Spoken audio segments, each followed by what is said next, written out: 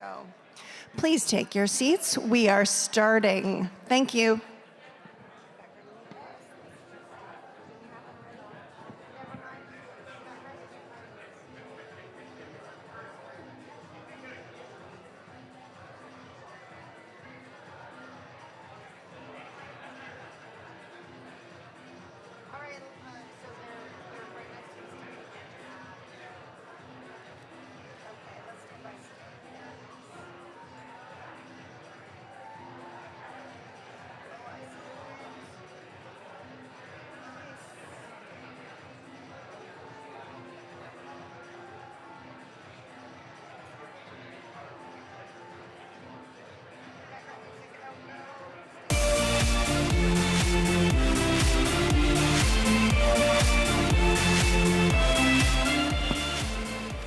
Good morning.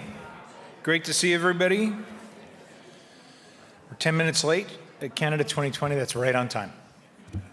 So I'm Tim Barber. I'm one of the co-founders of Canada 2020. I'd like to welcome everyone here. I'd also like to thank you for being here on behalf of fellow co-founder Susan Smith. Tom Pitfield was meandering around out in the lobby there. I'm not going to speak for very long. I'm just here to thank you very much for coming to Canada. A lot of you have traveled a lot. I think you heard enough from me last night. We're excited about hosting you here in Toronto. And I just want to thank a few people, if I may, especially the Center for American Progress and the amazing team they have, starting with the guy who started it all, John Podesta, my old friend Matt Brown, who's since left, but was one of the founders of Global Progress. Working with Johan and Ali has been an absolute treat, and the entire team at CAP. So can we do a quick round of applause? I spent a lot of time working on my introduction for the president last night, or the introduction of the introducer last night. But there was to get a bit of inspiration, I was watching this amazing eulogy that President Obama gave at Jesse Jackson's funeral. It would have been about 6 weeks ago. He talked about, progressive values and the importance of progressive values to Reverend Jackson.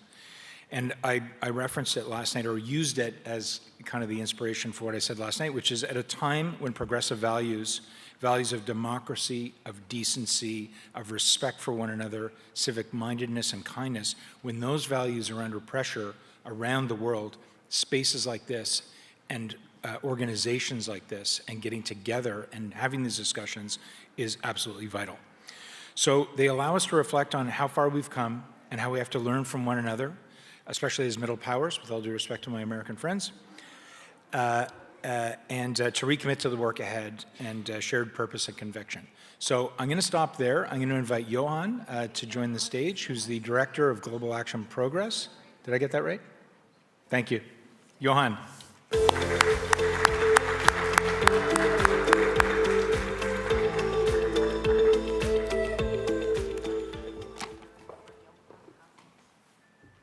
Friends, Prime Ministers, party leaders, ministers, distinguished guests, colleagues, and friends, welcome to the 2026 Global Progress Action Summit. We are proud to once again partner with Canada 2020. Congratulations on the 20 years anniversary. Thank you, Tim Barber, for your leadership. And on behalf of everybody who enjoyed the gala dinner last night, thank you for the party. But not just the party. Thank you for reminding us what politics can and should be. Listening to President Obama last night was not simple nostalgia. It was about recognizing that this moment demands courage, imagination, and leadership. This is our task, and I'm proud to be in this moment with all of you. The far right has been better organized and more effective than the center-left for years. Their politics feeds on division and disruption. But increasingly, people are starting to see the consequences of that politics for what it truly is. It is real people that are paying the price. The planet is burning. Wars and instability are spreading. Politics is becoming tribal, and polarization in this digital age is penetrating every aspect of our society, and in too many cases, attacking the mental health and future of our children. After the fascists and Nazis devastated Europe, the democratic world came together to build something better. International institutions, a rule-based order, a set of norms and values was set in place.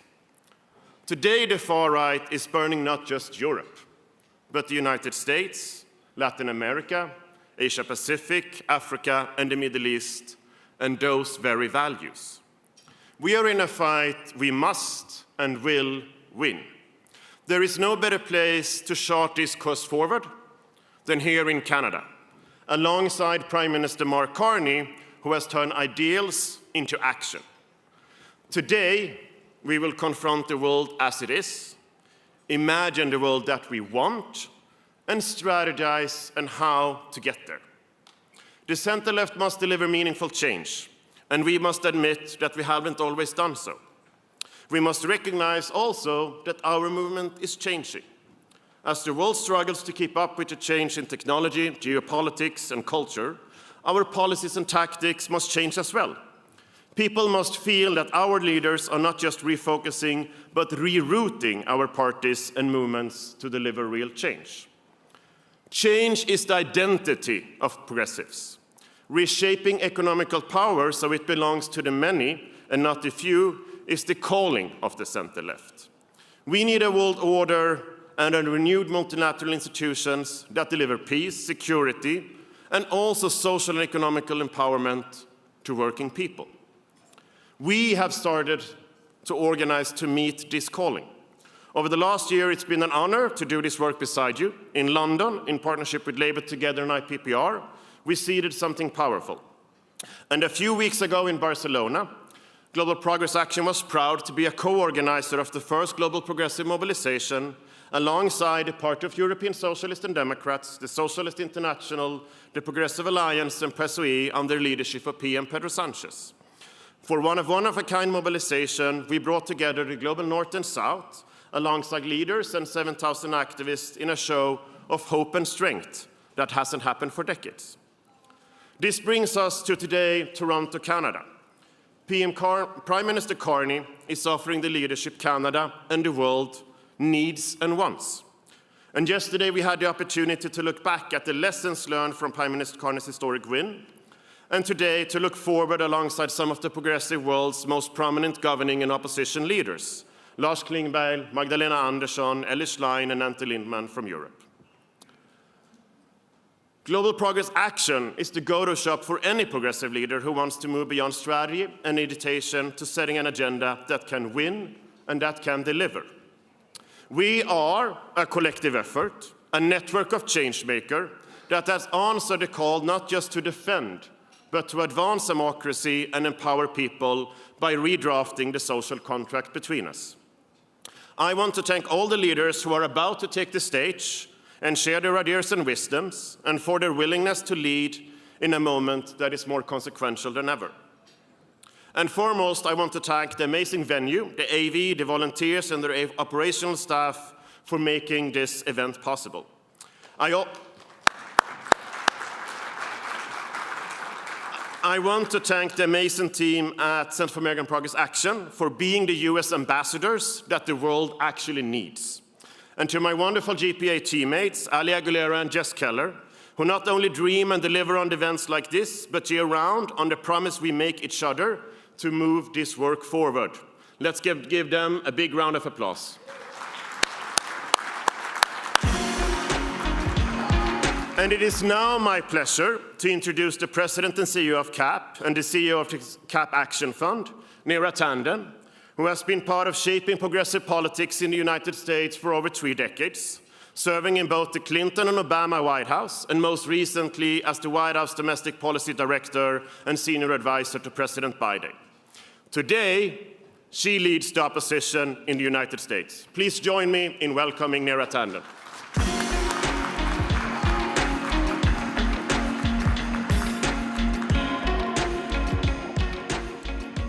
Good morning, everyone. How are you doing?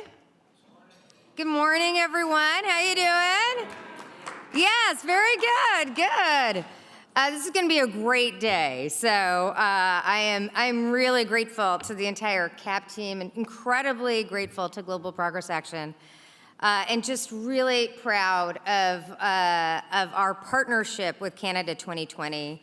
And I want to give a heartfelt thanks on behalf of CAP and Global Progress Action to Prime Minister Carney for joining this year's summit. And a just hearty thank you to Johan for his incredible leadership. As Johan said, many of us gathered in Barcelona a few weeks ago. And before that, last year we gathered in London to discuss not only our shared challenges, but our shared opportunities. What is a new path forward? And in this past year, Prime Minister Carney has shown the world that there is a path forward, that it's possible to stand up to authoritarianism, but also deliver on the potential of progressive policies, ideas, and values.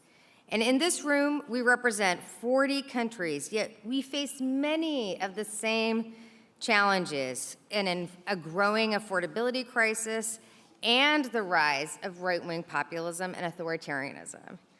Virtually all of us in this room are from countries where many people feel like they've been left behind. In our country, we would say, they feel like they've been left behind from the American dream. Yet, echoing President Obama's sentiment last night, I am actually feeling more hopeful than I have in a long time. And that is because that just a few weeks ago, the man who is the archetype for 21st century authoritarianism, Viktor Orban, suffered a massive defeat. Voters punished Orban for 16 years of broken promises, rising prices, stagnant wages, low growth, unchecked corruption, and crumbling public services. Orban did not deliver for Hungary, and the people of Hungary demanded change.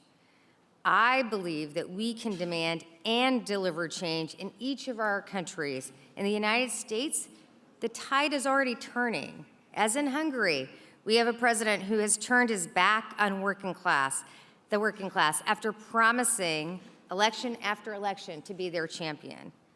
But now in office, that president is not promising on lowering costs, is not delivering on lowering costs. He's actually doing the opposite. This horrifying war of choice in Iran is increasing the prices of gas, which is also destabilizing, in addition to what it is doing to our international relationships and to our military. But that has come on top of tariffs, which are punishing families across America, and with policies that are taking health care away from millions of Americans. And I raise all of this because it's crucial that we remember that Trump, as kind of the prototype of an authoritarian populist, and the strongest one across the globe, he speaks of a game, he speaks of championing the working class, but his policies make their burden harder.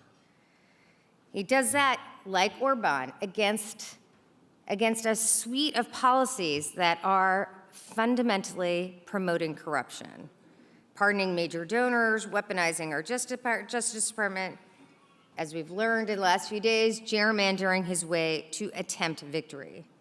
But just like Orban, I believe that Trump will not be able to cheat his way to victory.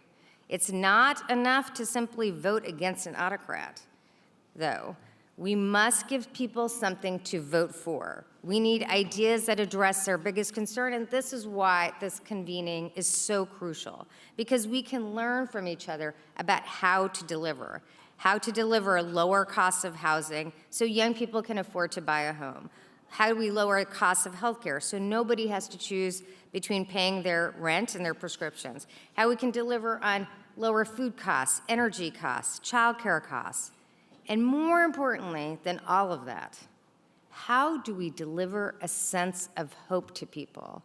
A sense that the future will be better than the past, a sense that prosperity is not something we look backwards on, but something we can expect in the future, that we can count on in the future. All of these issues actually know no borders.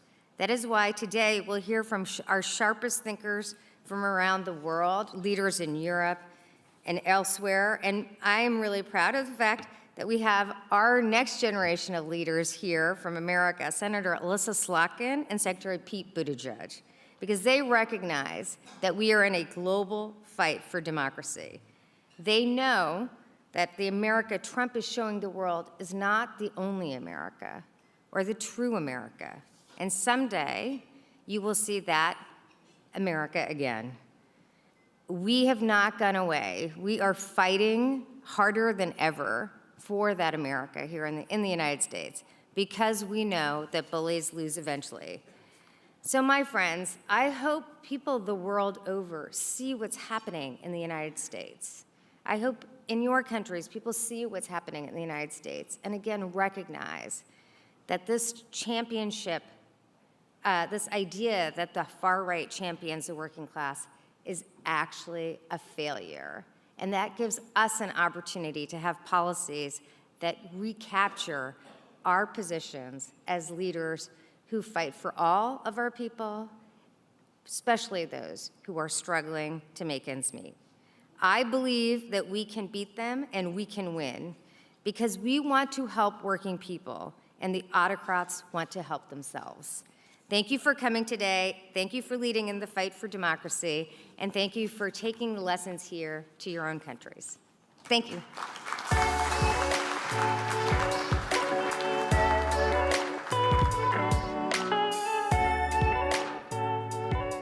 Thank you, Neera. It's now my privilege to introduce a friend, a Canadian star.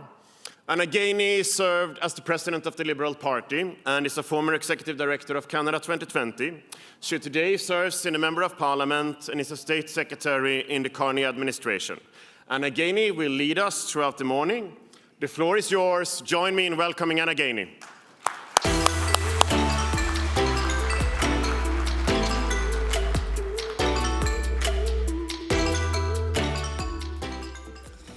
Good morning. Bonjour tout le monde. Welcome again this morning. It's lovely to see you all here. I'm happy to be your MC this morning. We have some great panelists and great discussions coming to this room. First, I would like to thank again Canada 2020, the Center for American Progress Action Fund, as well as the Action Network, the Global Progress Action Network, for bringing us all together. We will have today the theme of the discussion is power this morning. So the kind of questions that we'll be hearing discussed include, as power shifts, how do we make sure that it reaches and reflects our communities? Can the center left around the world ensure that power means delivery, agency, justice, and of course, opportunity? So let's get started. I am delighted to introduce the first panelists this morning, the panel entitled Power of Shared Prosperity, Rebuilding Trust Through Economic Security. Pete Buttigieg, he is the former Secretary of Transportation of the United States under President Joe Biden. My colleague, Canada's Minister of Industry, Mélanie Joly, and Daniel Sachs, Chair of the Daniel Sachs Foundation, CEO of P Capital Partners, and member of the board of Wallenberg Investments. Please join me in welcoming our panelists to the stage and enjoy the discussion. Thank you.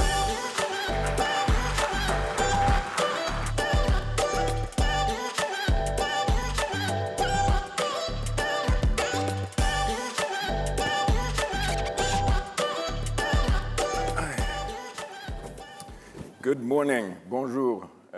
It's a pleasure to be here with the two of you and with all of you. So we're clearly living in a new political and geopolitical reality. And as with all political dynamics, there's a supply side and a demand side to this. And I note that when we look at the media coverage and we have the conversations, we seem to be obsessed with the supply side of this political moment, with the Trumps, the Orbans, the Farages, the restrictive and repressive and authoritarian policies, and the alt-right movements, etc. But I think actually we would be better served spending more of our attention on the demand side of this political moment. Why is it that people are suddenly attracted to these kinds of ideas and these types of leaders, that they gain ground and also win elections? We've looked at this actually in Europe, and it turns out that very little of the incentive to move from the center to the fringes is about ideas and ideology, and people actually finding those policies more attractive.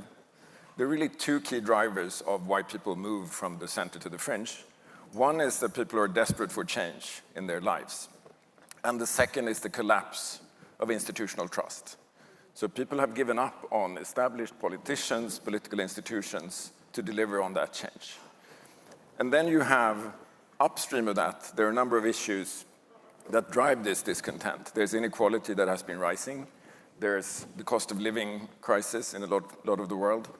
There is the stalling of social mobility and the fractures of social cohesion. So basically, people have stopped believing that democracy and our established institutions can deliver a better life.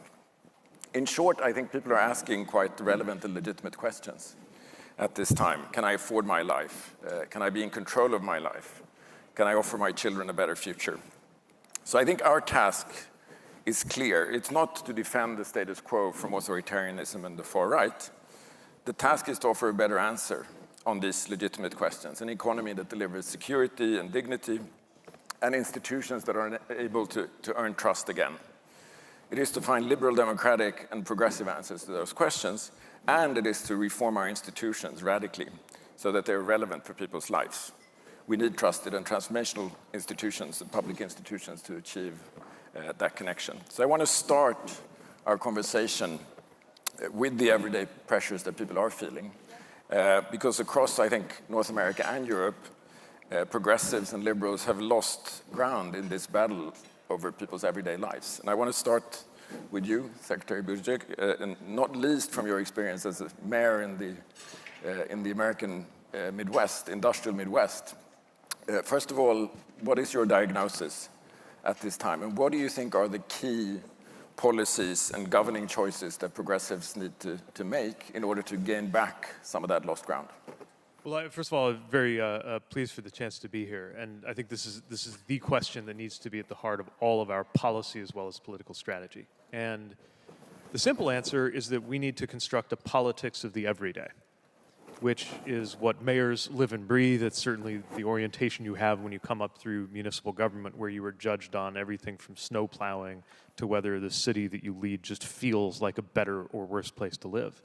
I think we certainly need to be practicing this at a national level. And many people are looking around and seeing that their circumstances have not improved. If you were born the year that my mother was born, at the end of World War II, there was a 90% likelihood in the US that you would end up economically better off than your parents. If you were born the year that I was born, in the early 1980s, it was a coin flip, 50-50. And now there's evidence that we're actually underwater on that in the US. So of course, people have a sense of policy failure that led to many people who don't even like this president as a person saying, you know what, I will vote for anybody who might make my life better, even if that means burning the house down, which of course is what we got. The problem, of course, is that none of the prescriptions coming from this White House are making people better off. For us, that represents an opening, which is not the same thing as a solution. People will listen to us because the tariffs have made families worse off, because a promise was broken around the Iran war, and for all of the other reasons that have Democrats at the moment seemingly in the ascendant politically. But my second greatest fear for my party is if we win in November, that we forget that a return to the prior status quo is not the right answer either. What we need is a series of clean bills, legislative projects that will deliver higher wages, that will deliver universal health insurance coverage, that will deliver things like paid family leave, all of which, by the way, are a set of things that command 2-to-1 support. So in a notionally 50-50 country, we actually have a great number of supermajority policies that, importantly, the center and the center left and the left agree on, and that the right is against.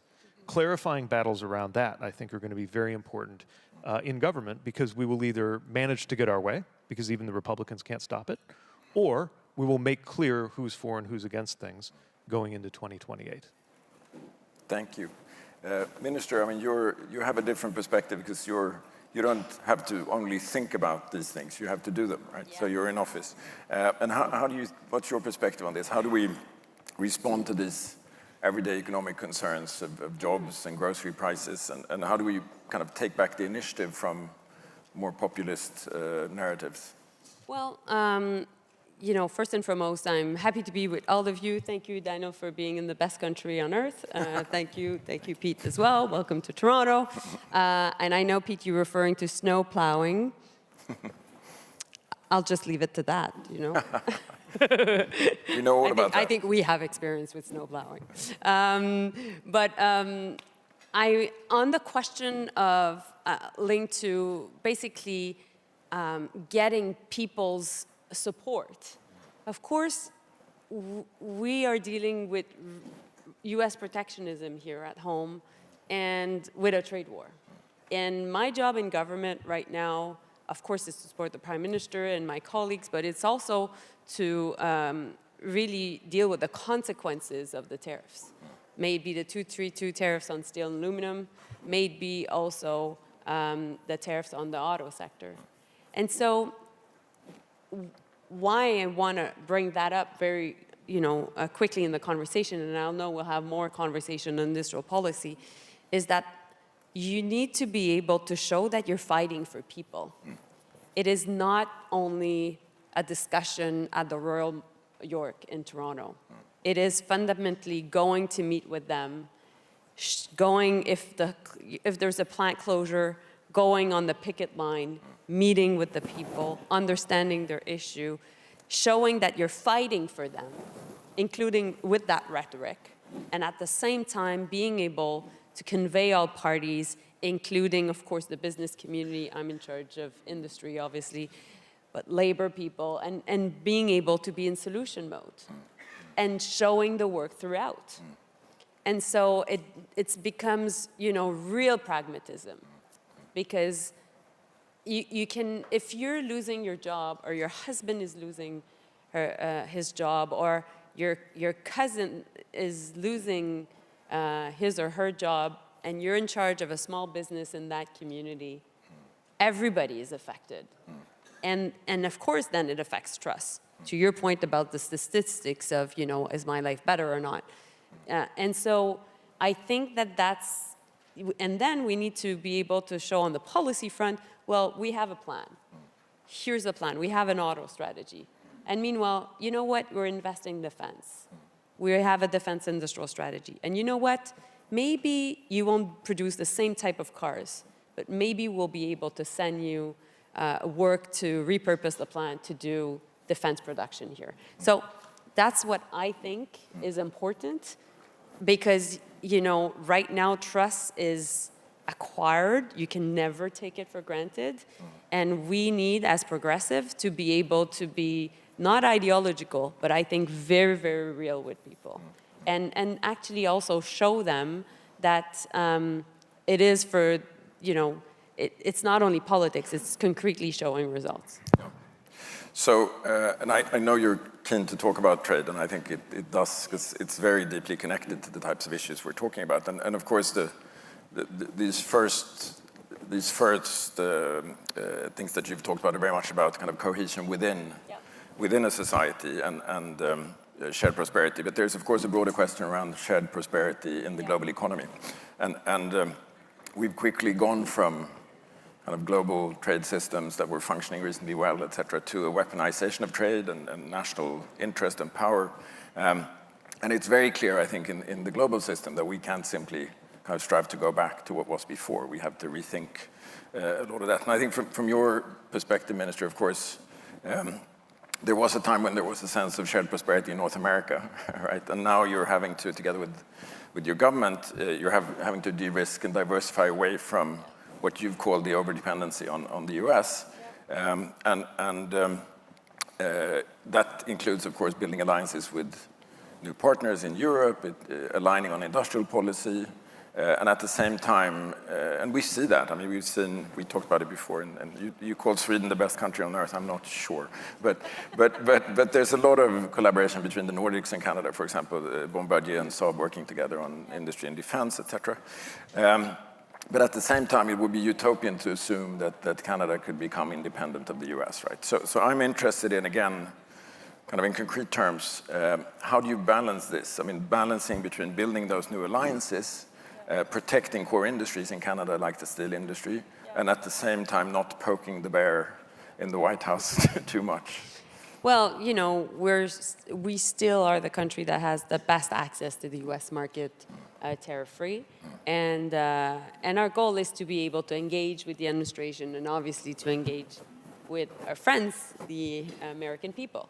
At the same time, our goal is also to double our non-U.S. Exports, and so you see the Prime Minister going around and signing new trade deals across the world. Which is extremely important. We will have more than 50, by the end of the year. Now, the question is, on my side, is, well, we're a lot focusing on trade diversification. What you're seeing, a lot of countries are reacting to the tariffs. So to protectionism and to economic coercion. And what you're seeing right now is that either countries will be putting tariffs in, or there will be dumping. So then you have to deal with the impacts of dumping because trade is rerouted. And then afterwards, it's much more, how can we protect local production? And so you fall into more protectionism.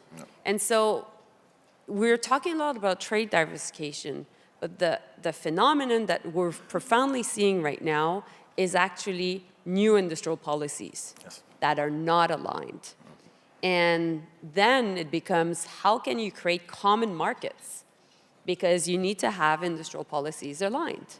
And so what we're working right now with the EU is greater integration, because, for example, on steel, well, we have an issue. If we're all affected by the 232 tariffs, the EU came up with a new initiative to protect basic foreign steel to enter the EU.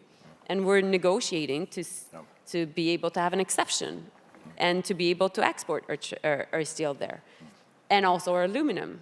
And then from then on, you have a first, Europe was created through the Schuman Accords, through the steel and coal Union.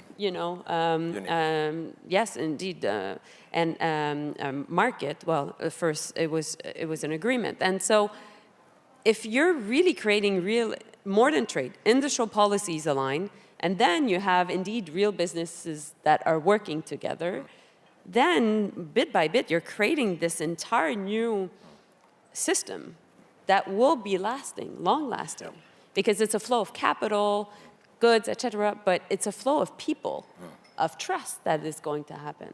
And so that's what we're doing right now, and I think that it is really, really important that our US friends understand what is going on, because we're doing that with the EU, we'll do it with others as well.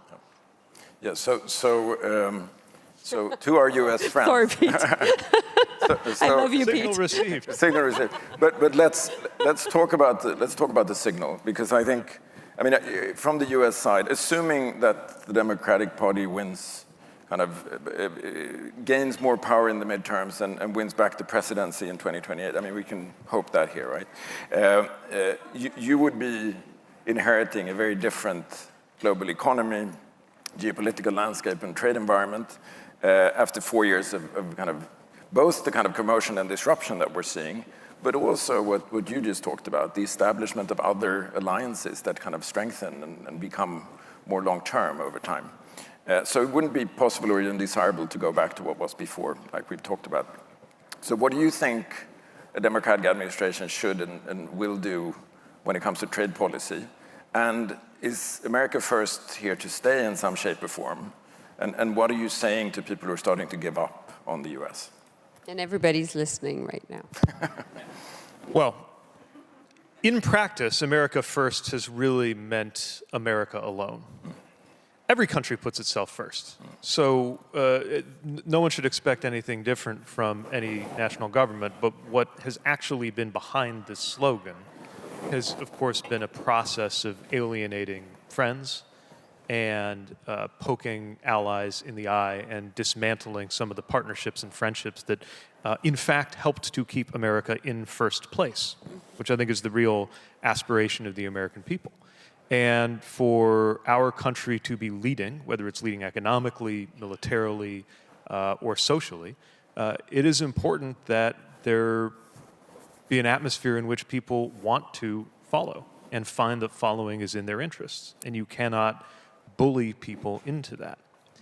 Having said that, I believe many of the fundamentals that have led to these deep bonds go back decades or even centuries.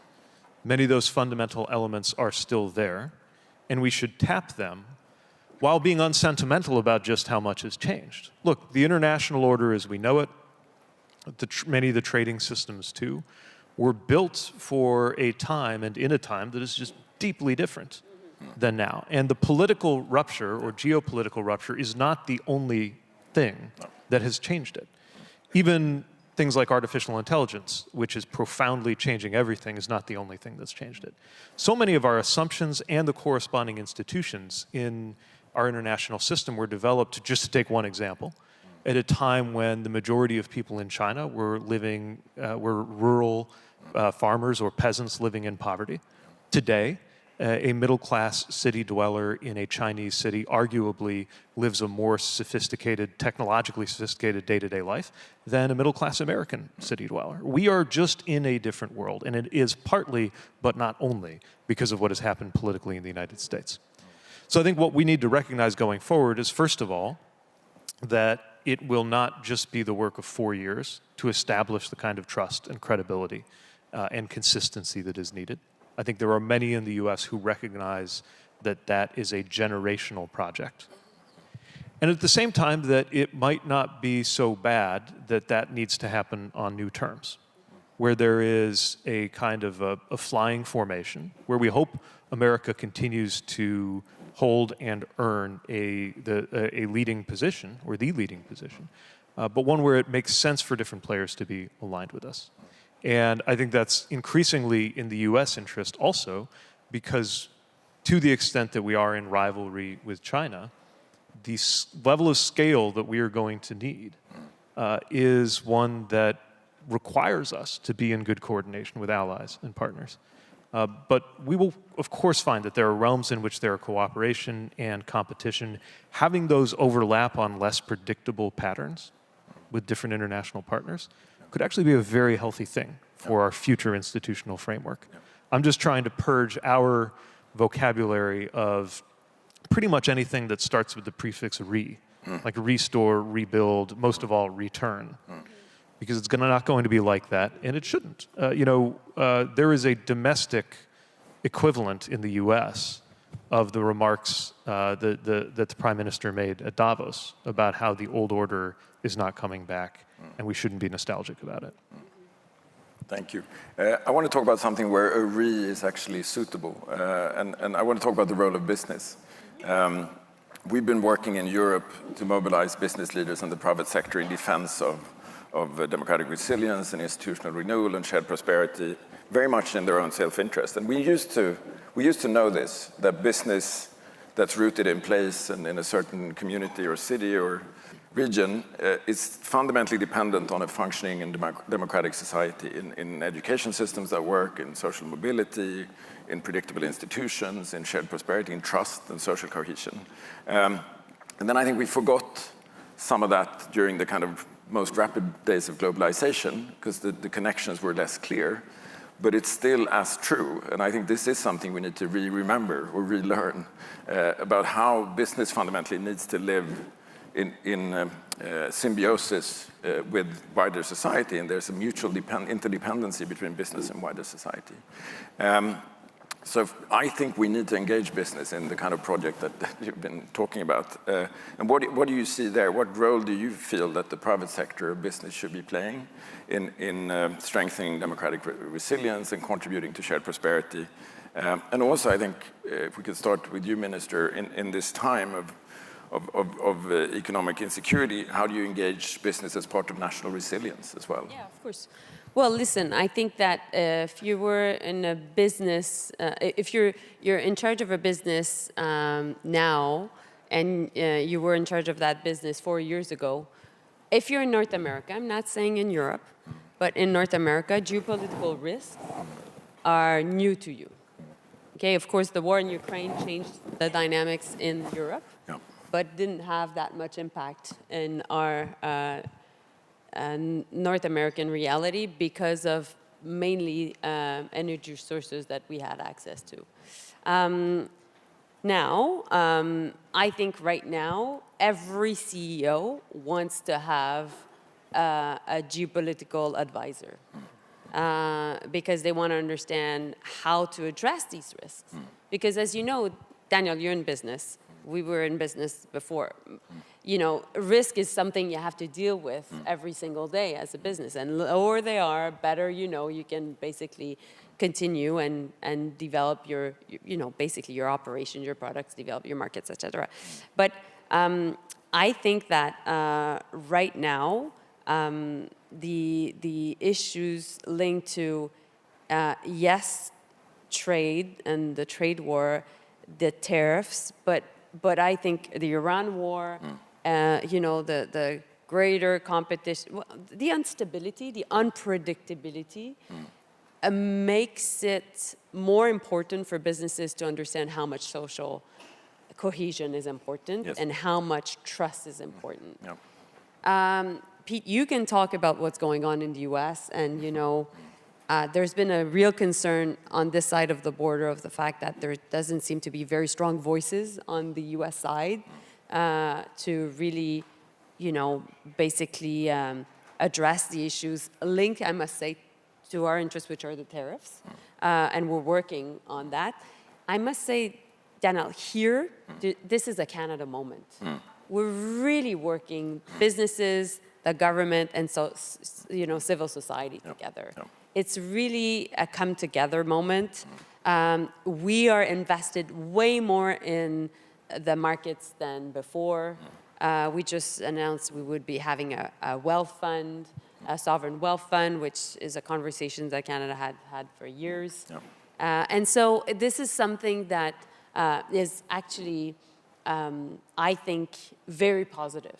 Because it brings a sense of stability and control that is also important to when people think about whether it's going well in their country. If they feel that there's a loss of control over their own lives, but in general by the government and by the business sector, they will question even more institutions and the rest. But anyways, I think that right now it's a good moment for us here. No, and I think that what's happening in the US has suddenly made kind of the self-interest dimension of this more obvious to business. And even in the US, there's polling by leadership now that shows that over 80% of US business leaders are concerned about the legal and political environment, but no one dares to speak up, which is partly why we're doing this work in Europe, because there's still time to do it. But the other part is business agency, because business has agency. Business has been treating political and geopolitical development as external shocks for a very long time. And you can't externalize that if you're in business. You need to think about your own role in how do you shape opportunity and how do you engage with the communities where you, how do you shape norms, etc. But Pete, what's your experience in? I think it is a classic collective action problem where the global business community, the US business community, need a level of stability and rule of law that we do not currently obviously see flourishing in the US. Collectively, business leaders can help promote that, but they would have to choose to do that.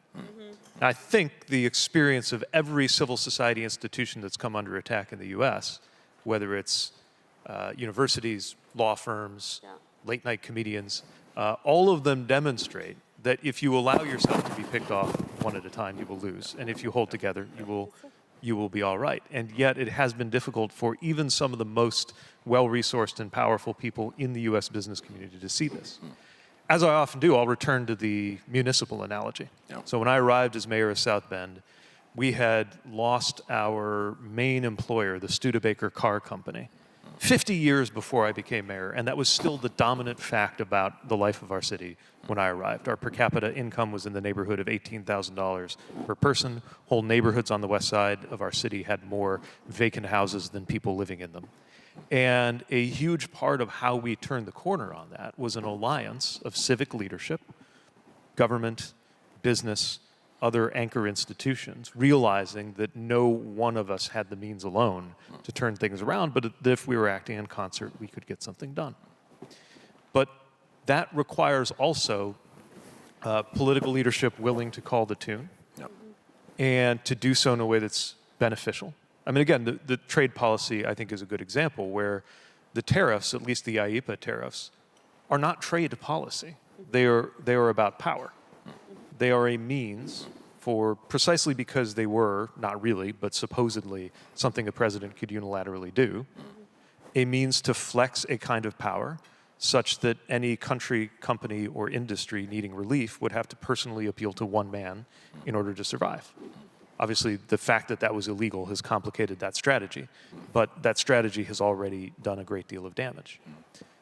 But if you have a business community that is working to create an environment in which there is a normal relationship, and by the way, that normal relationship will be tense. I say that as somebody who was regulating the biggest businesses in the transportation sector. Of course there's tension. But even at the very same moments where I might be in a tug of war with a given industry or a given company about, for example, airline customer service or freight railroad service, right? We would also bring them to the table during the supply chain crisis, for example, of 2021. We found that beneficial cargo owners, ocean shipping, labor, customers, a whole bunch of ports, a bunch of people actually weren't talking to each other because they were in a competitive mindset, did not have the trust that you were talking about, Minister. And only we could set the table. And then once we did, there was a level of coordination that helped save the day. We're going to need that much more at a moment when, for example, somebody needs to set a table that the AI companies would come to collectively weigh in or contend with some of the big problems we have. And while I have seen a certain kind of dinner table set where those people sat, that is not the climate that I'm talking about, to have the sort of conversation that we need to have in the US and globally about the future of the economy seen through the lens of what's happening in that sector. Yeah, thank you. I want to bring us to the issue of institutional trust and institutional renewal, because I think one of the challenges for democracies at this time is that a lot of people experience institutions as distant and opaque and unresponsive. And given what I said in the beginning, that in a certain way, kind of institutional factors are a stronger driver of the political situation we find ourselves in than ideology, you could argue that institutional renewal is actually even more important than policy renewal. And I'm curious, Minister, first of all, I mean, in your time in government, how much have you thought about and worked on things like deliberative and participatory processes, ways of bringing kind of people closer to politics and the institutions closer to the people that they should serve, and how important is that to kind of move politics and institutions closer to people in terms of the trust issues? I think that, so I look forward to hearing, I know Pete wants to say a lot of things about that, but I think, and you know, I know you wanted to talk about the relationship or the Nordic model also, Daniel. I'll come back to that if we have time. Yeah, okay, good. So I really think that Canadians right now believe in the fact that we need to be able to offer a social safety net, but we need to be able to manage the economy, and they expect efficiency. Yep. They expect results. Yep. I think that there's the delays, the how can I say, consultants reaching out to with long studies on things. People can't stand it anymore. Now, when you look at our own constitution in Canada, there's one thing that is really fundamental, that is very different from other countries, including the US, is at the core of our constitution is peace, order, and good government. And good government means what? It means that people believe that government work is important for the good of the society, but also that government needs to be, efficient and working for the good of the people in order ultimately for our society to thrive. So it goes both ways. And so I think that in the last years, the good government part was something that people were frustrated with because things were going too fast and it was ultimately becoming very divisive, too slow, sorry, and things were ultimately becoming very divisive. Right now, it is about being able to indeed deliver results and address the real issues as they come. There's an Iran war.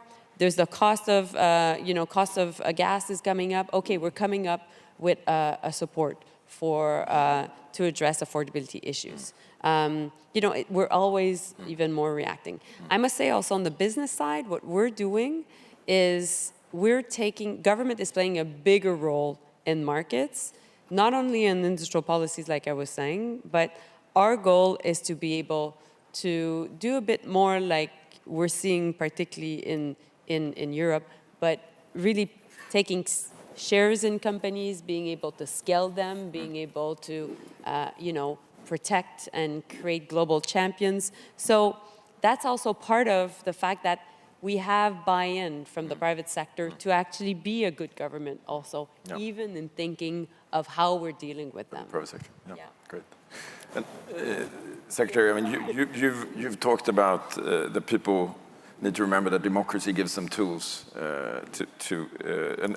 and you've also talked about the massive role of money in politics in the US. So I know you have perspectives on this institutional reform and how important it is. So. We're listening. Yeah, look. We're all ears. We need, I'm all for more participatory models, not because they just have some academic or theoretical elegance, but because they work better. The whole premise of the founding of the United States of America was that your everyday life would be better if you had a government that was accountable to you instead of to a distant monarch. So there's not just a thing about form and structure, it's a thing about life. Yeah.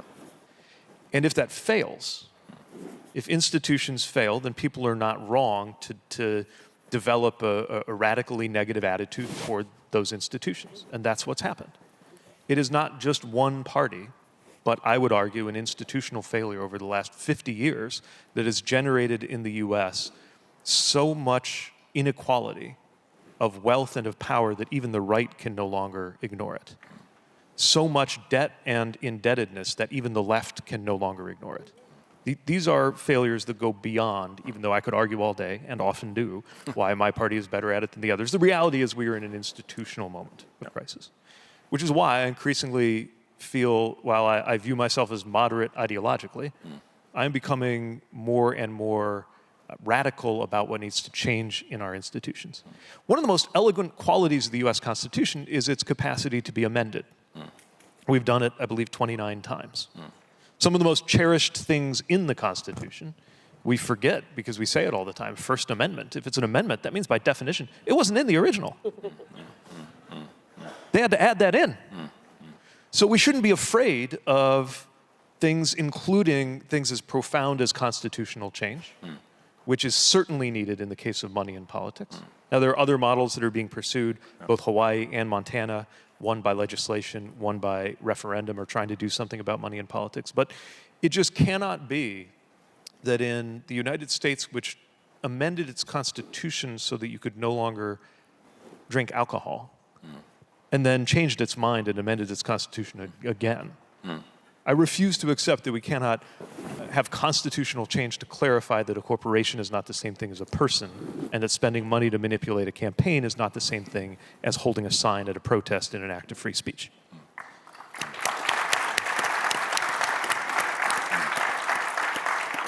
And every part of our government needs real institutional work. It was very lonely 7 years ago when I was running for president, when I suggested that we might want to change some structural things about the Supreme Court, which interestingly, by the way, doesn't even require constitutional change, just a statute.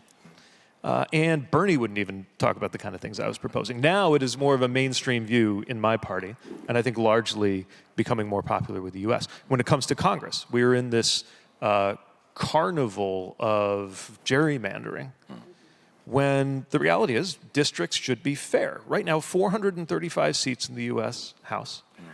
About 40 of them, at most, are competitive. That means in 9 out of 10 House races, you know who is going to win before the first vote is even cast. In a 50-50 country. This makes no sense and is one of many things where we tolerate it as though we had no other choice, when actually that's not true. We could have structural reforms that would change that. If I were to sit here and say, in the US, the political system is broken, it would be the least memorable thing I've said all day. It is said so often by American politicians that it's a cliche. The question is, if everybody already agrees the system is broken, how much longer can we proceed acting as though it is not?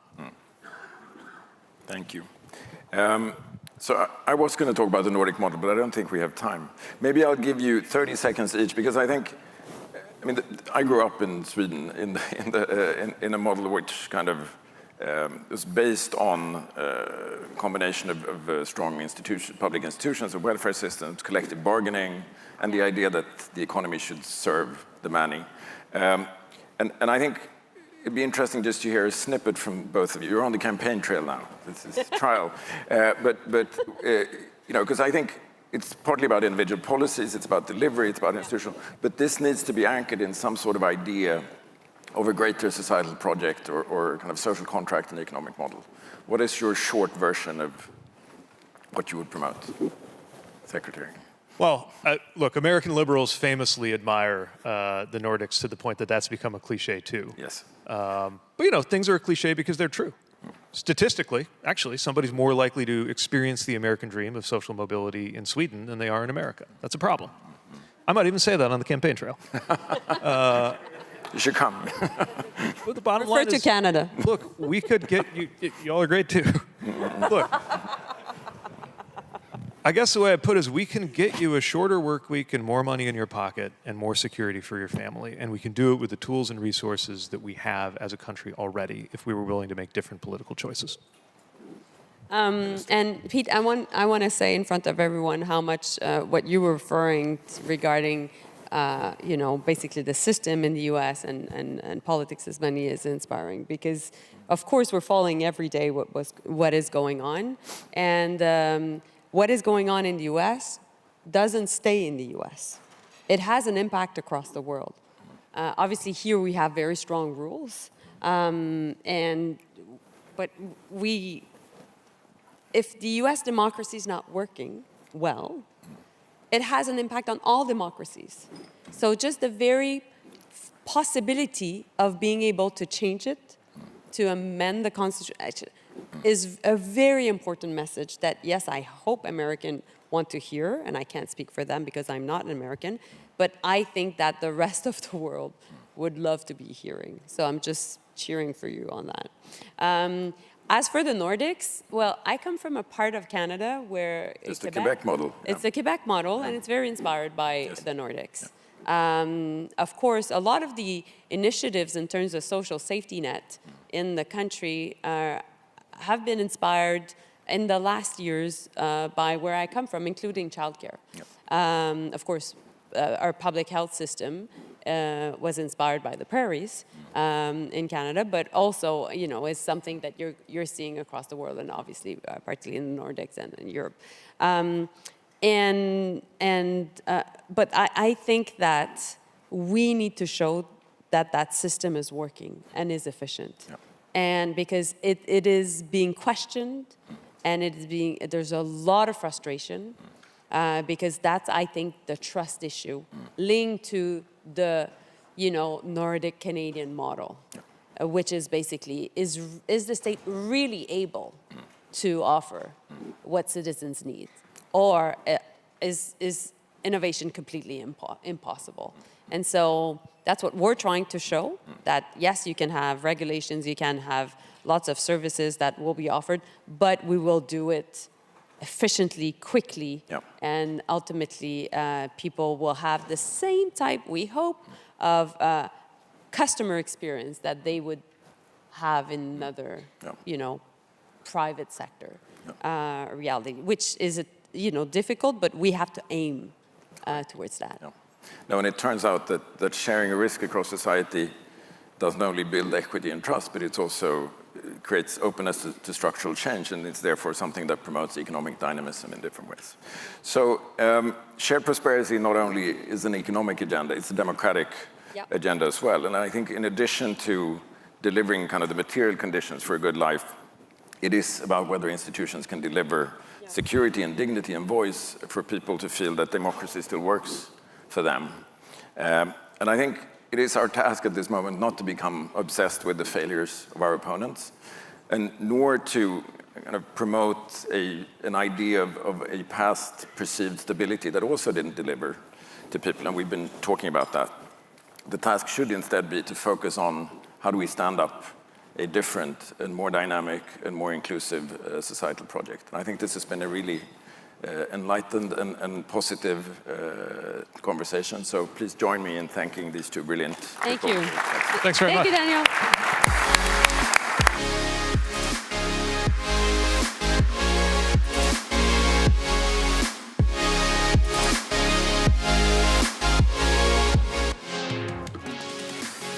Thank you very much. Thank you to our panelists for that great discussion on shared prosperity. We're going to move right into the next panel, Hard and Soft Power, the Changing Global Order and Building a Global Neighborhood.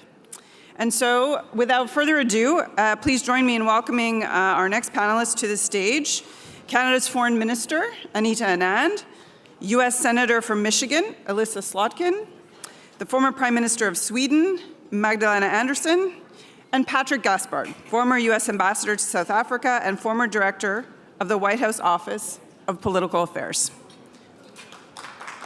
They are. Thank you.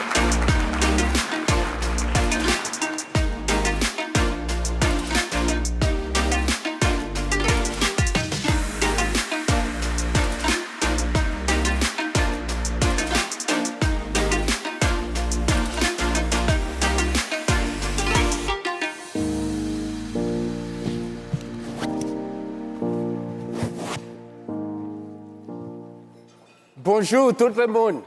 It is so extraordinarily exciting to be able to engage on a conversation about the globe with three exceptional leaders. And I will tell you that I am personally thrilled to engage in a discussion on foreign affairs that's not just another mantle.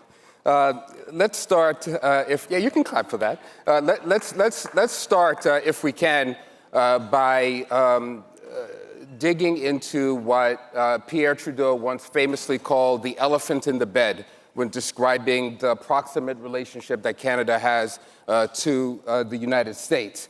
Last night, my old boss, President Obama, in his brilliant discussion, took pains, I think, to observe the protocol and proper etiquette of his station and his office by not directly addressing the current occupant of the White House. But I think that this morning, with this panel, we have the ability to take a direct run at President Trump and his administration and the harmful and I'd say insidious impact that they're having on a set of institutions and terms that have been established over the course of a century that I think has accrued to the benefit of the advancement of democracy and has accrued to the benefit of average folks in Oakville and in Detroit as well. I think that when President Biden won election in 2020, he was determined to declare to the world that the U.S. was back on the world stage, open for business, and could be relied upon again as a global partner. I think that if we listen closely to what our friends and allies are telling us right now, there isn't anyone who is waiting for the U.S. to return to its transnational democratic roots, and that instead folks are doing everything that they can to take on the major interconnected crisis and challenges that we have in the world. So we're going to turn to our panelists now to get their perspective on what comes next in this disorienting moment. both in the short proximate term on the challenges that we have to weather immediately, and on the long term as we think about international law, the role of US power, and what it means to build a set of durable alliances, compacts, and relationships. So I'm going to ask you all broadly to telescope out and to tell us all how you're reading the moment and what you think comes next. And then I'll have a series of really pointed questions for each of you. We can start with you, Prime Minister, and then make our way down. Well, what do you say? We just joined NATO.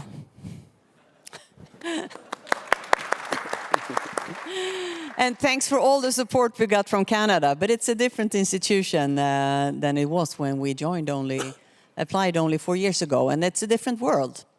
And it is a world that I often say the world of yesterday is gone, and it will not come back.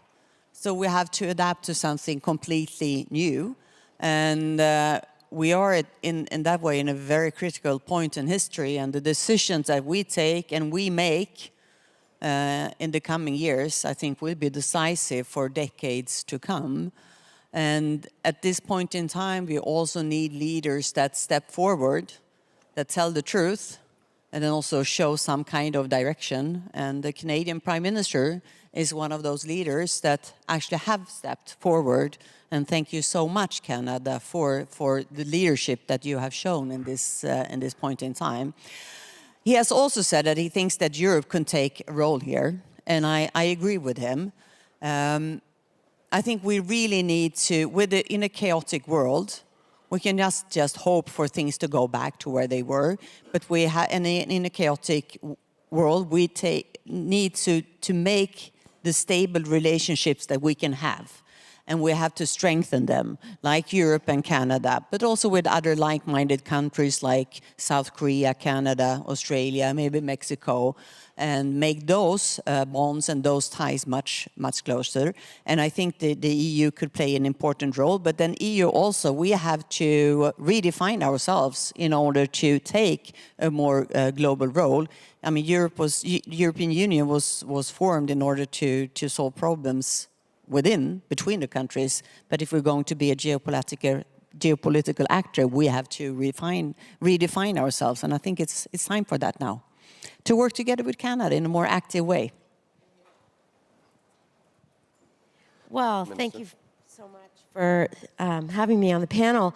I'll just say that on the way home from Davos, the Prime Minister and I were chatting, and we agreed that the moment is about the structure, the framework around our foreign policy that he enunciated in Davos, but it is also about implementation of what I call the Carney Doctrine. And on the implementation piece, we have to think about the Carney Doctrine, the work he did in that speech in Davos, which has been so important globally, as a form of principled pragmatism. And I just want to say a word about both principles and pragmatism.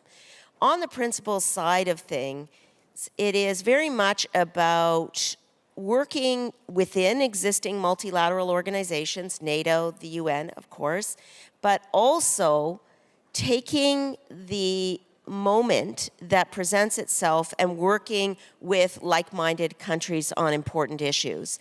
Let's take Arctic security and sovereignty, for example. Just after the Davos speech, I was in Greenland to raise the Canadian flag in Nuuk and formally open a consulate there. And in that moment, Canada was standing for the principles, the fundamental principles of territorial integrity and state sovereignty.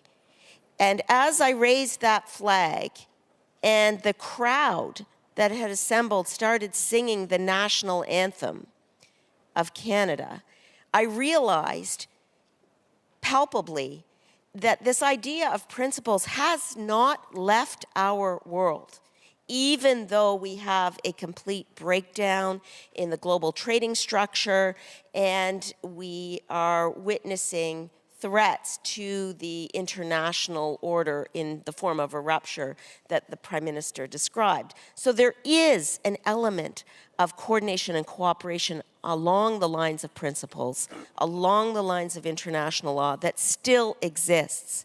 And on the pragmatism side, well, we're working very hard to double non-US trade over the next 10 years. We have signed over 20 defense and security and trade agreements since the Prime Minister was elected last year.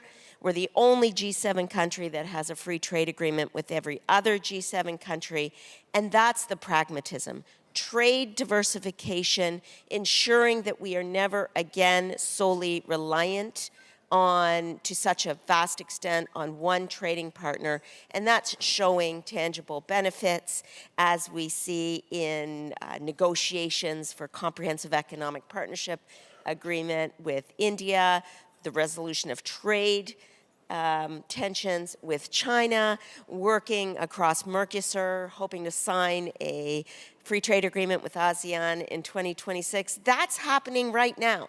So this idea of principle pragmatism is not just in a speech. It is evidencing, it's manifesting tangible benefits every single day, and the work is just beginning. Awesome.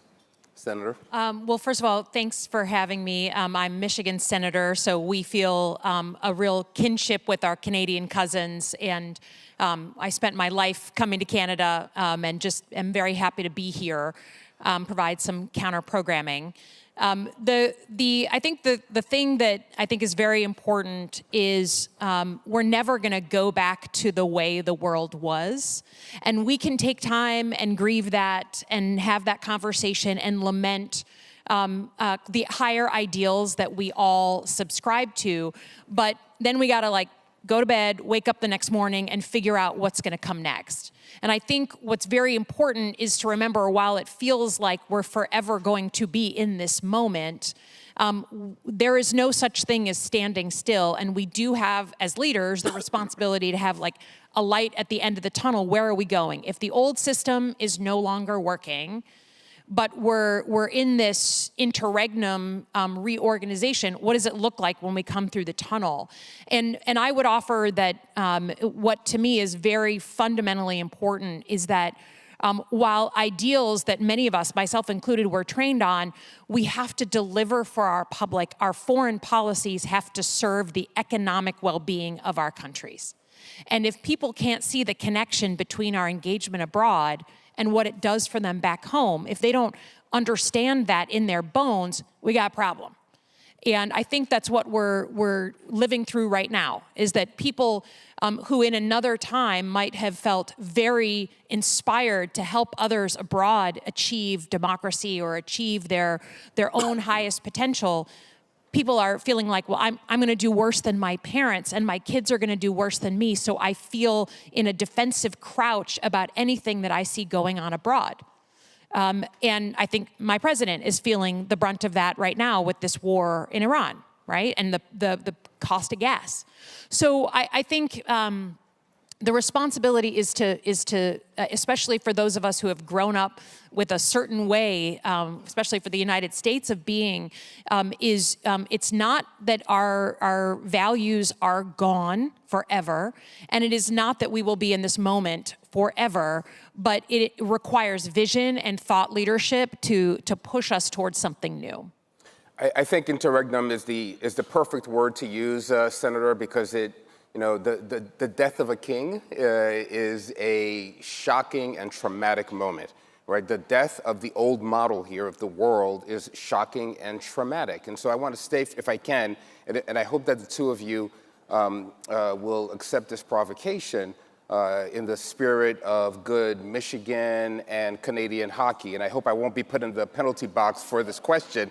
But it just occurs to me, Senator, that some months ago, you talked about a series of town halls that you engaged with your fellow Michiganders. And you said there were a number of things that consistently came up in those town halls. And one of them was this overwhelming sense amongst your constituents, average folks in Michigan, that China was an overwhelming long-term threat. They were able to articulate that to you, give clear expression to China as a threat to the US and to the world.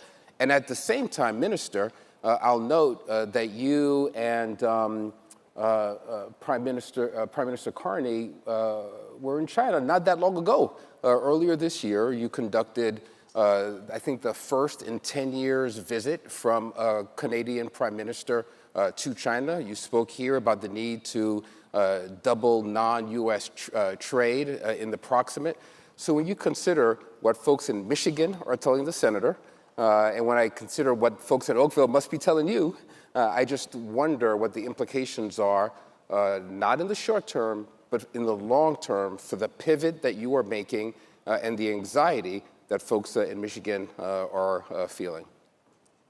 Yeah, I'll start. I mean, I'm a CIA officer by training and a Pentagon official long before I got into politics. And look, there's a bunch of ways that national security people get trained, and we're not trained to go back to our rural communities in the middle of America and say, like, what do you want out of your foreign policy? And so we thought we'd reverse the paradigm and just ask people in Benton Harbor, Michigan, what they think.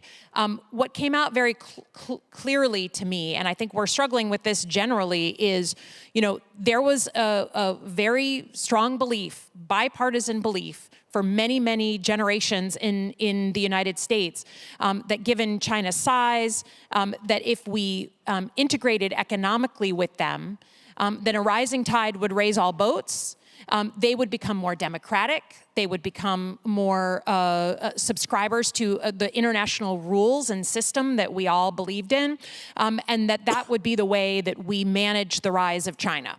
And I think if you're sitting in Benton Harbor, Michigan, you really feel like we got the ass end of that deal, right? That jobs and opportunities went overseas, that we're now dependent on China for many things in our supply chains, for core things that my state manufactures. Just a feeling like, yes, we gave away some of that opportunity, but what we didn't get back in return was military neutrality, or a sense that they're playing by the same set of rules. I'll put Michigan businesses against anyone if there's a level playing field, but they cheat.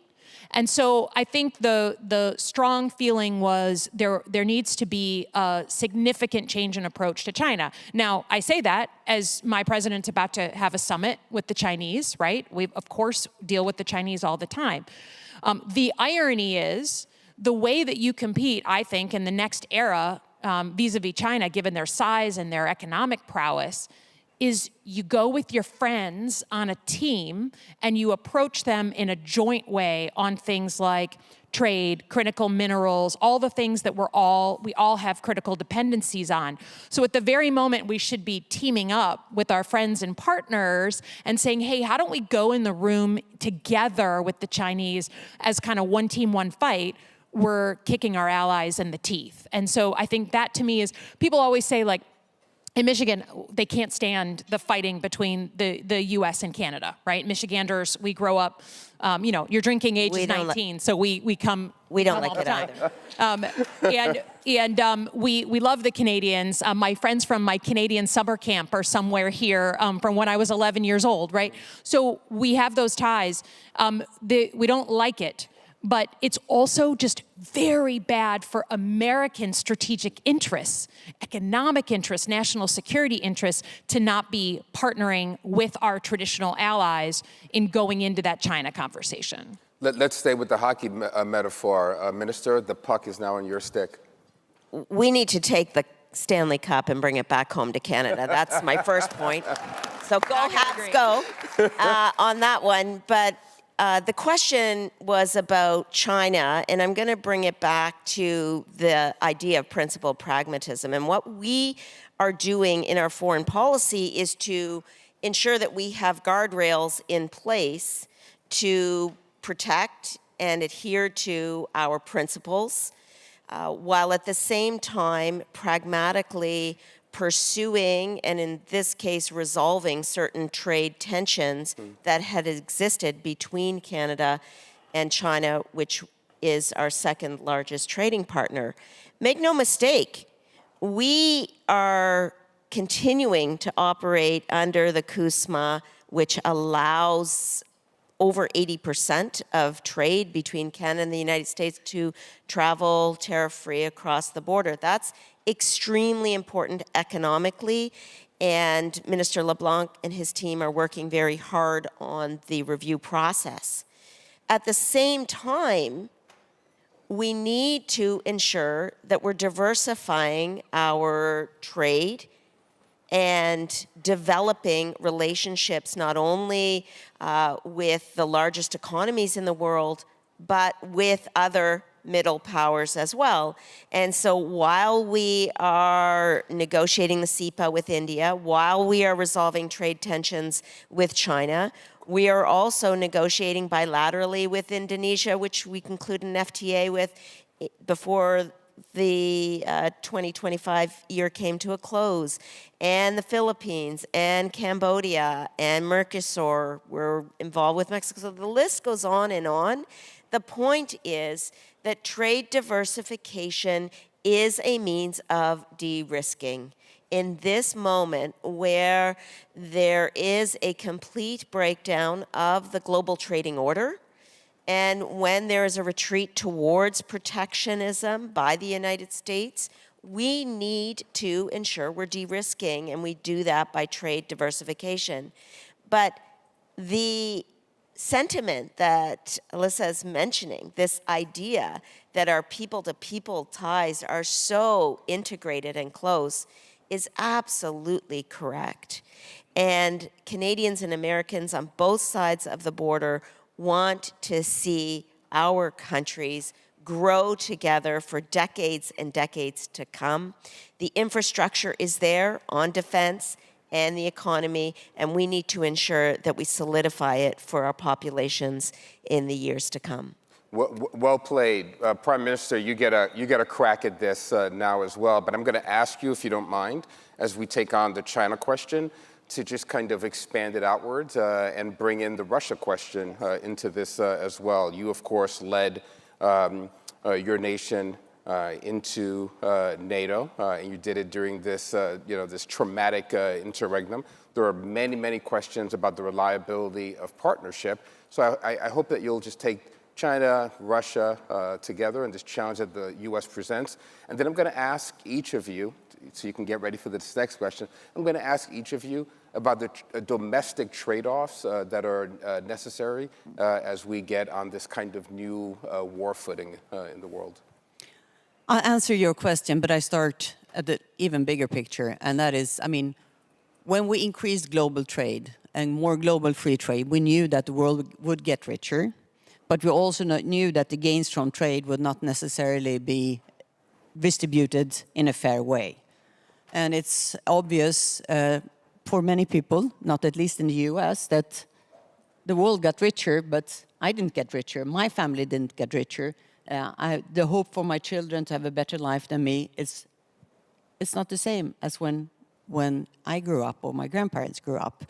And for people to accept a free and global trade, which we all know will make us richer, we will have to have policies to actually redistribute that gains from trade in a better way than we have done. And to be honest, United States is one of the countries in the world that has been least successful in distributing the gains from trade.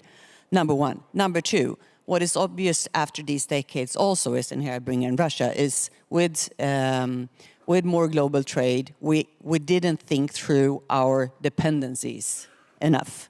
To be dependent on countries that you cannot trust is a bad thing.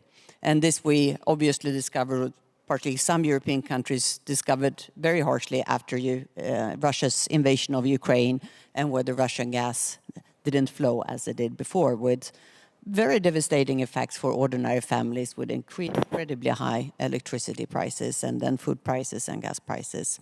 So, and no matter if we try to have a better, a more redistributive and fairer global growth, we still have to rethink our dependencies in global trade. And this will be very important. And the truth is we cannot decouple from China. We cannot decouple from the United States, but we can de-risk. And this is, I think, Ursula von der Leyen was the first one to use that expression, not decouple, but de-risk. And this we really have to rethink our strategic dependencies. Some of them, if we can de-risk by having a more diversified supply chains. And sometimes maybe we often talk about the military balance of terror.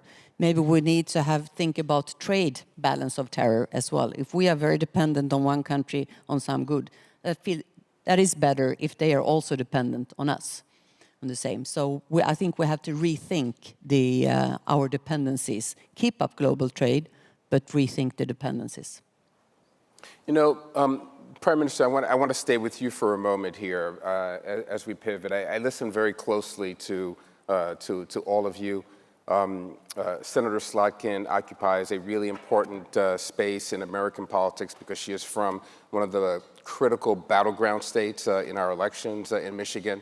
And she's always making it abundantly clear that Donald Trump has melted down the walls between foreign policy and domestic political outcomes, particularly at the intersection of economic outcomes and this inchoate thing that we call democracy. You've called for a European war economy. I'm a political animal, and I know that you've got, some important elections that are coming in some months' time in your country.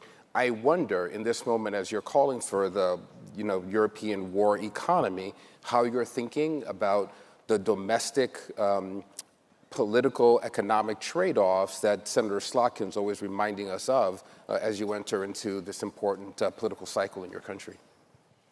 Well, I mean, are we willing to defend our countries or not? I am. And that would cost. And I think it's important to be honest to voters.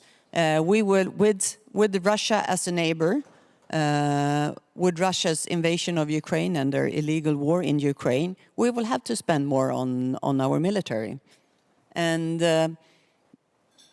well, with Donald Trump in the White House, this will have to be, we will have to do it quickly. It would have been necessary anyway. It wasn't a long-term equilibria that 350 million Americans would defend 500 million Europeans.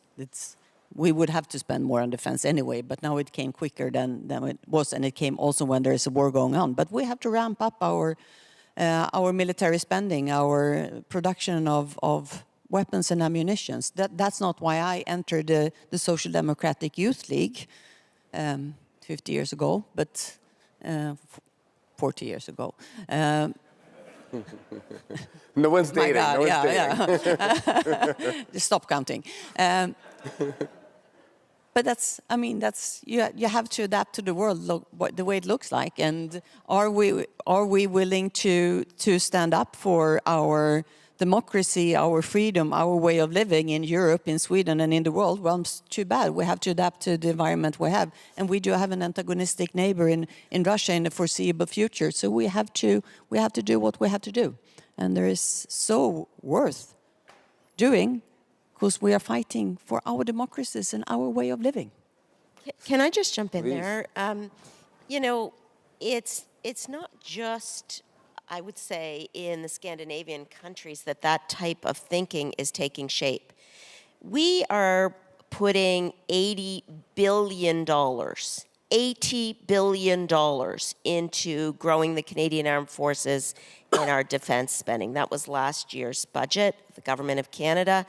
We are also on track for NATO 5% by 2035, and we reached 2% of NATO GDP this year.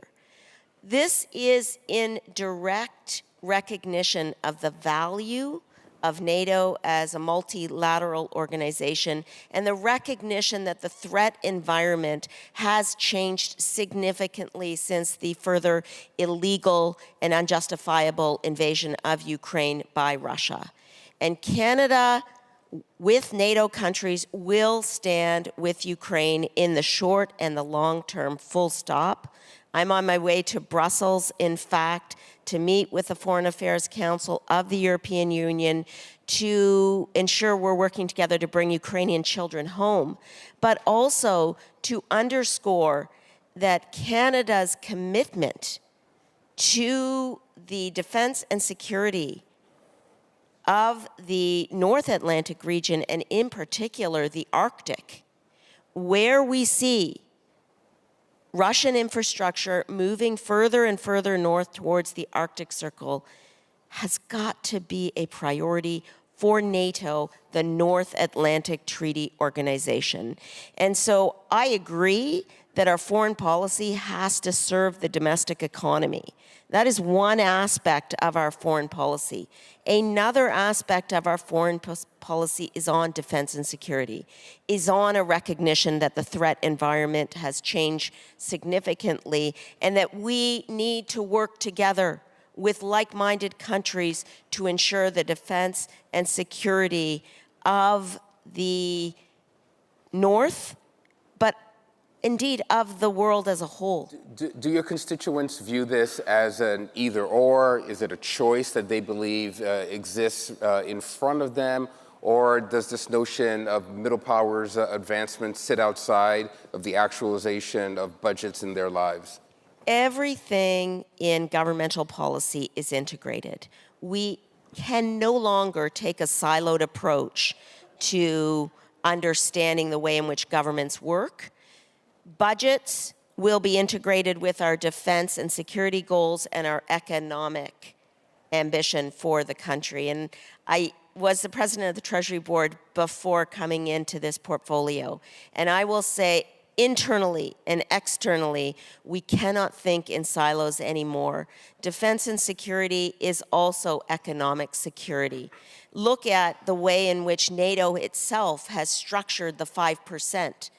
1.5% of the 5% is for dual-use infrastructure, ports, airports, roads, and we are investing in that infrastructure not only to serve the defense and security of our country, but also to ensure that there's job creation, infrastructure development, so Canadians as a whole can see the benefits economically as well as from a defense and security perspective. I think you were able to put some proof points on the board, Minister, when you led procurement during the pandemic and you showed dual usage in the investment. So. Exactly. Absolutely. Yeah, Senator, I know you're itching to get in on this one. No, I think the other point here, though, that I think we need to be cognizant of for all of our countries, certainly for mine, is that a lot of these institutions that we built that have brought such value over time, they have become very bureaucratic and also need a refreshing to be ready for 21st century threats. And so as I am thrilled that Sweden is in NATO and Finland, it's exciting. They bring huge value add. But I gotta be honest, as someone who worked at the Pentagon as an assistant secretary dealing with NATO, the speed of work there is not meeting the moment for the challenges that we're all dealing with. I will tell you, as someone who worked in the federal government in the United States, right, it was not meeting the moment in terms of speed and being overly bureaucratic. There is a point in Western society where we create these great institutions, but we just love our process and our checking with everyone and our consensus to the point where they risk becoming irrelevant, and they certainly feel very distant from the average person's life. So to me, the next kind of vision piece is not just how do we snap back to the old way of doing things or, include more members, but how do we, in a major way, refresh these institutions and say that sometimes over-regulation and overly bureaucratic processes fundamentally defeat the purpose of the organization you set up to begin with. Well, that's exactly, she's right. She's so right. She's so right. And I will say that's one of the strands of the Carney Doctrine, in fact. It is to ensure that on an organic basis, countries are working together to address the challenges of our time. Coalition of the Willing on Ukraine is one example. But when I was at the G20 with the Prime Minister last November, the Prime Ministers of India, Australia, and Canada stood on the sidelines of the summit, negotiated and agreed upon an information technology agreement so that our countries can work together on an absolutely crucial issue globally. And that's cutting through some of the bureaucratic processes that Alyssa was mentioning. It wasn't take this back to the diplomats and global affairs or another department and have them draft the agreement and then we'll look at signing it. They did it themselves at a leader level. And I'll just say that's an example of middle powers coming together, as the Prime Minister mentioned in his Davos speech. In a moment, I want to ask all three of you, starting with the Prime Minister, about the new rules of engagement in war, what technology means, what AI means in this moment, and how we're thinking about this transnationally. But I would not forgive myself if I left this stage and then push a little further with you, Senator Slotkin, on the challenges of our politics. Policy is downstream of politics. We all know this. In your home state, we've seen massive economic dislocation. Folks feel as if their communities have been hollowed out, jobs have been shipped off elsewhere. When you conduct your town halls, those are the critical concerns around foreign policy. It's not terrorism the way that it was a decade ago or 2 decades ago. People like me who are former diplomats run around and bemoan the fact that U.S. intelligence sharing has lost much of its credibility. But the more important and urgent challenge that we have in some of these spaces is our inability to create a constituency for much of our foreign policy work. It was shocking to see U.S. aid taken down completely with hardly a murmur from the public. What are we going to have to do to kind of get back on the right footing in the investments that we make in the world when folks are feeling like healthcare, housing, education are things that are completely denied to them and to their children?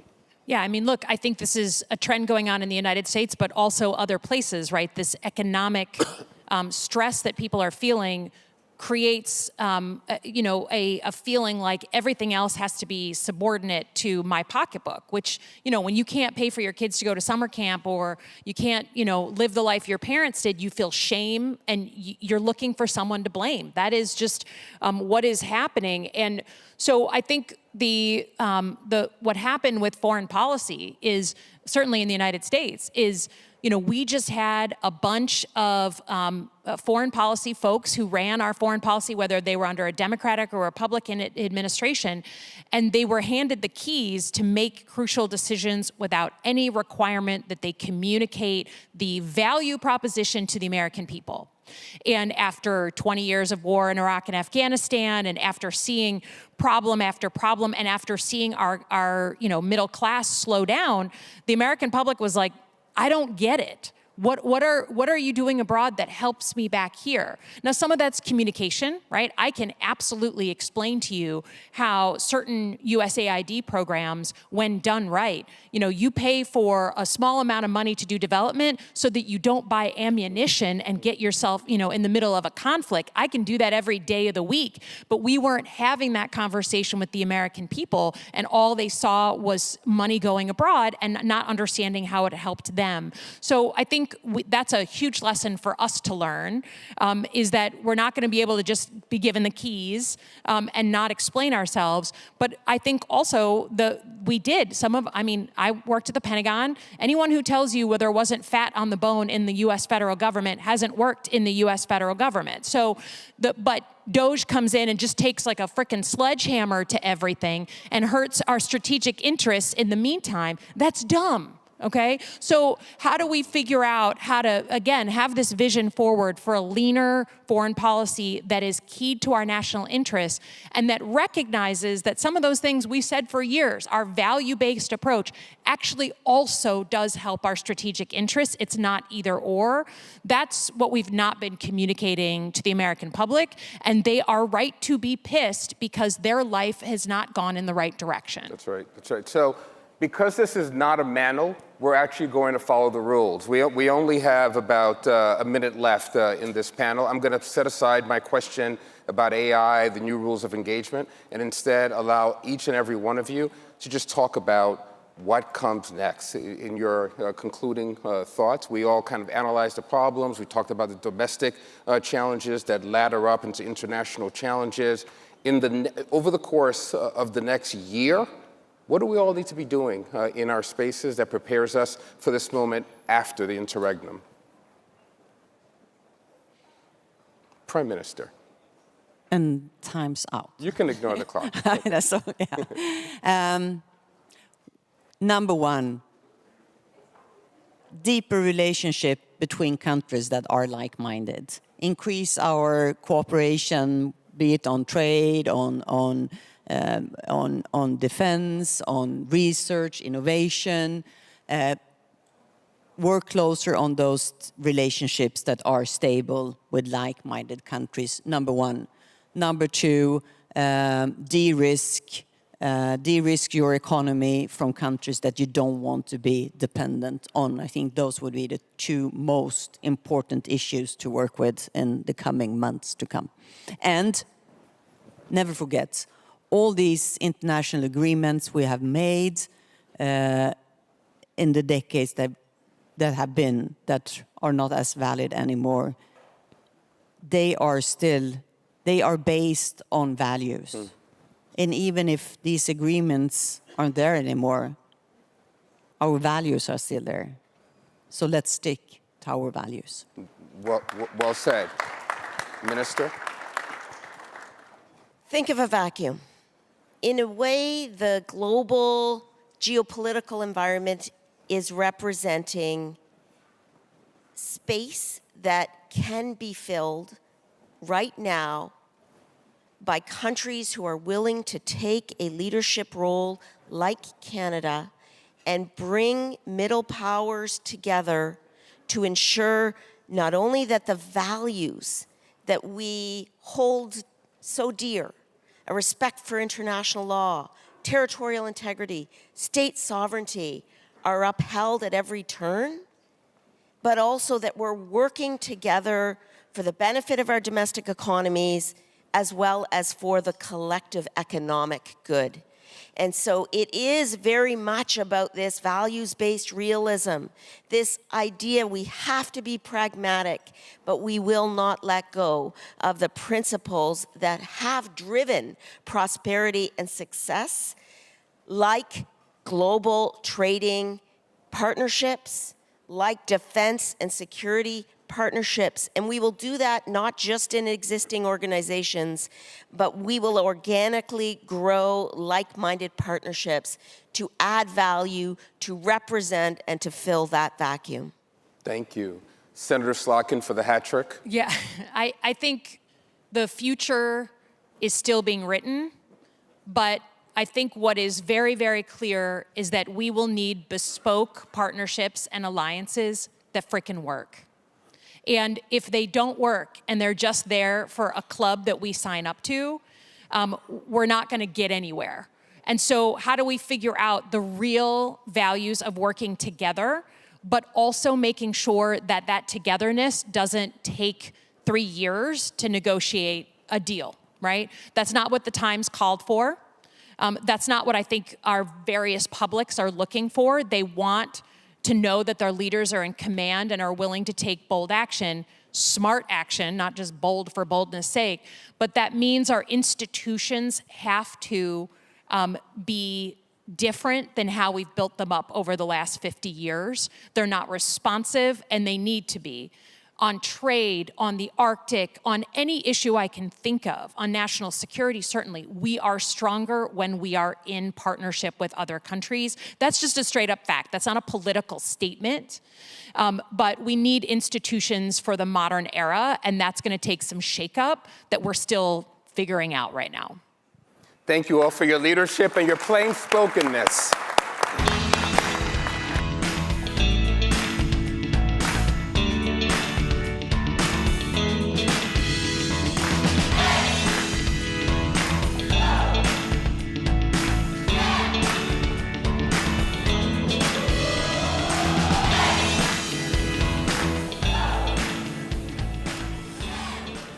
Fantastic. That was a great discussion. Thank you, Patrick, for moderating. And like just so inspiring to see three extraordinary women, articulate, thoughtful, wonderful discussion. So thank you to all the panelists for that presentation. Next up, we have a panel called Governing for the Middle Class, Putting Power Back in the Pocketbooks. And for this discussion, it is my pleasure to welcome back to the stage Neera Tanden, President and CEO of the Center for American Progress, Germany's Minister of Finance and Vice Chancellor Lars Klingbeil, Canada's Minister of Finance, my wonderful colleague François-Philippe Champagne. Bienvenue. Good morning. He always brings the energy. It's time, yeah. From Mexico, Diana Alarcon. She's the alternate executive director of the World Bank. And moderating this session from the United Kingdom is Harry Quilter-Pinner, executive director of the Institute for Public Policy Research. Please welcome our panelists. Thank you.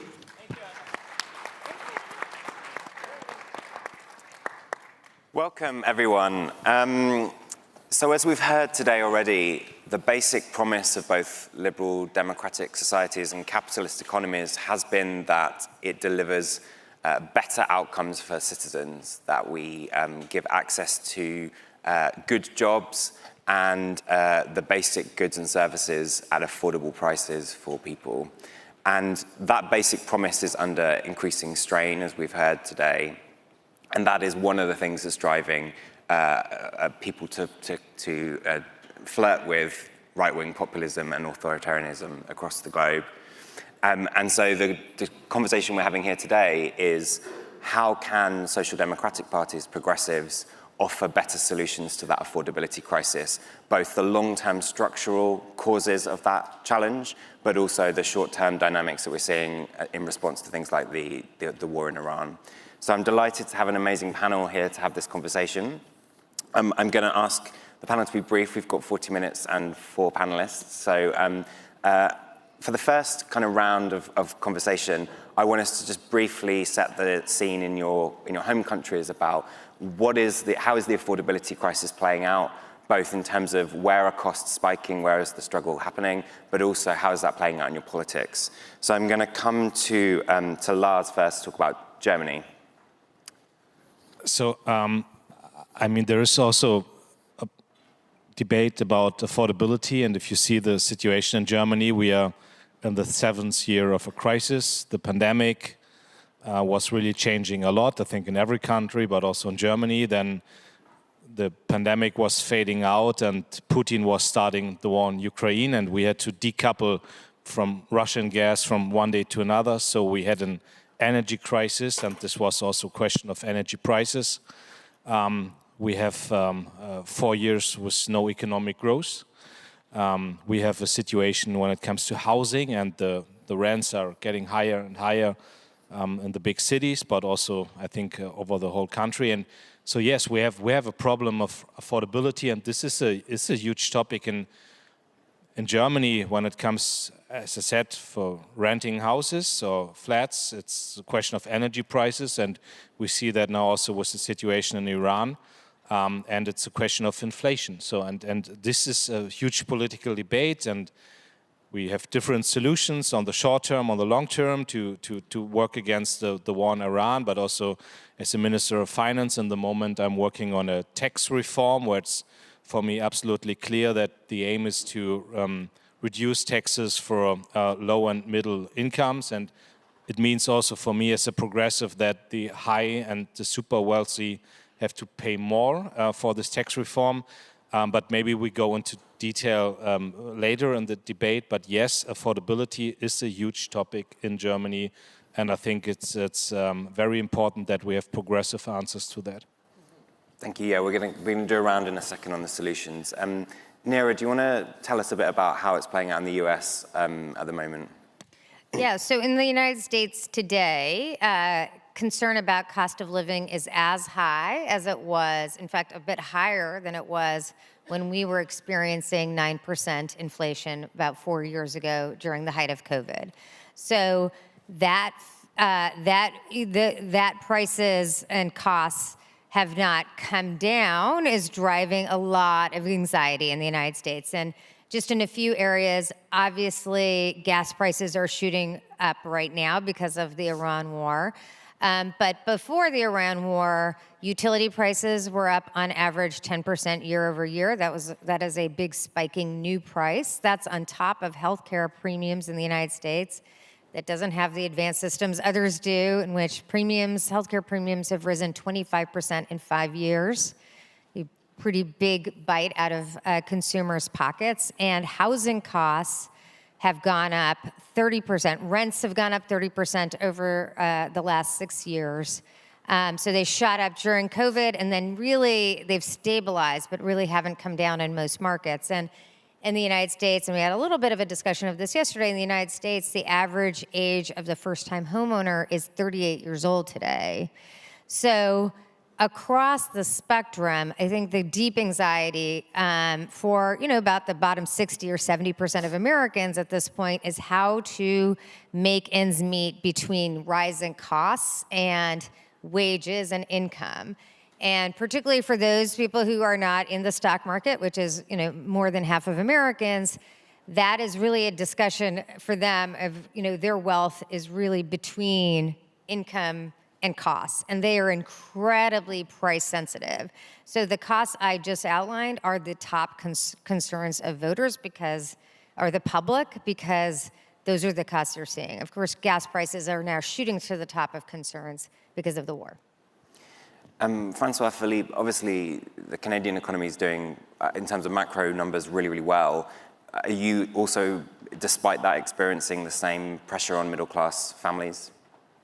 Yeah, well, thank you very much for everyone to be here this morning. Let me say thank you to our US friend, our German friends, the Vice Chancellor, which is in town, our Mexican colleague, and you to be here. This is a very important conversation. I would say affordability is the mother of all challenge for G7 nations. It is not just on us, but I would say probably even the OECD countries. Because if you and I and Lars experienced that yesterday, were to take a walk in the street, if people stop us like yesterday, they have three things in mind. It's the cost of rent, the cost of food, and the cost of gas. And that is largely what you see, in our G7 meetings. I'll just refer to G7, G20, because these are the type of things we're talking about, because people understand what we're trying to build. And Kristalina, the managing director of the International Monetary Fund, I like what she was talking. She was talking about the fog of uncertainty wrapping around the world. And obviously in this level of uncertainty, what I think people are feeling in the street comes with the lack of control. It seems that the speed, scope, and scale of change, whether it's geopolitics, geoeconomics, supply chain, it's technology, it's AI, it's quantum, it's cyber, it just feels that there's a lot of wind in the windshield, And that is translating in the reality that Lars talks about. And also what I liked very much, Neera, what you said, because what we've been trying to do in Canada is particularly with food prices, because this is the challenge is like people are concerned by the end of the week and the end of the month, and this is a pain point, grocery in particular, that people feel every other day. And with Prime Minister Carney, you may have seen in Canada, because I think this forum is also about sharing best practices, we started to look at the excess food inflation. So we all had seen inflation from COVID, which was a big bump for pretty much all our economies. And we say, how can we mind the gap, as they would say in the UK, to try to see what is the excess food inflation. If you compare the price of food, there was, at least in Canada, but I think it's generally true in most G7 countries / OECD country, you've seen that bump. And that's why what we said to people, we need to give you a boost and a bridge. So the boost is what we've done now with, for example, the grocery benefit and essential, to say, okay, we're going to compensate what you felt, the price of, like I keep saying to my mother, the price of vegetable is never going to go necessarily down, because the challenge you have is that you have this big bump, but you need to ensure that wages are more than inflation so that your purchasing power allows you to buy this. For 12 million Canadians, and I know this is not the time to go into the solutions.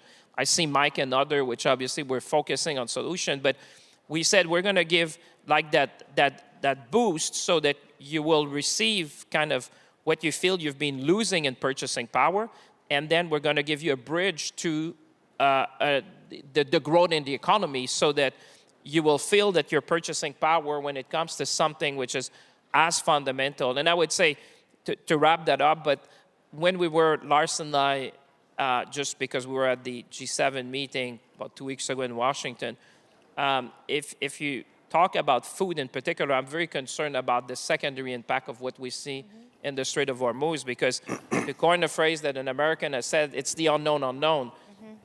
Think about helium with respect to semiconductor. Think about fertilizer and food security for Global South.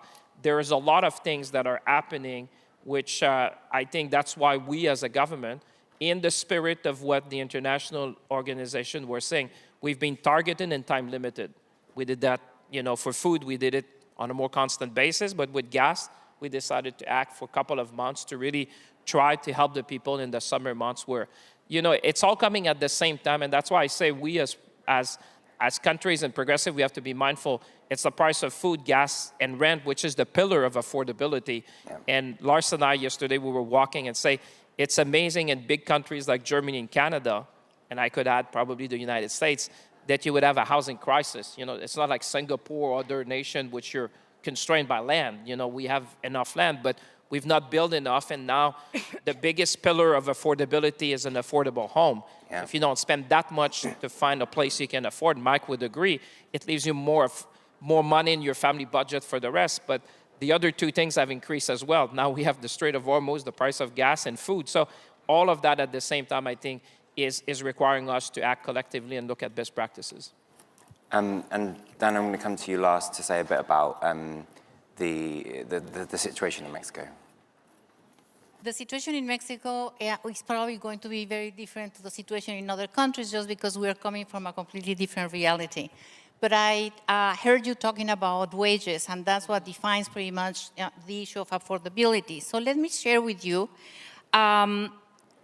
In Mexico, this great preoccupation for affordability, cost of housing, living costs, and so on was so great that in 2018, we Mexicans decided to change gears and elect a government completely different, completely non-traditional, coming from a progressive movement, a large progressive movement. And in 2018, we were able to rethink about the foundations of growth and development and public policy in my country. You talked about the COVID crisis. When the COVID crisis hit, Mexico was one of the few countries in the developing world that did not go into debt, into foreign debt. We were able to reorganize our public budget, and we were able to provide 100% vaccination and so on, and social programs, to get over the bump with not much loss in terms of the cost of living and affordability for people. But something that really changed the situation and the income for people was wages, which is, of course, the main source of income for everyone. For 30 years, and it would be very impressive if I show you the graphs, for 30 years, the minimum wage in Mexico stayed exactly flat, completely flat at the same time. And the idea was, if we increase wages, inflation is going to kick off, and we are going to lose our competitive advantage vis-a-vis the United States and Canada. When this new government, 2018, came in, we were able to start increasing wages. Right now, they are 239% higher than they were in 2018, more than double what they were in 2018. And what happened was, no, we don't have higher inflation. No, we didn't scare away investment. Yes, people now can afford sending their kids to school and so on, so much so that 16 million people from 2018 to 2024, 16 million people were lifted out of poverty in Mexico. That is around 13% of the population. So things...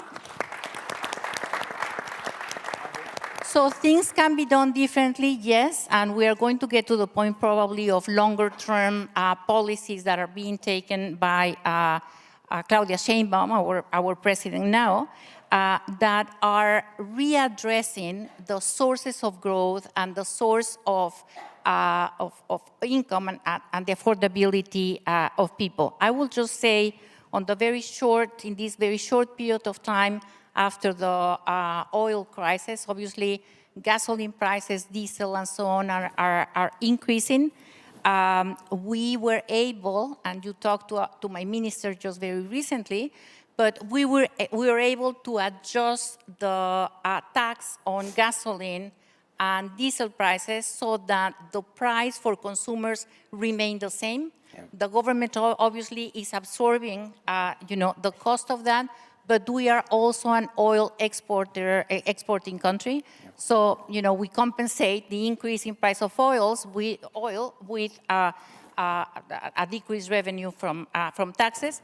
And the idea is just to keep prices keep prices from rising, and hopefully being able to go over the bump.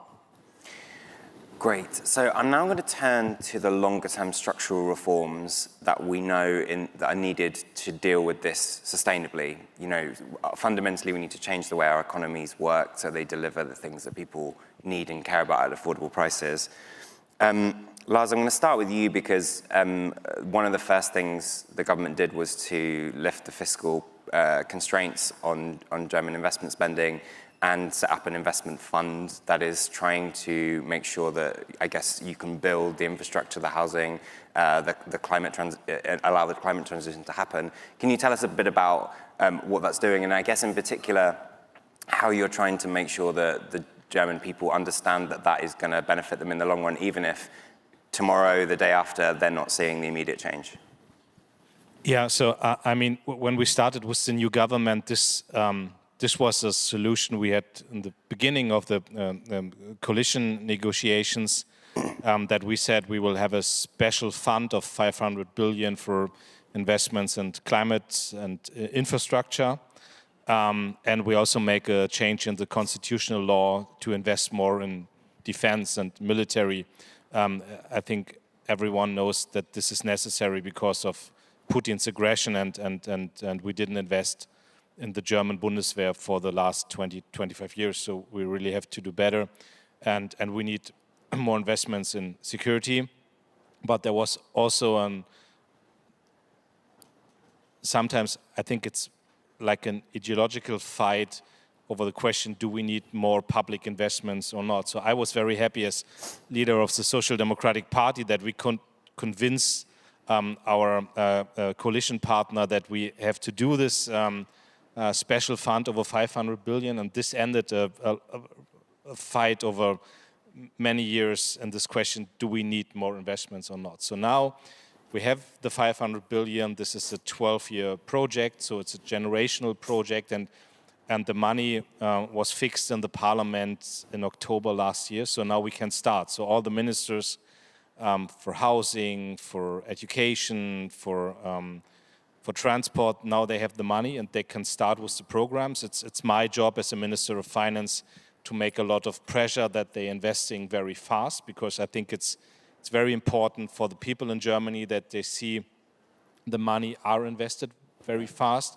It's also not just about the money, it's also about speeding up the processes, lowering bureaucracy, and I would really underline this is also an important topic for the progressives, that we are better when it comes to processes, speeding up processes, less bureaucracy.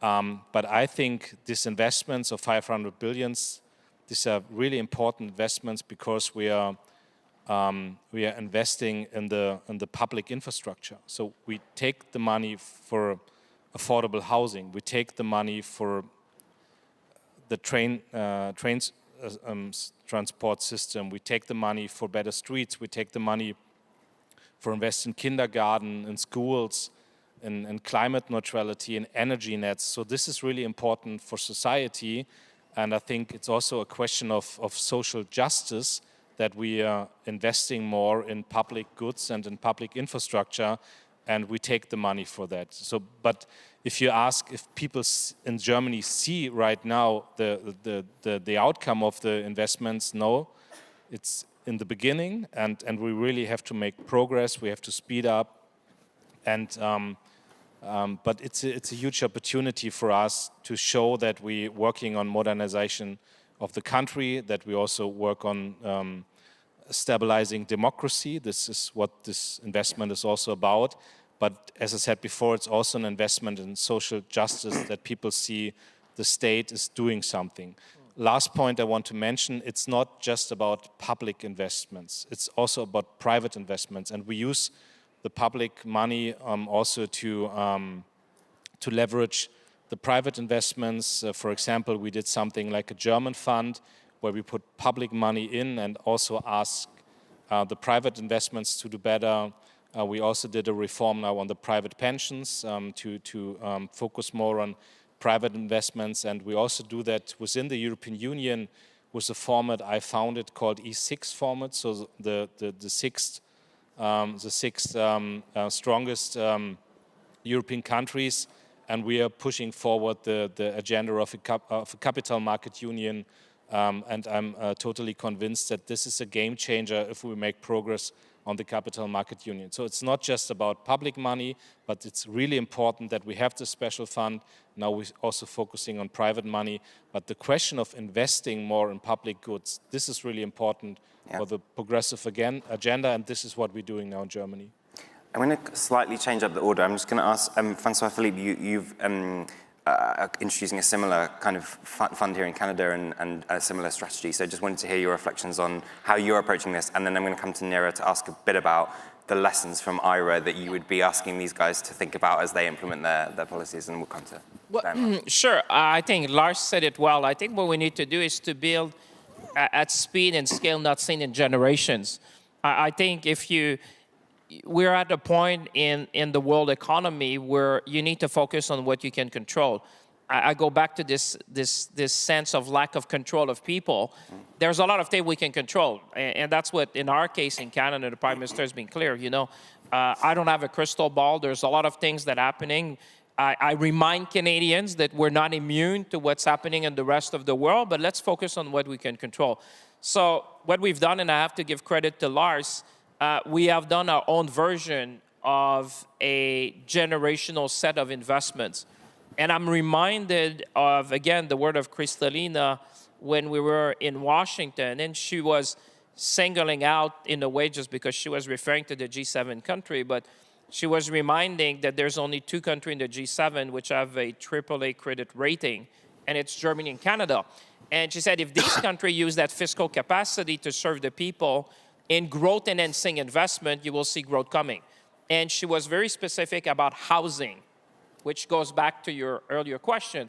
She was very specific about infrastructure, which just the point that Lars was making. She was very focused on competitiveness and innovation and productivity, which, the Canadians in the room would say this is something we've been talking for generations. And in our case, as part of NATO, also in defense investment as a lever for economic growth. So we've done our own version of that. I mean, if you look at the infrastructure plan, and we're not in competition in the sense that we're very complementary to our German friends. Ours is $450 billion Canadians on a cash basis over 5 years. So depending on the metrics you look, you would definitely see that Canada and Germany have by far the largest infrastructure, nation-building, generational investment plans that you can put. And I think this is inspiring to Canadians in a way, and I think it should serve as a blueprint for other G7 nations.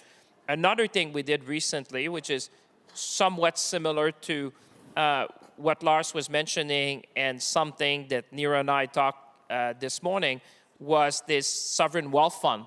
The first one we are doing in Canada, because if we're going to build all that infrastructure, these enterprise, renewable energy, ports, infrastructure to be this energy partner of choice for the rest of the world, it'd be great, obviously, that we create collective wealth, like we've seen in Nordic countries and others.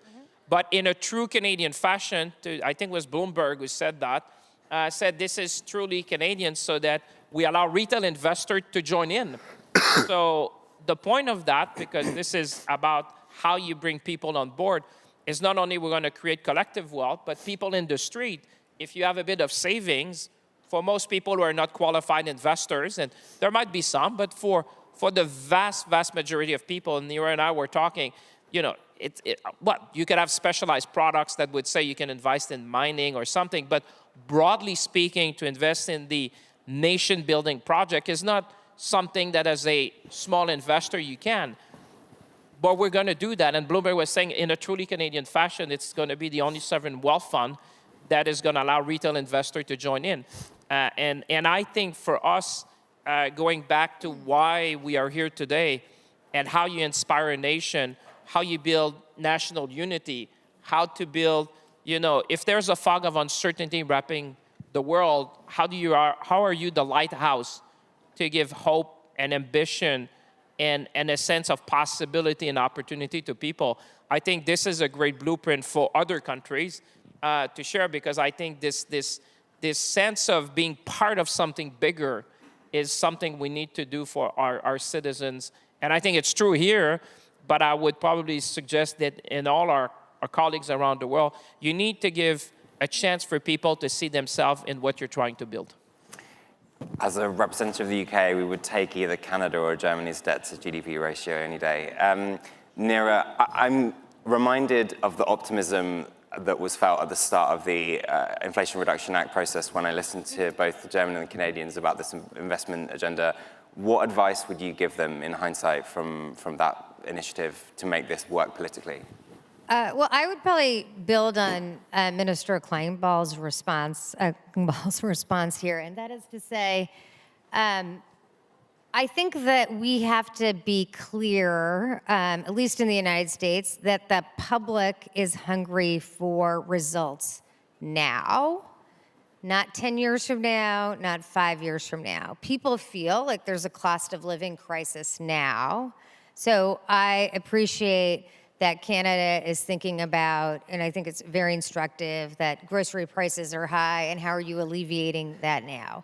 I think one of the challenges of the Inflation Reduction Act was that it took a while to see results. And I think you are learning from our example that it is important for progressives to deliver on results as soon as possible, that we should not allow processes in our country, long permitting challenges or land use issues, that if we believe in solving a problem, the public is waiting for us to break through hurdles to get that done for them. And one thing I do think is important for us to take away, you know, obviously I have 1,000 different strong oppositions to President Trump, but he is using the power of the government to he looks like he's using the power of the government to deliver results and deliver them at least quickly, in terms of the way he's using EOs. And I think we need progressive leaders on our side who are going to break through hurdles, even governmental hurdles, to deliver. Because I think one of our great challenges, and you know, John Podesta is here and he led this work, and I know he shares his frustration, our climate investments, which ultimately were designed to lower the cost of energy, they've taken a long time. They took a long time to get done, and we may experience it that they took so long to get done that President Trump was able to take them away, and people didn't really know that they were gone because they weren't fully implemented in people's lives. So I do think for those of us who believe in a strong role of government to solve problems, people are not going to just live with us on the journey of 10 years to get to those results. They want them now or 10 days ago, but not in decades. And Diana, Plan Mexico in your country is trying to achieve something similar. So it would be great to hear a bit about how that's working and whether that's politically kind of cutting through. And the mix between we want results now, but we also want to redo, remake the basis of our economy. And this is where we are. For the first time in Mexico, for the first time in many, many years, we have a plan, Plan Mexico, that is trying to re-establish, readdress the basis for our growth, job creation, and so on in the country. I heard in the previous panel to say Canada is living its Canadian moment. We are living our Mexican moment with this.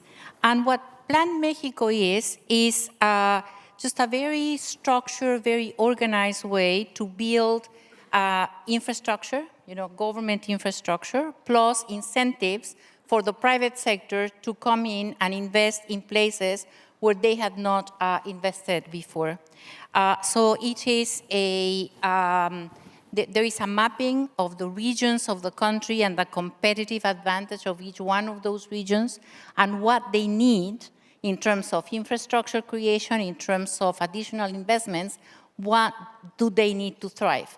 You must remember Mexico grew very much out of its exporting sectors, very much connected to North American Free Trade Agreement first and USMCA second. So our economy was very much geared to these global value chains. We did very, very little to really build the basis for domestic production and domestic consumption. Our value-added content of exports, national value-added content, is relatively small. So the idea of Plan Mexico is precisely to build a stronger value chains, especially those that will bring small and medium-sized enterprises into the value chains.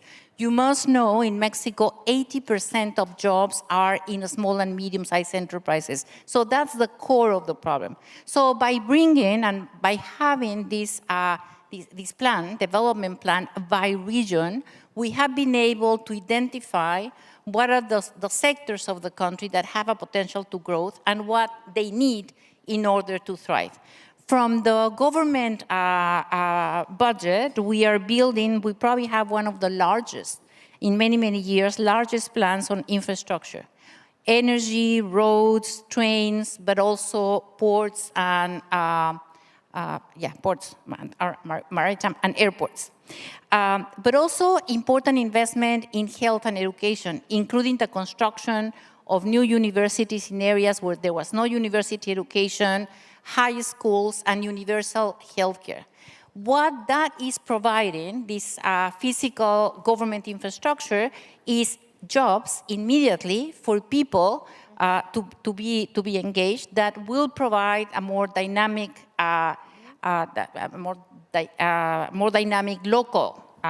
local growth. Now, together with this plan of infrastructure, there is a whole set of incentives, and they were announced. The second round was announced just last week. A set of incentives for the private sector to come and invest, not in the traditional sectors only, those that are looking at North America and the USMCA, but also those kinds of investment that will help us to bring local development into the areas where there has been very little job creation and so on. So by building these public goods, we are doing two things. One is providing job opportunities for people. Second, providing the basis to readdress longer-term growth in the country. I will end up by saying housing is also a problem in my country, affordable housing. President Sheinbaum came to government with 100 commitments. One of those commitments was to build 1 million affordable houses. Now she raised it to 1.3 million affordable housing. That has been an incredible success and a source of political backing. Every single week on Wednesdays, you have the Mañanera. She comes every day to give a press conference. Every single Wednesday is Miércoles de Vivienda, Wednesday of housing. And she will deliver the keys to people that are purchasing this low-cost housing. These are houses that are being built by the private sector, obviously. They are being bought by people. It's not a subsidy. They are being bought by people. but they are affordable and they are in the areas that have not been there before. So far, she has delivered 300,000 houses. The goal is 1.3 million.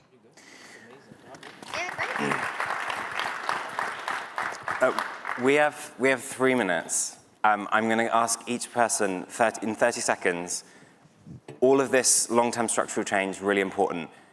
To buy the space for that, we're going to have to intervene now to show that we are dealing with the cost pressures that people are facing now. So you've got 30 seconds to pitch one idea, one thing that you think Social Democrats, could be something your government's doing, is doing now to immediately lower the cost of living, to buy space for some of this structural reform. So Lars, I'm going to come to you first. No, I said it in the beginning, and if you say, okay, you have the opportunity to put one thing on the table, I would say it's an income tax reform. So people need more money. If you look for the 7 years of crisis, life is getting more and more expensive, and we talked about energy, food, housing, and so I think as progressives we need to focus on an income tax reform. That means more income for people that have low and middle income, and means also to focus on the super wealthy to pay more. Francois? 30 seconds. Excellent. Very I would say we're all in and I'll try to beat 30 seconds stuff. I say we're not all in the same fiscal position, but those who have need to support people now. The challenge and the danger is that if you don't deal with the me and now, you're going to lose people. And Neera was talking about that. So short-term support, I think, honestly, price of food is probably number one, because that is really a pain point for so many families immediately. What we've done is for 12 million people. But at the same time, we need not to fall in the trap of just support. We need to do structural reforms. Like in Canada, we said, well, we import like 30% of our produce, and in the winter it's 70%. So we need to redesign our food security, even in a country like Canada. So I would say short-term support, but long-term reform. It's a bit like what Lars was saying, because if you don't do both, you're not really addressing it in a way that is sustainable over the long term. Neera? So extremely briefly, I think across healthcare, utilities and energy and housing, our broad view is to increase supply, but while you're doing that, use the power of the government either through tax credits or regulation to drive down prices. Yeah. So it is that combination so that people can feel those costs coming down while you're building supply for the long term. And Diana, final word, Mexico. I wish we Mexicans could dream of an income tax reform, because that's what we need, really. Politically, so far up to now, it's not something that we will want to take on, at least immediately. I think President Sheinbaum is doing all she can now to deal with a very short-term crisis, short-term affordability, with a longer-term structural solution. And in the 24 seconds that I have, I will say... It's going up now. It's going up, oh my God. The only one for whom it went up, you know. Leadership, to keep that political leadership, to be able to lead the long-term structural changes with shorter-term gains, which are some of the things that I just shared with you. Being close to people, this is the key for President Sheinbaum to keep her 72% approval rating 1.5 years after she became the president. Neera, Lars, Francois, and Diana, thank you very much. Almost on time. You look at that. It's like question period. Excellent sharing, I think. Yes.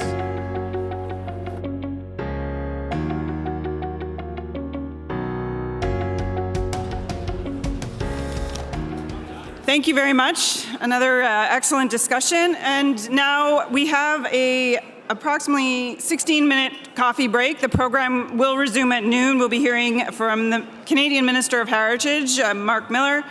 as well as Jonathan Haidt, author of The Anxious Generation, and Diana Fox-Carney. So please use a few minutes to regroup, and we'll see you back here at noon. Thank you very much.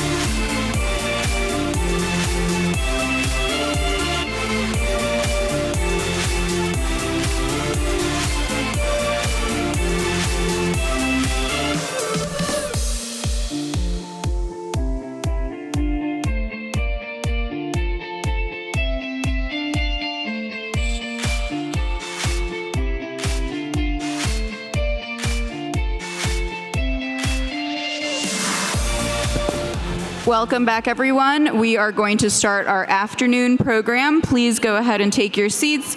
Our panelists are excited to see you.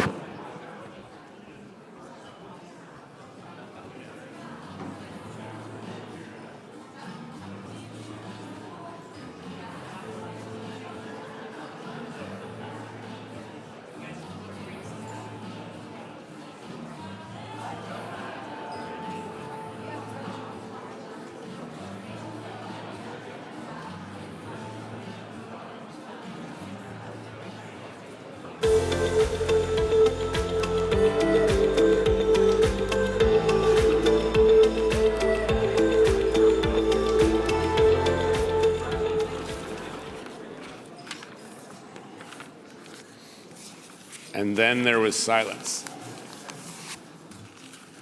I guess it's afternoon, so I will say good afternoon to you.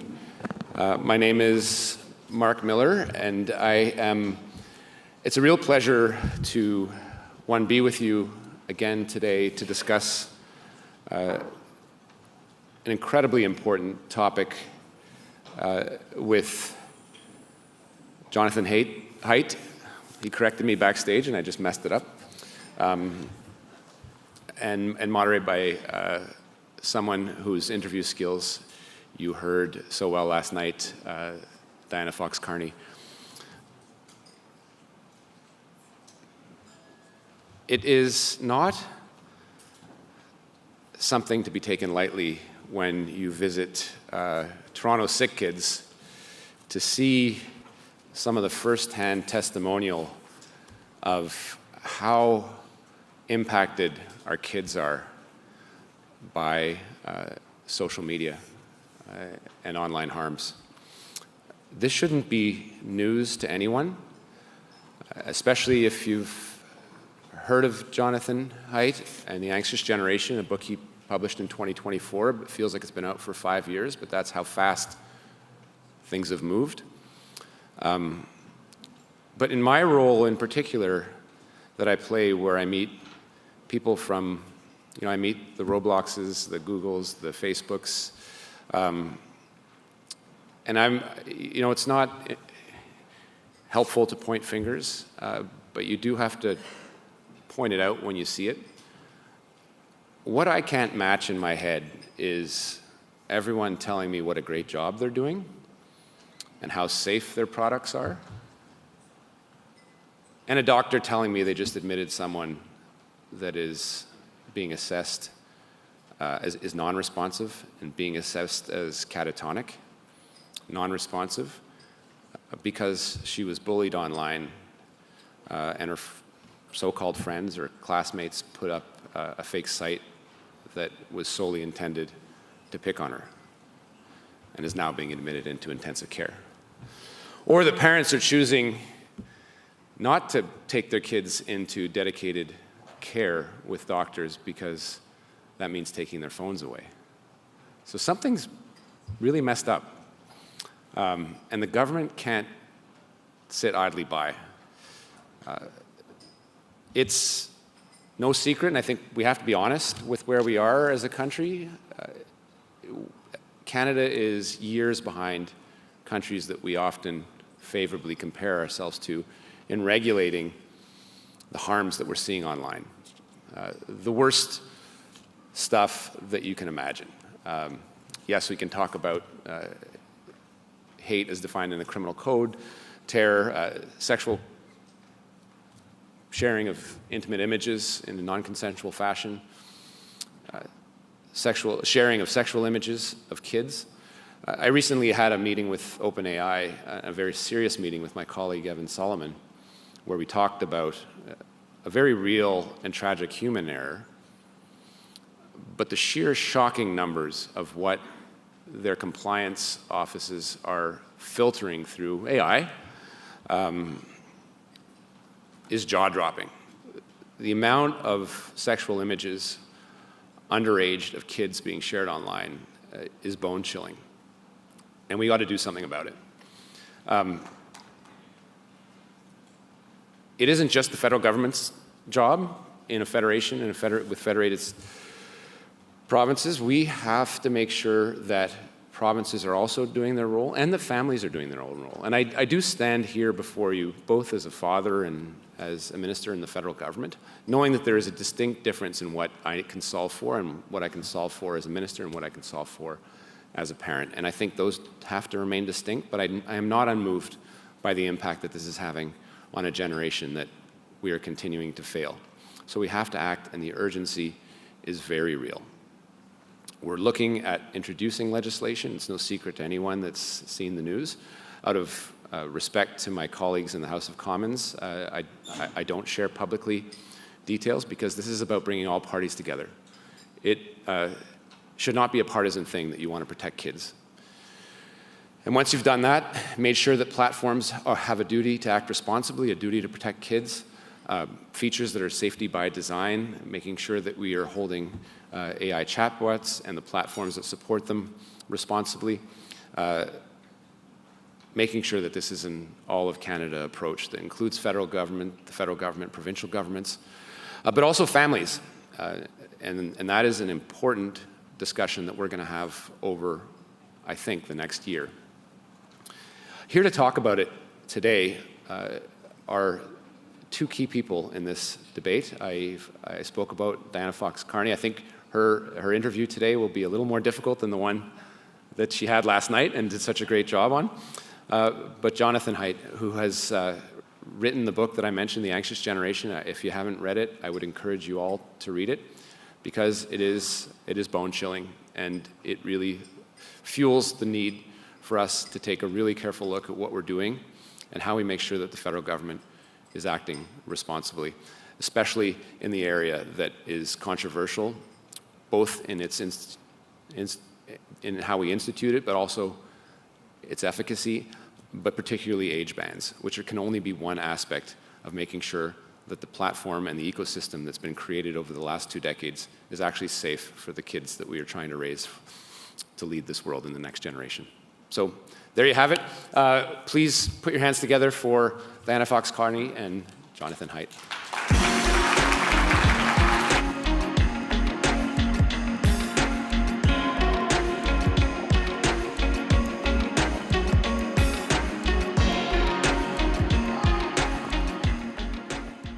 Fantastic. Thank you so much, Mark, and thanks to everyone for being here. This is, I think, the highlight of my year. Obviously, I was very privileged to be with the President last night, but I think I'm even more privileged today to be with Jonathan, whom I've long admired for all the work he's done before the Anxious Generation and all the work that I'm sure you will continue to do. So we're going to make the most of our time, and I think we're going to assume that most of you in this room know the general tenor of what Jonathan has written about the problems that we're trying to address and the kinds of solutions that he has proposed. So I'm going to kind of take that as a given, I hope that's okay, and get into the updated, the response to that, ideas about new bans, et cetera, and where we think we're going. So that's, yell now if you don't know what we're talking about, but otherwise that's where we're going. So the book was published, The Anxious Generation was published 2 years ago. Has generated a huge response and a huge amount of action. I think we have to commend you for taking on this task.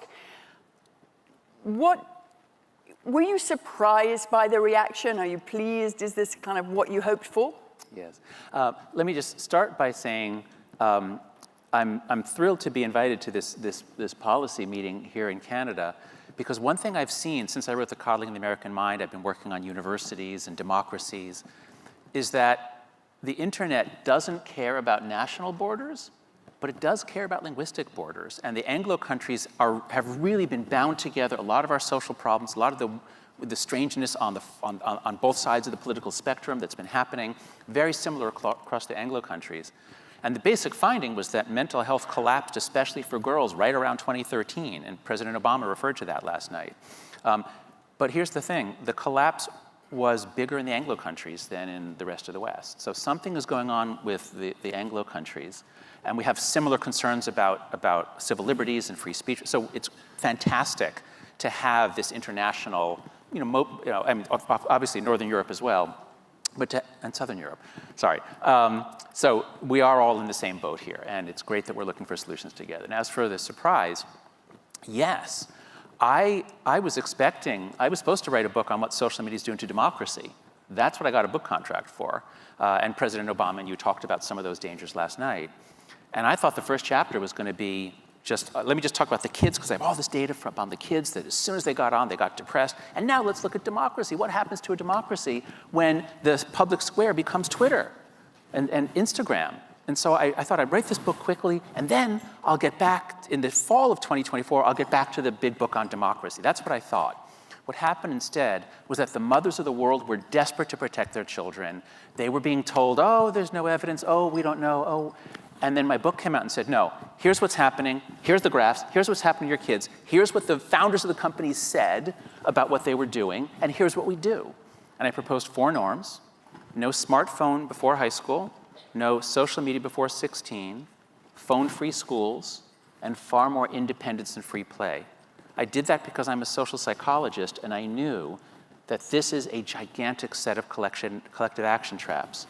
And the only way we get out is if we have clear lines, bright lines, we all know it, we all know that everybody knows it, and then you have policy meeting up with the grassroots demand. So once that got going, it was like I couldn't believe it. And I realized, you know what, with my remaining time on Earth, I could bang my head against the democracy problem, and I don't know, maybe we'll make a little progress, or I can work on this, and there's change around the world. So it's been really thrilling.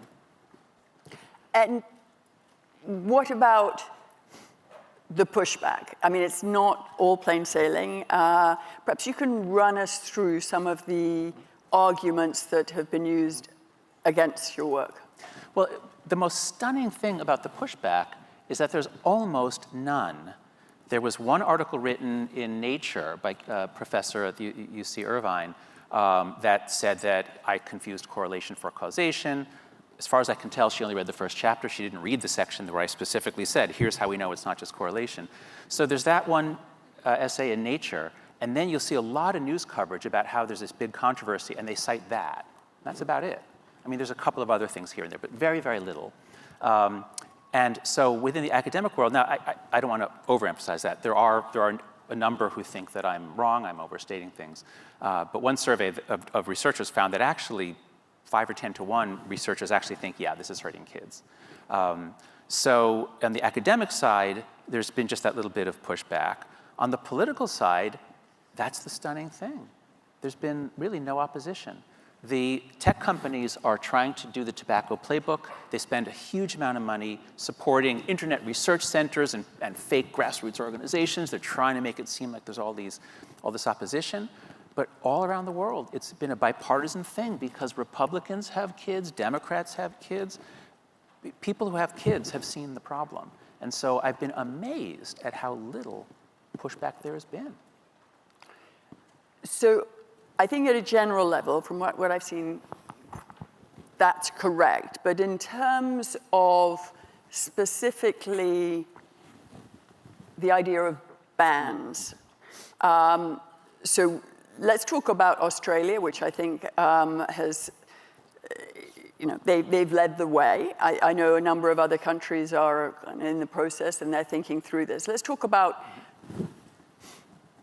what they've done in Australia and the kinds of arguments that are being made against that. It feels to me like the perfect being the enemy of the good in that case. Like if it's not completely working, then it's not the right thing to do. But is that the right approach? Yes. So Australia went first. The technology for age verification is getting much better every year. They just said, damn the torpedoes, let's just do it.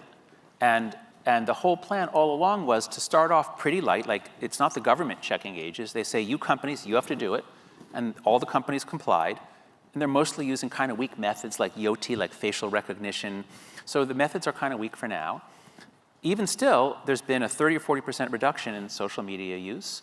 That's a very big effect for a law that puts no penalties on the kids. And just yesterday in the New York Times, there was an article by Cass Sunstein, who most of us know and respect, saying, well, Australia is likely to fail because they didn't get to 70% compliance, because that's the magic number in his research. You know, if you get 70% complying, then it'll be self-sustaining, but they're only at 30, 40%. And so I sent Cass a note that said, remember the dictum from Lao Tzu. A journey of 1,000 miles begins with a single step, but if the first step goes badly, you should quit. Wait a second, I'm not sure about the second part of that. Lao Tzu might not have said the second part, but the people who say that Australia is going to fail say the second part, because they don't take into account the whole idea all along was now that we have it in place, all the companies have complied, compliance is spotty in that the methods are spotty, but now the methods are getting better, so we can hold them to higher standard, and it takes a while for norms to change. So I think it's going exactly as we expected. Nobody expected 90% compliance on day 1 or month 3, so I think it's going really well. Now, there are other methods that people will use, but it's a great first pass. So one of the things he said in that article, that Cass said in the article, was that you needed to give kids incentives. It couldn't all be bans. It couldn't all be negative. We should be giving them concert tickets and this, that, and the other if they would get off social media. Does that make sense to you? Well, he's certainly right that, you know, he comes from an economics and law background. And of course, if people are considering two behaviors and you start putting more obstacles in one and more rewards on the other, of course that's going to shift behavior. But you have to understand, what Australia was doing was saying, we're heading into unknown political territory.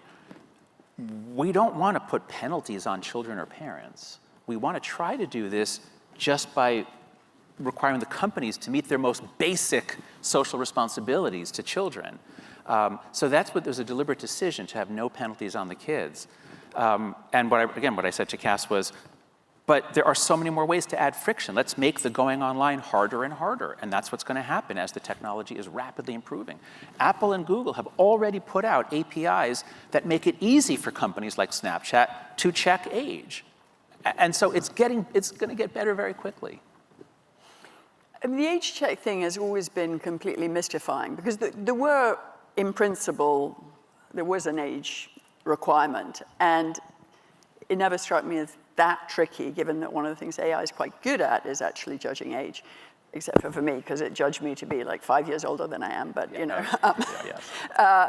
No, but I mean, it does seem to me, and I think the point that you make in your book, and I think the point that needs to be made repeatedly, is that this technology has emerged in an environment where the companies, they knew what was happening. They were playing on the weaker parts of human psychology, in particular the developing adolescent brain, et cetera. So this wasn't a sort of an accidental outcome. They were trying to get us addicted to these products. That's right. And that's key for understanding the approach that was taken in Australia. It's what my team recommended, is you don't ban access to YouTube or you don't ban access to information. You focus on the moment of account creation, which is a moment when a child signs a legal contract to give away all of her data and images forever to a predatory company with a gigantic long terms of service, and they'll know everything about you, and they'll use it to, so my question to all of you, if any of you have doubts about whether we should have an age limit, what do you think the age for that should be, to do this without the parent's knowledge or consent? And the present law in the United States is you have to be old enough to say that you're 13. If you can say you're 13, then you can give away your data and your parents will never know. This is insane. And so don't think about this as we're banning access to information, because kids can still go on YouTube and search for videos on how to kill themselves. We're not doing anything about content.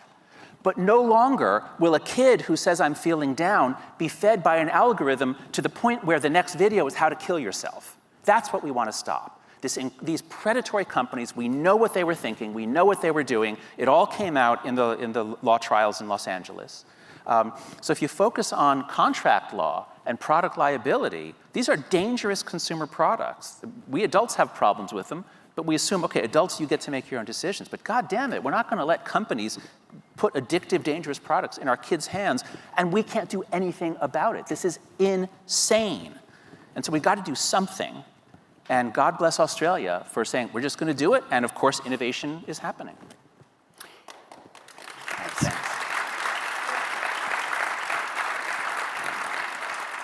I mean, when you express it like that, it seems extraordinary. And to non-Americans, it's always extraordinary that you're not allowed to drink until you're 21 and you can carry a gun and drive when you're 5 or something.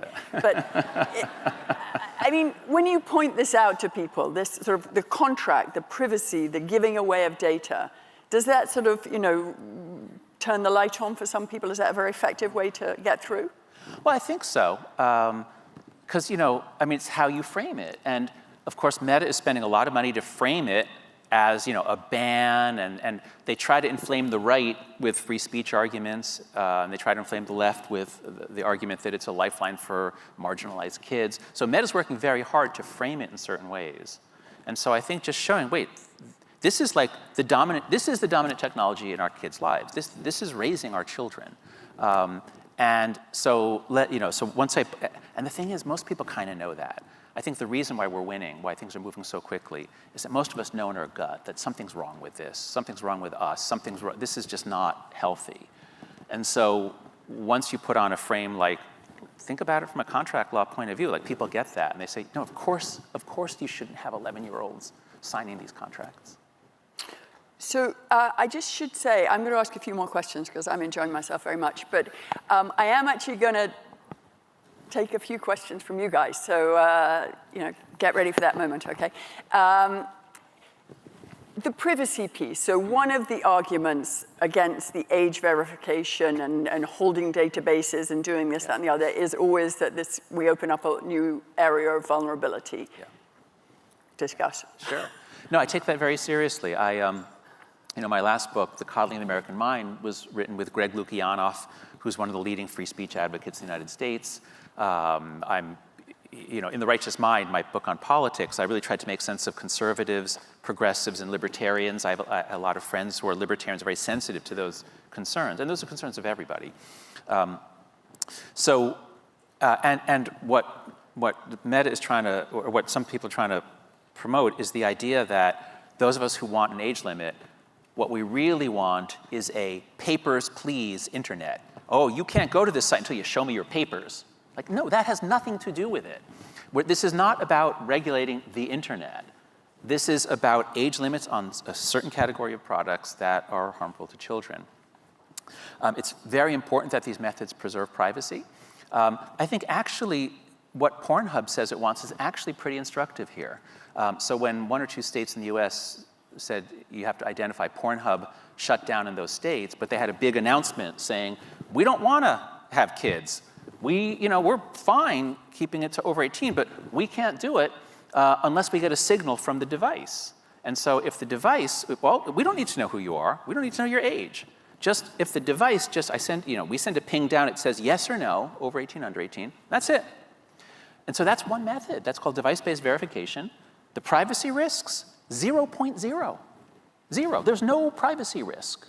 Pornhub knows nothing about you, just that the device you're on is one that seems to be for a person over 18.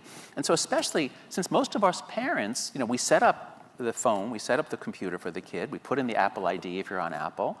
If we set an accurate age, then we can actually be confident that sites like Pornhub or Snapchat will not be able to serve my child.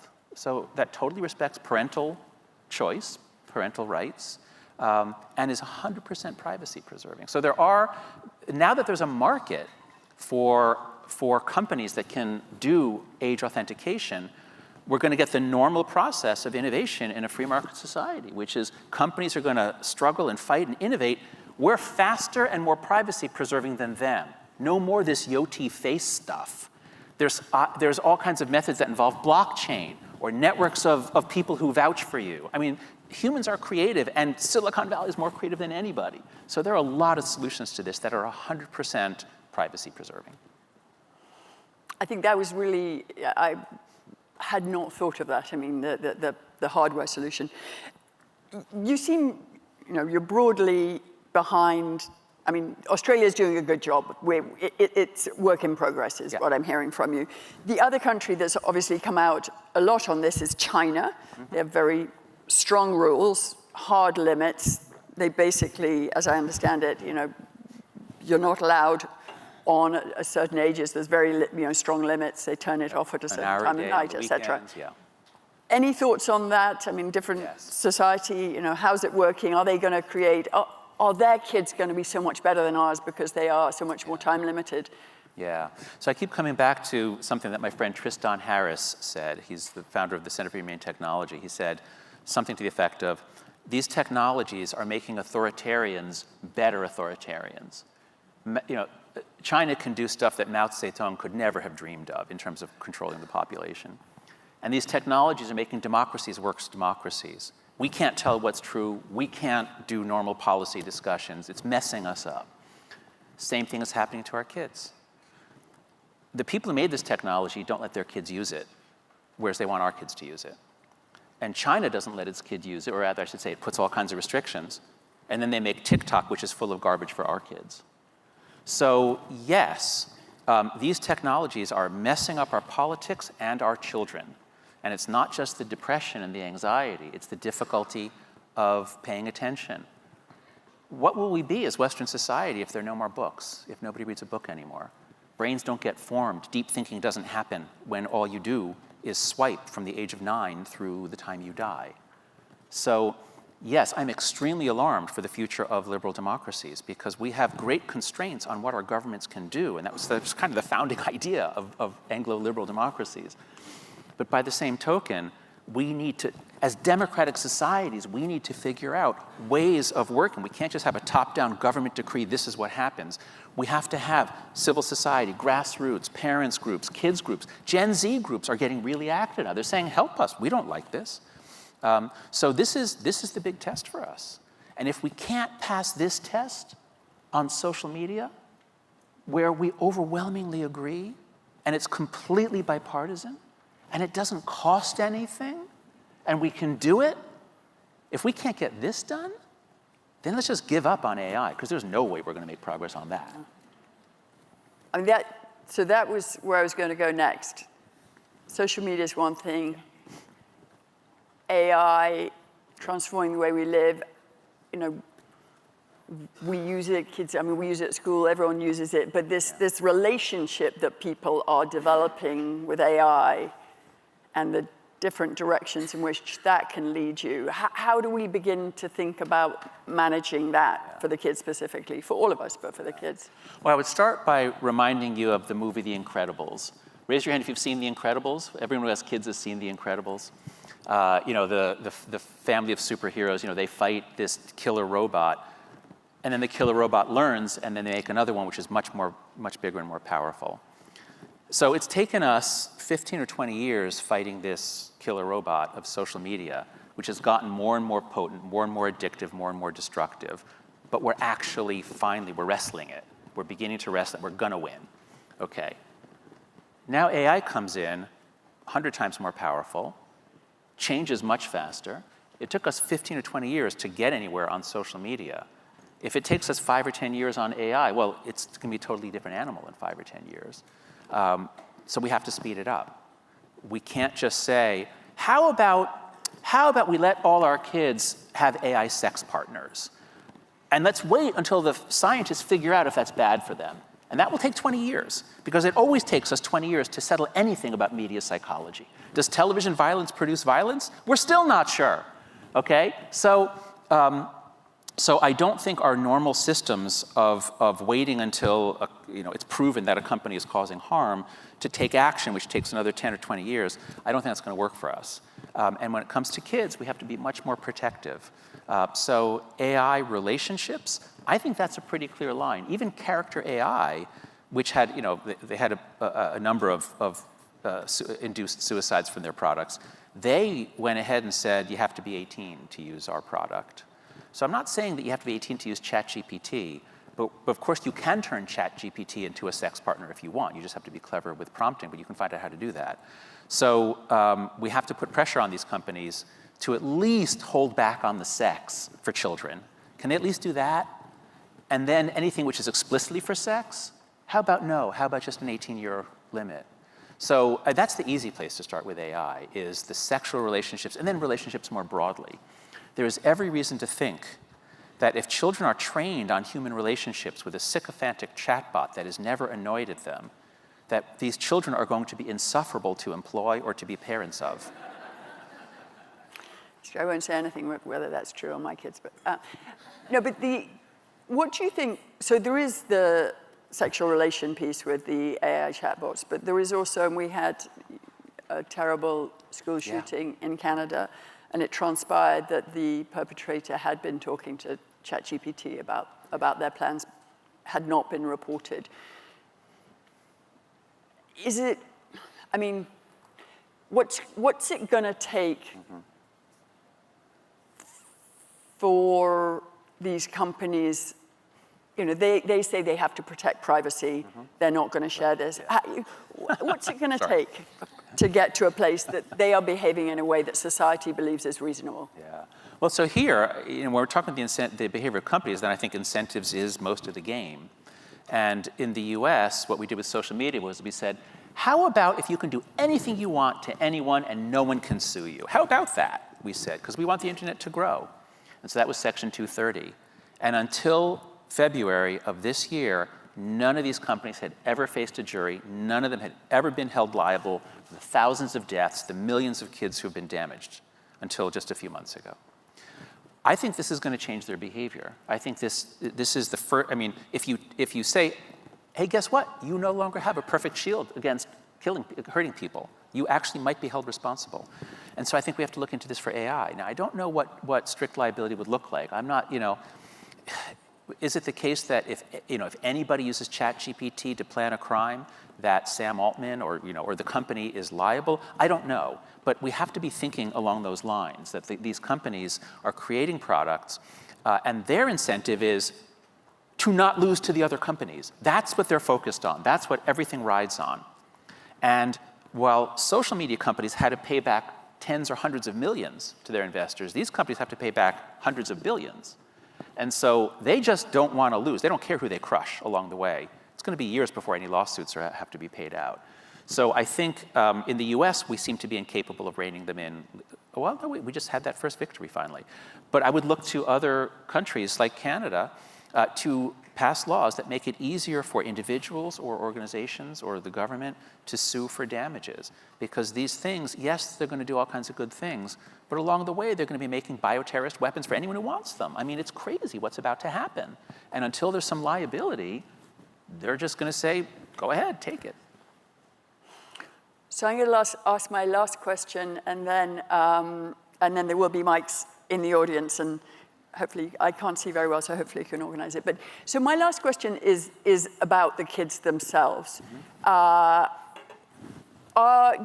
Do you feel like the kids are allies in this fight? And what's happening, you've described what's happened in a pretty much unregulated environment. These kids are coming through now into their 20s, et cetera, et cetera. Yeah. What effect is that, what long-term effect is that having on them and on society? Yeah. So older Gen Z, they're the ones who went through puberty on Instagram. And that's why the girls were hurt more than the boys. Older Gen Z is actually really jumping into this. They're forming all kinds of organizations. They're trying to meet up in real life. They recognize you only get one childhood, and their childhood was taken from them. They spent it scrolling. They missed it. They've all seen movies that took place in high schools in the 80s and 90s. They know that there used to be a fun childhood, and they didn't get it. So older Gen Z is actually pretty much on our side, and the surveys show that. Surveys, they strongly support an age limit of 16. Now, the 14 and 15-year-olds, no. If you poll them, the majority say don't put an age limit, but actually a lot, but a lot say do put an age limit because they feel trapped. My students say the same thing. I say, why don't you get off TikTok? You say it's ruining your attention. Well, I can't because everyone else is on it. I want to know what they're saying. I don't want to be left out. So when the book came out, it was really parents were the main people I was talking to and teachers. And now it's actually a lot of the older Gen Z. Now, younger Gen Z, they went through puberty on TikTok, so it's a different set of issues. And there, I think it's the attentional destruction is bigger than the depression. Mental health is still huge, a huge cost. But the damage to the ability to pay attention, the loss of reading books, all these things, I think in the long run are going to be even more serious. We have a very, very serious situation. But here's the thing. Wherever you look, almost everyone's supportive. And actually, if I can just add one thing I want to be sure to say to this audience before we go to questions, which is the politics of this. So I've already told you that it's been bipartisan wherever we look. And when I've been outside the U.S., I was in Brussels, I was in Davos. Whenever I talk to people about policies and putting an age limit, they almost always say, well, but if we do this, won't Donald Trump raise tariffs? Won't he punish us? Because he and Vance are gonna defend American companies. But here's the thing. What the right is incensed about, and this is something that progressive policymakers need to really keep in mind, what the right is incensed about is that they feel that the government and the tech companies colluded to shut down their speech during COVID and other things. And there's some truth to that. So they're not entirely wrong. They are totally focused on government regulation that has anything to do with content and who gets to say what and what hate speech, what can you not say. If legislation is going to do that, then you are going to have some strong opposition on the right, okay? But what we're all talking about in the reform movement is design changes, not content moderation. Design changes, like an age limit, like limits on what algorithms can do, like limitations on notifications to children. There's so much we can do that are completely politically neutral, language neutral, they work around the world. So focus on design changes. And one further thing, there are actually some really reassuring signs from within the Trump sort of orbit that a lot of people there actually care about this issue, about kids. So the only piece of legislation we ever passed was the Take It Down Act about non-consensual porn, and that was Melania Trump was behind that. And Donald Trump Jr. tweeted support of COSA, the Kids Online Safety Act. So, if you just be wary about, I'm not saying never do content moderation. Of course, there are some times, CSAM, there are certain things that happen, but focus on design changes, and it's incredibly politically popular, and you won't face that opposition. Thank you. We have a question. So we're going to try and keep these questions nice and short so we get lots of them in. Okay? Yes. Thank you, Mrs. Tanden, for Scarney. Thank you for this occasion. Mr. Jonathan, my name is Bienvenue Olivier. I'm MP4. I'm a member of Parliament of Canada from Mont-Saint-Bruno-L'Acadie with Mr. Carney. I just one question for you. How can democracies reduce social division without stop freedom of speech? How can what? I'm sorry, how can we stop division without compromising freedom of speech? Was that it? So the automatic thing that people think about is, well, these platforms are spreading hate, let's stop hate, okay? And that means you're saying who can say what. And so, yes, there is sometimes a tension between freedom of speech and the needs of democracy. But I think about it like this. Noah Yuval Harari, Yuval Noah Harari, says, democracy is a conversation. When that conversation was among the men of Athens in the Agora, it was one kind of democracy, direct democracy. And when it was among men with writing pamphlets in the 18th century that were long argued, that was a different kind of democracy. And in the 20th century, it was a different kind of democracy, and we had really good media, and bad media too, but we had really good media and editors and quality control, and we had good discussion. And what happened after 2010 or so is that the conversation moved on to Twitter, which is like moving the democracy conversation into the Roman Colosseum, where the people are there to see blood. That's why they're there, and that's what gets reinforced is blood, violence. So if we keep our eye on that, what is the nature of our democratic discussion? And if it stays in Twitter, then I think we're going to lose catastrophically to China. But if we can think about how to improve democratic discussion, then we get the great strengths of democracy, the vitality, the creativity, which is what have led our countries to create the greatest civilizations, the greatest environments for human flourishing that have ever been created. So we have a lot of strengths in democratic nations, and we're kind of losing touch with them. We've got to focus on that. What kind of conversation can we have? And design changes can greatly improve that. Okay. Hi. Desiree. Yeah, just a coincidence that we're sitting next to each other. But thank you so much for this important conversation as a mother of 3 boys, but also as a legislator. in Quebec's National Assembly. And I just wanted to recommend to you that a year ago, almost to the day, Quebec had a multi-party, all four parties, commission report with 56 recommendations that addressed all four norms that you're talking about and way beyond, and immediately started with a ban of cell phones in schools. All right. All day, everywhere in the school. Social media, a number of recommendations also around alternative infrastructure. The dropout rate among boys in Quebec is 17%. So I think my question to you, and you talk about not having the science or the data to back up because there's this huge 20-year lag, is could the precautionary principle that is invoked in many environmental and other policies, could that be a way around it?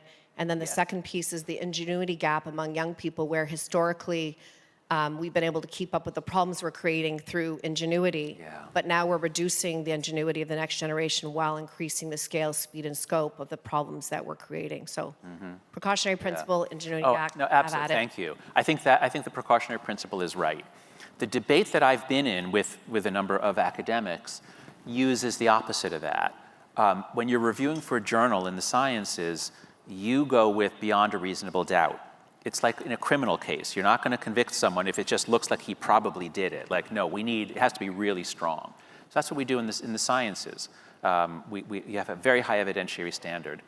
And so some of my critics say, well, we need to have that standard. Like, how can we put an age limit on social media until we're sure that it's hurting kids? That's the wrong standard. At very least, we should be using the standard of a civil trial, which is preponderance of the evidence. Is it more likely that kids scrolling online for 8 hours a day are not doing as well, or less likely? I mean, from what we've seen, it's probably the case, even if we're not 100% certain. So I've been advocating, at least when we talk about evidence, let's just use the preponderance of the evidence. But you're right that parents don't want to use the preponderance of, you don't say, my kid's been taking this vitamin, some evidence says it's fatal, some says it's not. I don't know, I'll wait until, no, like if there's a credible reason to think this might be dangerous, we should not be giving this to kids. So yes, I think the precautionary principle should, from here on in, given now that we know all the harms of social media and tech, on kids especially, I think the precautionary principle should be the rule. Now, of course, the precautionary principle can be taken too far when the precautions are costly. You can be doing all kinds of things with all kinds of bad effects, and maybe you were wrong. But when what we're doing is not costly, like, well, how about if we don't give our kids smartphones until 14? How about if we only give them flip phones? Like, what's the bad thing that would happen? Nothing. So we have to always keep our eye on the costs and the benefits, but especially when the costs of action are pretty low, and there's at least a reasonable chance that will help kids, yes, I think that's the way to go. Thank you let's put that term on the table. A lot of legislators here, the precautionary principle, especially for kids. Thank you. Thanks. Hi, I'm Taylor Owen. I'm a professor at McGill, and I work on online safety policy. As the minister mentioned at the beginning, we're late to this conversation in Canada. One of the things we know from the implementation of these policies around the world is that a requirement is a strong, independent regulator who can mandate the kind of design changes that you're talking about. So how important is it, I guess, that we also do that if we're considering a ban? Yeah. And in some ways, a ban is a different principle. It assumes they can never be made safe. So I guess, are you open to the idea that if we have a strong regulator, one, how should that be designed? And two, would you be open to lifting a ban if companies can show that they're safe? And is that sort of an escape valve we can build into this responsible regulator? Well, that's a good question about bans, but I'm not talking about a ban. I'm talking about an age limit for signing up for a service and giving away your data. Well, even for that too. Okay, yeah, for that, yeah. So yes, you need a regulator. And here, I assume most people here either read or know of the book Abundance. A real challenge for the left, a real challenge for progressives, if you're the party that thinks government can and should be taking care of these problems, then you damn well better have governments that are able to respond relatively quickly. And in the United States, we don't. We absolutely don't. And I've been really impressed, like what little I know about Scandinavia, is they do. And so it is possible to respond. Yes, you need a regulator. How long is that going to take you? 10 years, 20 years? How about 1 year? There's a lot of expertise you can draw from. So I think this is a clarion call for liberal democracies. And within liberal democracies, I'd say it's especially incumbent on progressives to get this right, move quickly. You know, what I loved about Obama's presidency and Clinton's presidency was they consulted science and researchers. I mean, they had policy-based, you know, evidence-based research. So yeah, you're going to have to get moving, but it can be done. One last question there. Hi, thank you. Hapt Moede Hoop, MP in the Netherlands, the youngest for 5 years now. And there's something I'm struggling with on political messaging on social media. Because you see, it's very effective. Obama, his first presidency, he won it also with using Facebook for his political message. Is it for you okay in the meantime, when there is no legislation, for progressive politicians to use TikTok, Instagram still for political messaging? Because in the other way, the far-right parties use it in an effective way. So how principled are you in this, and can you help me with my struggle? Yeah, very, very easy. These platforms are incredibly toxic for children. They're incredibly powerful tools for adults. They're badly designed. They end up hurting us in democracy along the way. But as long as they're there, there's no reason why you shouldn't use it as a tool. So every time I take a picture or I post something on Twitter, people say, oh, you're using Twitter. Like, well, yeah, I mean, I need to act in the world, and for now, this is what we do. So I completely give you my blessing. You may use it for as long as, you know, use it to push also for reforms that will make it better. But there's no moral problem in using these things. Now, of course, there's all the old problems of demagoguery, which go back to ancient Athens. If you're using it just to inflame, well then, yeah, you are using it irresponsibly. That was true about all kinds of media. My book, The Righteous Mind, was all about how you got to speak to the elephant first, speak to the intuitions. You have to have some emotional or affective or intuitive component, but then you got to also give reasons and arguments and evidence. And you can do that. You can do that on TikTok even. It's harder than longer form. So yeah, I mean, democracy is messy. The tools are imperfect. But as long as they're there, there's no problem with you using them, I would say. Thank you. Well, thanks everyone for your fabulous questions. Thank you most of all, Jonathan, for the work that you've been doing and for being here today. It's great to talk about it. I mean, it's a very difficult subject, but it's great to talk about one where there is a bipartisan consensus. And let's get to action, I guess, is the point. Let's get to action. Thank you, Diana. Thank you.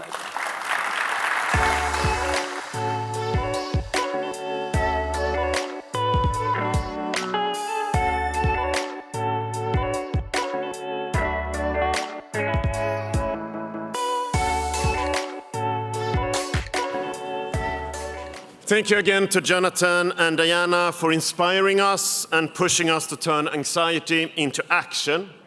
Now we're going from anxiety to opportunity. Our next session explores how digital transformation has the capacity to reshape economies and democracies, and how leaders must center accountability and sovereignty within inside of that conversation. So I'm very welcome up on stage to invite party leader and member of the Parliament, Antti Lindtman. And I'm just going to say for a fact that if you're looking in the polls in Finland, which has election in April 2027, you will see that Mr. Antti Lindtman is very much in the lead on that one. Next to Antti Lindtman, we will have Minister Evan Solomon, who is leading the fight here in Canada regarding AI and digital transformation, and the member of the European Parliament, Alexandra Gese. And to moderate us, we have the excellent Roberta Braga, who is the Executive Director for Digital Democracy Institute of the Americans. And to kick us off in a few introductory remarks, ladies and gentlemen, we have the Chair of the Board of the Center for American Progress, Mr. John Podesta. Please give all of them a warm applause as they're stepping up on the stage.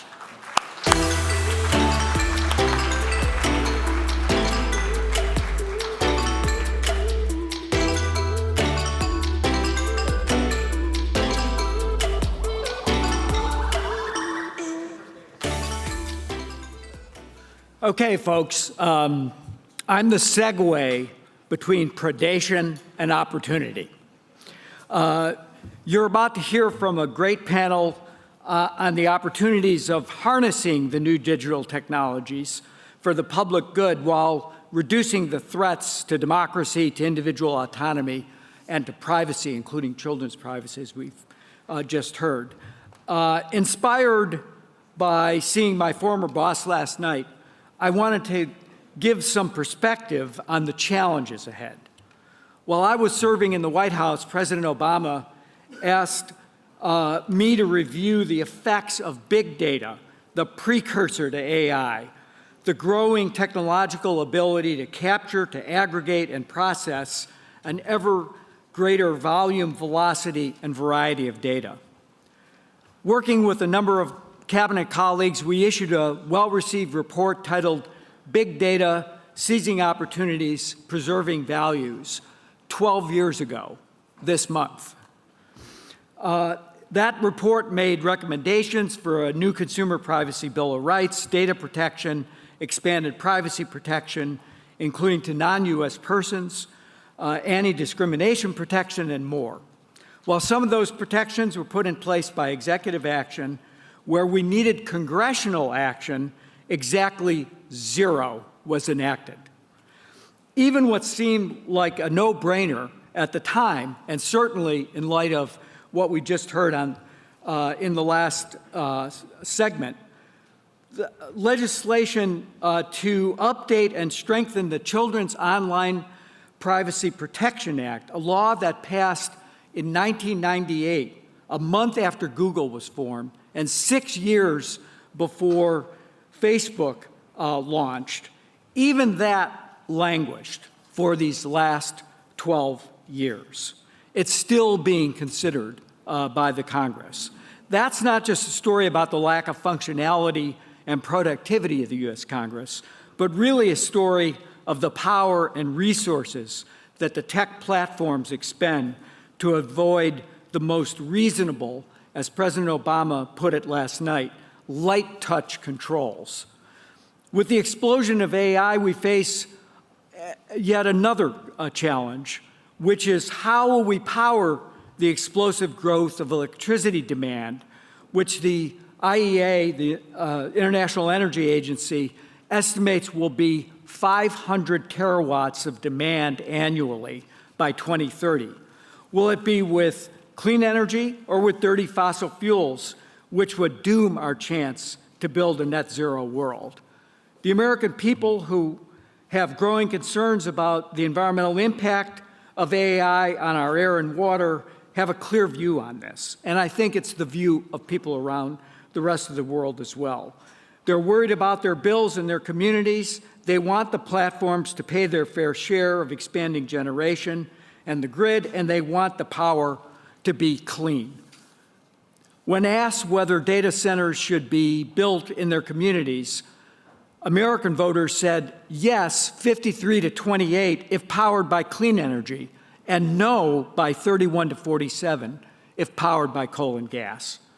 The question remains, can the political system put reasonable demands on the hyperscalers and other big data users to pay their fair share, to build clean, and to act responsibly, or can they buy their way to an unconstrained future?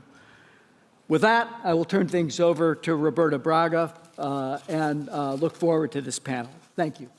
Thank you so much, John.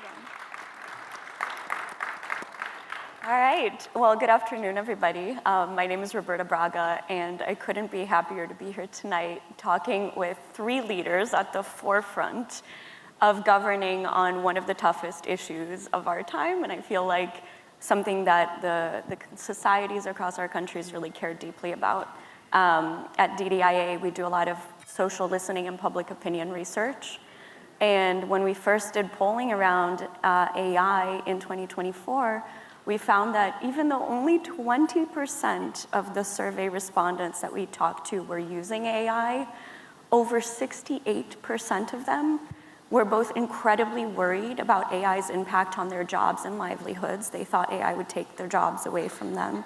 they were also feeling that it was urgently needed that AI be regulated. Even when they themselves didn't understand AI or really think about AI as having an impact on elections, for example, they absolutely thought it would have an impact on their lives. So I am really happy. Thank you all for your time, for everything that you're doing. MEP Gazy, I'm going to start with you because you heard what President Obama said last night. I think he talked extensively about digital transformation and information integrity, and you've really been at the forefront of helping to build a healthier information ecosystem for Europeans.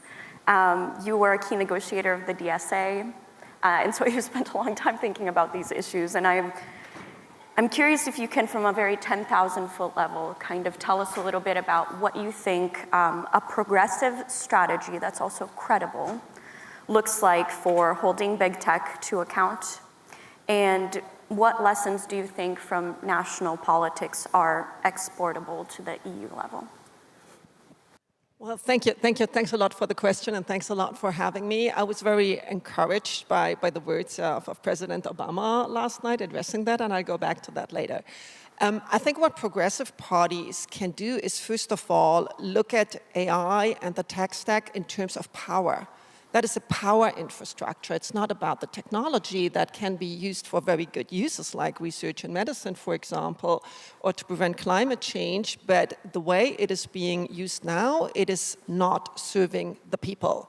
It is accruing wealth and power to an extremely tiny majority, and that comes on top of all the suffering that we have been discussing today. The issue of affordability is not going to get better when 99% of the increase in GDP and the revenue goes to 1% or 0.1% of the population, first of all. This economic power translates into political power. We experience that right now in the European Union.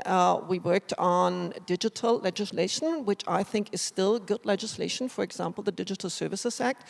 We are actually not meaningfully implementing it because of the asymmetrical threats coming from the current US administration. That says if you enforce your own legislation, we will increase the tariffs. We will, might withdraw troops from NATO or act in Ukraine in ways that you might not like. And this is taking the power from the people away. And we are experiencing a very interesting phenomenon that we have supermajorities among our citizens for a number of measures in tech regulation, among them online safety for kids, which we just discussed, sexualized images, and other kinds of regulation, but a part or a significant part of our elites are captured because the only people they ever talk to are the CEOs of the tech companies and their heads of public affairs. So what can we do against that as progressive parties?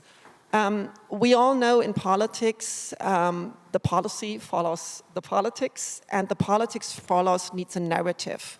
So let's look at what we actually want to do. I think part of the problem we have in Europe and also here that we discuss a lot of the details of regulation, and people out there don't really care, it's too complicated. So what is the big narrative that we can all agree on that we might then implement in regulations a little bit differently around the world? One is online safety for kids, and I think that has been a narrative that has been very, very successful, even if it's not fully implemented, but we're all discussing it. And I think 80–90% of the population and also of the elites who have the political power agree that we have to do something. On sexualized images, it took a long time, but now Europe is banning this, and I think we will set a global standard. And that's not a partisan issue. That is also important for people who are more conservative than we might be. And I think the next narrative that we need to set is to save our democracy. And what is really threatening, and therefore the power to take decisions and enforce them in a way that allows us to talk to each other, to find compromise. And that is being threatened by the principle that President Obama named last night of engagement. Engagement-based ranking is the technical term, which basically means on social media, you get visibility if you elicit rage, outrage, and any kind of negative emotions in people. that pushes radicalization, polarization, extremism. It automatically incentivizes the creation of extremist, violent, and hateful content. And in politics, that translates into a lot of power and visibility for extremist parties, in particular on the far right. I think that is the next narrative we need to tackle, and not through content moderation. Absolutely not through content moderation, but through design changes. And that is getting rid of engagement-based ranking. This is not something that is God-given or it's intrinsic in the technology. It's a precise design decision taken by the tech companies that at a certain point will translate to AI in other ways, together with the targeting. And that is something that we can change very easily by giving the choice back to the people. Give the choice back to citizens, to users, what they want to see online. There's a number of ways to do that, to build algorithms differently, to give people choice, to choose their content differently. That will set completely different incentives for content creation, and that would really help democracy. And that is the narrative that I would like us to see discussing as progressive parties, and not only.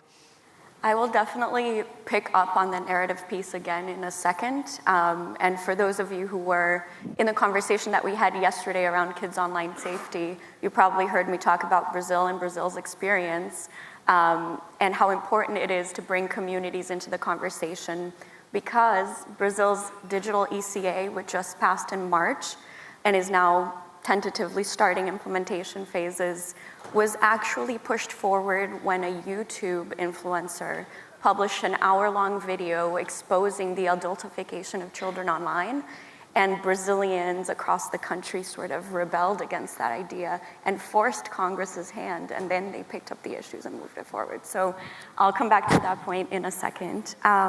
Minister Solomon, I wanted to go to you next. I know that Canada was one of the first countries to put out a comprehensive AI strategy in 2017, and that a revamp to that strategy is upcoming. I was told people might laugh at that. Apparently, it's been discussed widely. But I know that you've talked a lot about Canada's AI strategy sort of changing from the vertical to the horizontal. And I wondered if you could expand on what that means, what governing horizontally through transformation means, and how that then can permeate across the economy. Great. First of all, great to be here. Great question. Briefly, let me just pose where we're, as progressive people, I always like to position where are we on the framework between what I call the pom-poms and the pitchforks. The tech bros who are the pom-poms, AI is going to save the world, we better adopt it, unconstrained, we need it. And the pitchforks, stop building data centers, it's terrible. We are not team pom-pom and we are not team pitchfork. We are pragmatists. We are going to be open to the opportunities of new technology, but very candid about the concerns. And our strategy is going to be about making sure that the upside opportunities of new technologies that can bring to life sciences, government services, productivity, competitiveness, we get. There's no upside to being non-competitive, but we also will not do it at the expense of our values, of our environment, of our children. So you asked about the horizontal and vertical axis. Look, there are two things we all have to do as middle powers. One, we have to build up our pure play AI and quantum strategies. And this starts from the whole stack. And this gets to the larger narrative, which is the most important policy challenge we all have, first and foremost, which is control. The most challenging policy for all of us is, what does sovereign technology mean? And how do we interact with our trade partners? And what does sovereignty mean? And when you're building the vertical access, your energy systems and how you're doing that, closed loop water, heat reuse, so the electrical grid, the data centers and how they're going to be used, who's involved, is it being downloaded on the ratepayer, all those core questions that we probably don't have time in 22 minutes and 48 seconds to get to, but we know what they are, all the way up to a skilled workforce. So one is sovereign AI. Our position, we are principal strategy tactics. Our principle is pro-worker, industrial AI that is sovereign for all. Okay, that's how we think. AI for all, an element of sovereignty, and I'll explain that, but pro-worker. So when we're building that stack, those are our values. And that's really important. We need to have, when we say sovereign, we mean here in Canada, the most sensitive Canadian data and privacy is under Canadian law, not subject to the coercion of others, because our citizens expect that. And we need the capacity to do that. Cloud, all those things, so we got to invest in that and build in that. Again, it doesn't mean solitude. Sovereignty is not solitude. It means partnership. And so that's part of it. The horizontal is what's happened around the last year, where you've seen healthcare, agriculture, governance, defense, whatever sector, AI now overlaps in all those sectors. How does it overlap? Where are the vectors? And that cross-cutting is where you're going to see the macroeconomic growth. You will not see the benefit of AI from a progressive point of view on a macro level if it's just a bunch of tech companies that have it and the big large language model companies. You're going to see the growth on the adoption side. But that's the challenge. How do you get mass adoption? So you're going to need three things for us. So the buckets for us on the adoption are build, empower, protect. Our strategy, we have to build that sovereign pro-worker. When I say pro-worker, we will be striking, and I just met with labor leaders, an AI labor advisory group. You got to bring them in. AI Arts Advisory Group. We've got to bring our culture sector in because that protects our sovereignty. You've got to bring all the sectors in to make sure they're included in there. That's important. So you're going to build, and you have to invest in your champions. I will just say quickly, Germany, we have struck a sovereign technology alliance with Germany. Canada's large language model company Cohere partnered with Aleph Alpha Germany's. Why? So we can create an option for governments around the world so they don't have to choose between a hegemon and a hyperscaler. They have options, sovereign option. Doesn't mean we're not going to use other players, and there's lots of room, but we need options under control. This is why the Sovereign Technology Alliance is important. So we're going to have a build to build our scale our champions and build. Then you're going to have an empower. That means we've got to invest in skills and worker training. We need a literate and working. If you don't have that, we need that for the future, because that's going to be vital. As any technology creates disruptions, we need an educated workforce. Education is the passport. Skills are the visa. You will need visas to change skills, but number one, you need the education. And finally, trust, the protect pillar. We say often technology moves at the speed of innovation, society moves at the speed of trust. Canada, we have a low trust right now, to be candid. We have low rates of adoption, the lowest in the OECD, 12%, over 80% in places like South Korea. So how do you build trust? One, we have a whole of government approach here. And then I'll end. You saw we have a piece of legislation criminalizing right now the non-consensual sharing of sexualized imagery. That's been tabled by the Justice Minister. I'm in charge of modernizing our privacy legislation. What will be in it, I can't say, but let me tell you what we're looking closely at. Consumers having the right to deletion, so they have power over deepfakes. Algorithmic transparency around automated decision systems, so when you get a mortgage or a hire, people will have that. How to treat children's information sensitively. Algorithmic pricing, and how data is being used for that, quote, surveillance pricing. And then we've got the online harms element that Mark Miller, my colleague who spoke about here, I won't reiterate, there's that element. That's a whole of government approach, and that's the protect. The last element is protecting Canadians' data and privacy. Okay, sovereign data centers, that's very important under Canadian law. So that build, empower, protect under pro-worker, industrial, sovereign, AI for all as a kind of principle is how we build the vertical stack that gives us control, but as we ensure the adoption, and we want to encourage adoption, to make sure that it enhances workers, serves people, is transparent, and is equitable across our economy. Those are the challenges of AI for all. I will pick up on the threads of trust and uncertainty in a little bit toward the end of our conversation, because I feel like that's one of the biggest challenges of our time. When we talk about online harms, sometimes we talk a lot in the context of belief, people believing falsehoods or misleading information. But what we've found at DDIA is actually that uncertainty, over 66% of people we talk to, for them, uncertainty is the problem. They can't differentiate between what is and isn't true. And when it comes to AI, people tell us that while they're pretty comfortable using it for search, in their feeds, when they're passively scrolling through TikTok or Instagram, which many people do first thing in the morning when they wake up, they can usually tell when something is AI generated, but they don't know for sure what to do with that. And they feel like the AI generated content is ruining their experience and their ability to connect with one another. But they don't quite, again, know where to put those worries. So I'll get back to that in a second. We talked a lot about jobs.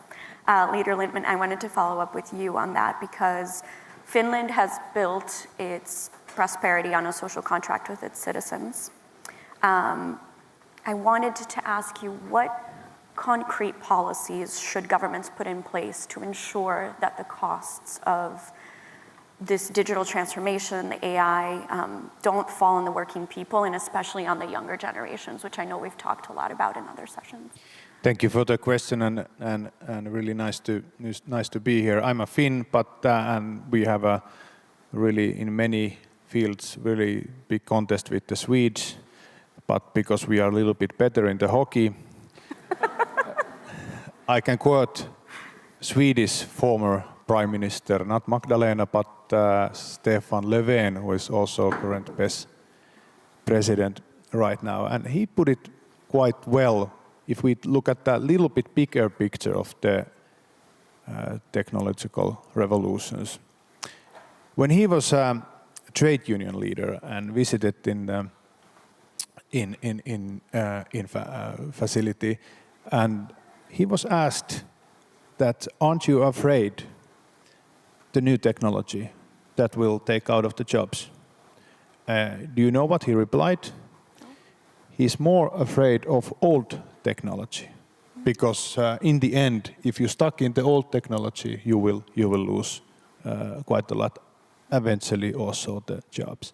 So I think that kind of reflects the Nordic attitude towards also this technological revolution where we are right now. And I think the answer is, in a way, Nordic social democratic model. Minister said that, first of all, it's really important that the voice of labor carries weight. In Finland, we have a Finland's Cooperation Act that requires in big changes all the time negotiation whenever work is reorganized. And then the second is, I think this is the most important, is the right to learn. And we have a now conservative government and have been 3 years, and we have seen the pace of this technological revolution. And you know what their answer was? To take out of the right to continuous learning and those benefits that labor force could use them. So I think the best insurance is high quality education. And then when it comes to young people, we need a youth guarantee updated to AI age. And then obviously the fourth is that we have to take a look of the taxations. We need to put more taxation also to the capital, not only to the labor force. But I've been in Parliament 15 years. Most of the time I've been in Future Committee. Finland was the first country that made the Future Committee in Finland. And if I learned one thing, it's this: we tend to overestimate the impact of new disruption technologies in the short term, but tend to underestimate it in a long term. So of course the pace of the change and the revolution in the AI is really fast. But I think if you think of internet, we thought that it would change everything overnight, but it didn't. But in the long term, if you look now, 30 years back, it has changed a lot. So I think I'm positive here. I see that if we support people, put technology work to the people, not the other way around, it's a possibility that we can maintain the welfare state and come those advantages that we, if we act smart, we can find progressive solutions and a better future here. Absolutely. Minister Solomon, I wanted to go back to you on a related question, and MEP Gaze, I'll also go to you right afterward. But because we know that cost of living, inflation, the economic growth is often the #1 voting issue, at least for a lot of voters in the United States. We're about to see that play out in the midterm elections. I wanted to kind of piggyback on what Leader Littman said and ask you this question around, because Canada, the Liberal Party has tax credits for businesses that adopt AI projects, with the caveat being that those businesses need to be creating jobs. And so I'm curious how you ensure AI adoptions generating employment growth and prosperity rather than, for example, subsidizing automation. So the larger question of how do we make sure this is a job creator? To the framing, there has never been in history a technology shift that has not created more jobs than it has taken away. But this is a different thing. This is the first time we've seen white-collar jobs be taken than blue-collar. There's no good modeling on that. I'll give you an example. If you took a plant closes, which we sadly have seen, in a small town, a pulp and paper mill, where do those work? They need another job. But the white-collar work is white-collar workers who are usually very highly educated, quite mobile. So we don't know what kind of jobs they're going to recreate. Economists they have good models of what could be taken away. They have very bad models of what will be created. That's why 25 years ago, there's no models saying the biggest companies in the world were going to be like NVIDIA or Shopify. They just didn't. They were banks and they were car companies and they were oil companies, but things change. So that doesn't mean that concerns about job creation aren't real. They are very real, and this is why I agree wholeheartedly, education and investing in skills is really important. But you must invest in innovation. We have a program now called the Compute Access Fund, which is where SMEs, small, medium-sized companies, get subsidized either 50 cents to 67 cents on the dollar if they use a Canadian company. So they adopt compute. It's the first time we've done a public compute access. We opened it up in July. My department said, well, we expect a couple hundred. We were overwhelmed within a week. We were 3 or 4x the number that we could support. And what did that tell us? This is good information. Our economy is compute hungry, innovation hungry. That SMEs are buying compute, but they are desperate for more. This is a very strong signal that our country needs, that SMEs are telling us we need access to compute. Experts had told us that's not really that, it's not going to be massive. SMEs told us it is, because things are changing quickly. So first and foremost, we need to invest in the innovation. How do you make sure that the jobs are here? Well, there's lots of policy levers to make sure that companies stay here. I will say a challenge for Canada. We have had an issue where we have the best researchers, and they start companies, and we plant the seed, we water the seed, we grow the plant, and it gets harvested somewhere else. And why? Access to capital. So we have to make sure that they have access to capital so they can invest and stay here. But the world has shifted. The competitive advantages of an environment where you have competitive rates of tax, but public health care, good access to affordable education, welcoming environment for citizens, Our government, as an example, just put in our last budget a $1.7 billion talent attraction strategy to get 1,000 labs and 1,000 top scientists here to stay here and bring innovation here. But it matters in a world where we have a dramatic reshifting, and I always say this, simultaneous shifting of a political realignment that's happening, leading to new alliances between European, Scandinavian, Canadian. This is countries in every way, on defense, on technology, on environment. The move towards resilience as opposed to reliance, which means you have optionality, doesn't mean you cut out big trade partners like the US. You're going to still work with them.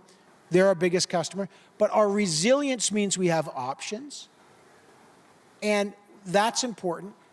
But you create an environment where people want to stay here because they're welcomed here. And those things have become competitive advantages, keeping talent, keeping IP. But you need to make sure, and this is why I often say, that balance between open to the opportunities to keep the workers here, to keep the innovation here, to keep people starting companies here, to keep foreign direct investment coming here for our workforce that's educated. This is the only option we have. If you don't get investment, and this is why our Prime Minister has made 20 new trade deals. This is why we've had more direct foreign investment in the last year than in the last 20 years, because we recognize that's the way to keep jobs here. But we do have to support innovation, but we need to make sure that the IP, the headquarters, and the workers stay here. And all these countries need the same. That's why new partnerships matter. MEP Gazy, I have one final question for you related to the topic of economic growth and jobs, and then I want to end with a conversation around how do leaders talk about these innovative next steps for communities and the way they feel bought in. My question for you is pulling on the thread kind of back into the platform regulation piece, because we've talked a lot about AI innovation, but social media and digital platforms are, for a lot of people around the world, especially in the region where I'm from in Latin America, a source of income. And for many people, their livelihoods, whether it's through gig work or the creative economy.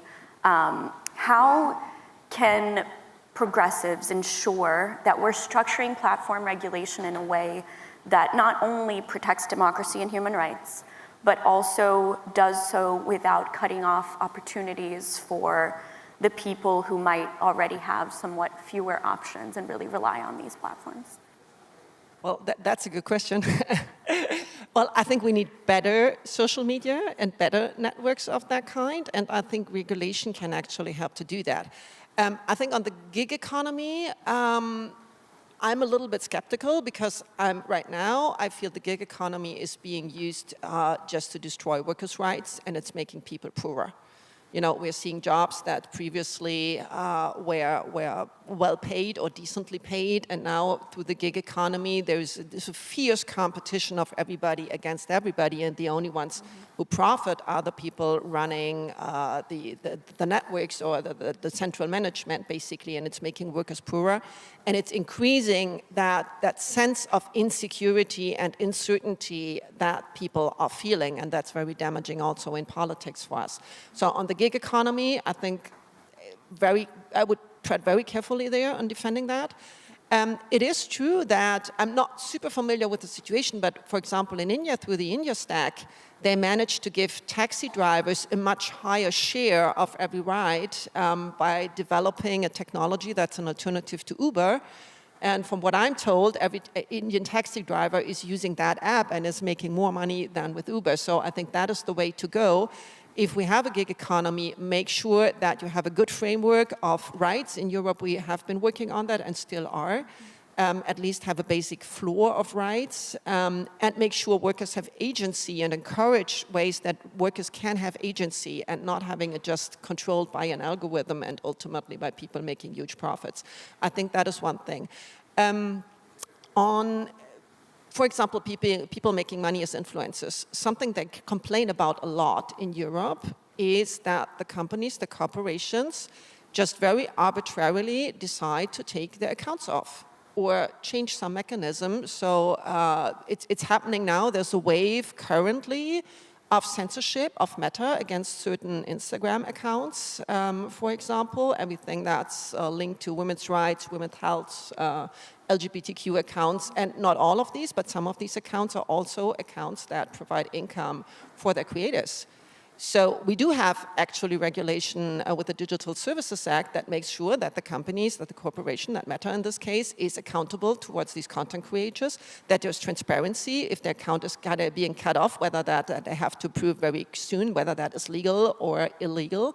And I think we really need a good framework of guarantees around that. But I think the most important thing is that the people working in these platforms, in this economy, have agency and can co-create what is happening, and there's very strong accountability and a basic floor of rights, because we all know that when people are not all in the same kind of factory and physically have the possibility to talk to each other, it is much more difficult to enforce workers' rights. Absolutely. Minister, I know you want to weigh in. I'm going to add one quick question to your answer, because we have 2 minutes left, which is a little bit about what we talked about before, which is taking into account your population's viewpoints and concerns. How do you ensure that everyday Canadian voices are heard and integrated into your AI strategies and policies? And then Leader Littman, I'll have one quick question for you after that. I mean, obviously, we've got to have advisory boards, and we've got to have widespread transparency, and we've got to have stakeholder adjustment. I just want to say one thing, because we're a room of progressives.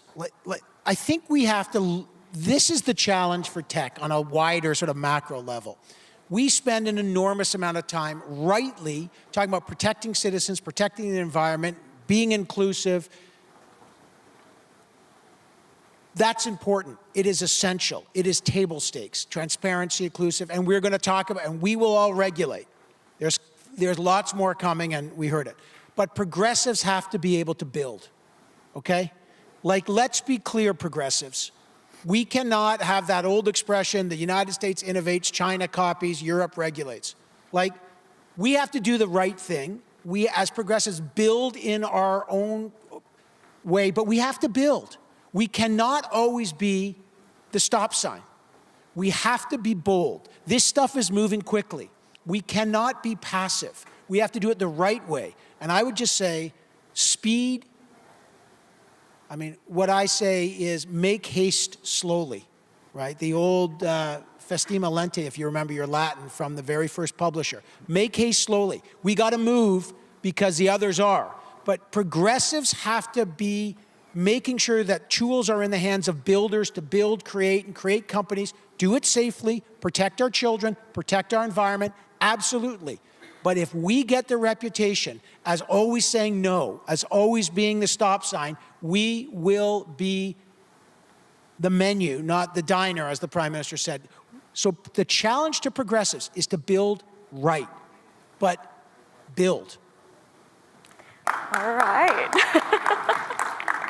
I would leave it at that, but I do have one tough final question that I will force you to answer in 1 minute, because that's how much time we have left, which is, we talked a lot about distrust in institutions earlier, uncertainty and skepticism being a challenge that we face with our communities.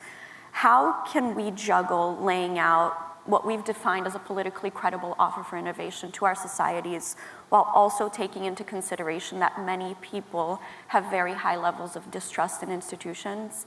I will let the other two also answer if they want, but I will prioritize. Tell the truth, but at the same time encourage people. I think that is the only way. You have to be honest. You have to say that this is a big revolution. It will change a lot of things, but it's our job to make a change more safer than staying where you are.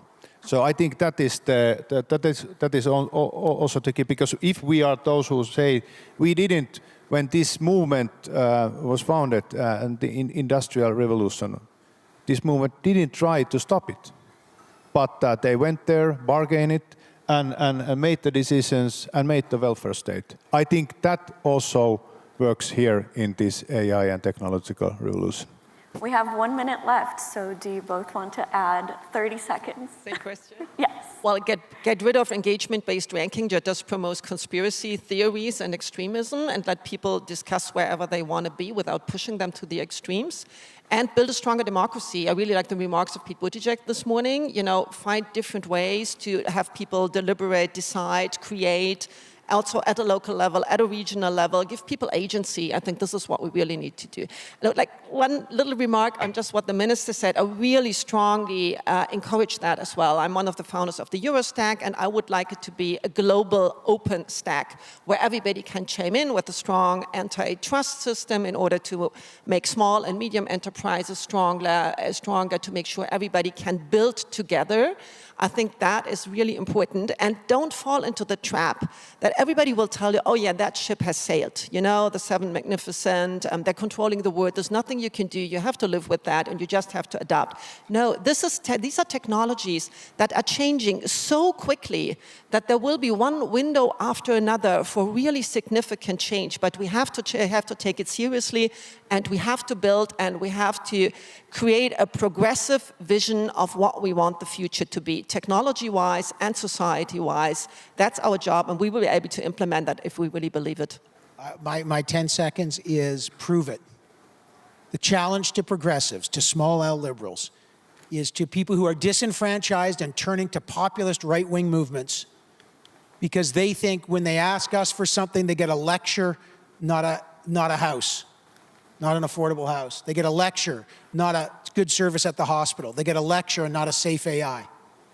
We got to prove it. Progressives are in the prove it business now. We know the vision. We know that we can build good things. This is possible. It is possible to build good tech. It is possible to be inclusive. It is possible. We have to prove it, or the citizens, will go to places where there's better service at the expense of their rights. We will lose, the less fortunate will be disenfranchised, and the 1% will take over. Our challenge is to, can we build the vision? Prove it. We are in the prove it phase. For us in Canada, our goal, can you be a progressive and a liberal and really build this and build the goods and serve citizens? All over. If we don't do it, it is no surprise that populists will come and say, these guys are all talk, no action. Come with us. It is on us to build. We know the answers. We need to prove it. Mic drop. I have nothing else to add. Thank you all so much for your time.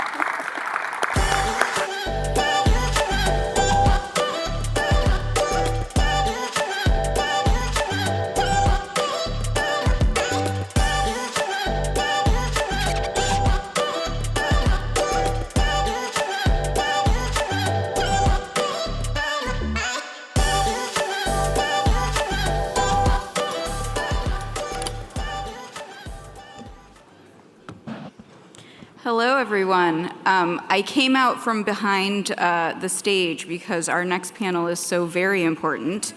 After a day of ideas, solutions, and strategies, we end the day with one of the most important questions facing the world. How do we ensure that leadership and power are not just foundational, but synonymous with functioning and delivering democracy everywhere? At a time of global democratic backsliding and deep global political divide, the call to return people-focused power to the social contract is urgent and existential. Our panelists are leaders who are here to talk about just that. Please help me welcome to the stage David Coriani, CEO of Action for Democracy, Italian MP and party leader Elly Schlein, Wolfgang Schmidt, former minister and head of Chancellor's Office from Germany, and John Feiner, senior fellow at CAP and former U.S. Deputy National Security Advisor. Thank you.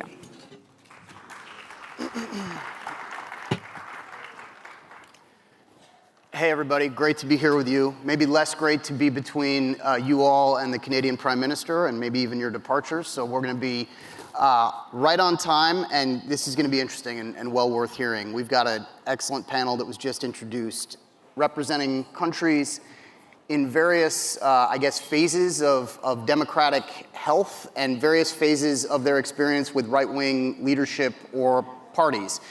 And so we're going to focus on all of that in this conversation, starting with David. I believe just within the last hour or two, we've had the swearing in of a new Hungarian prime minister.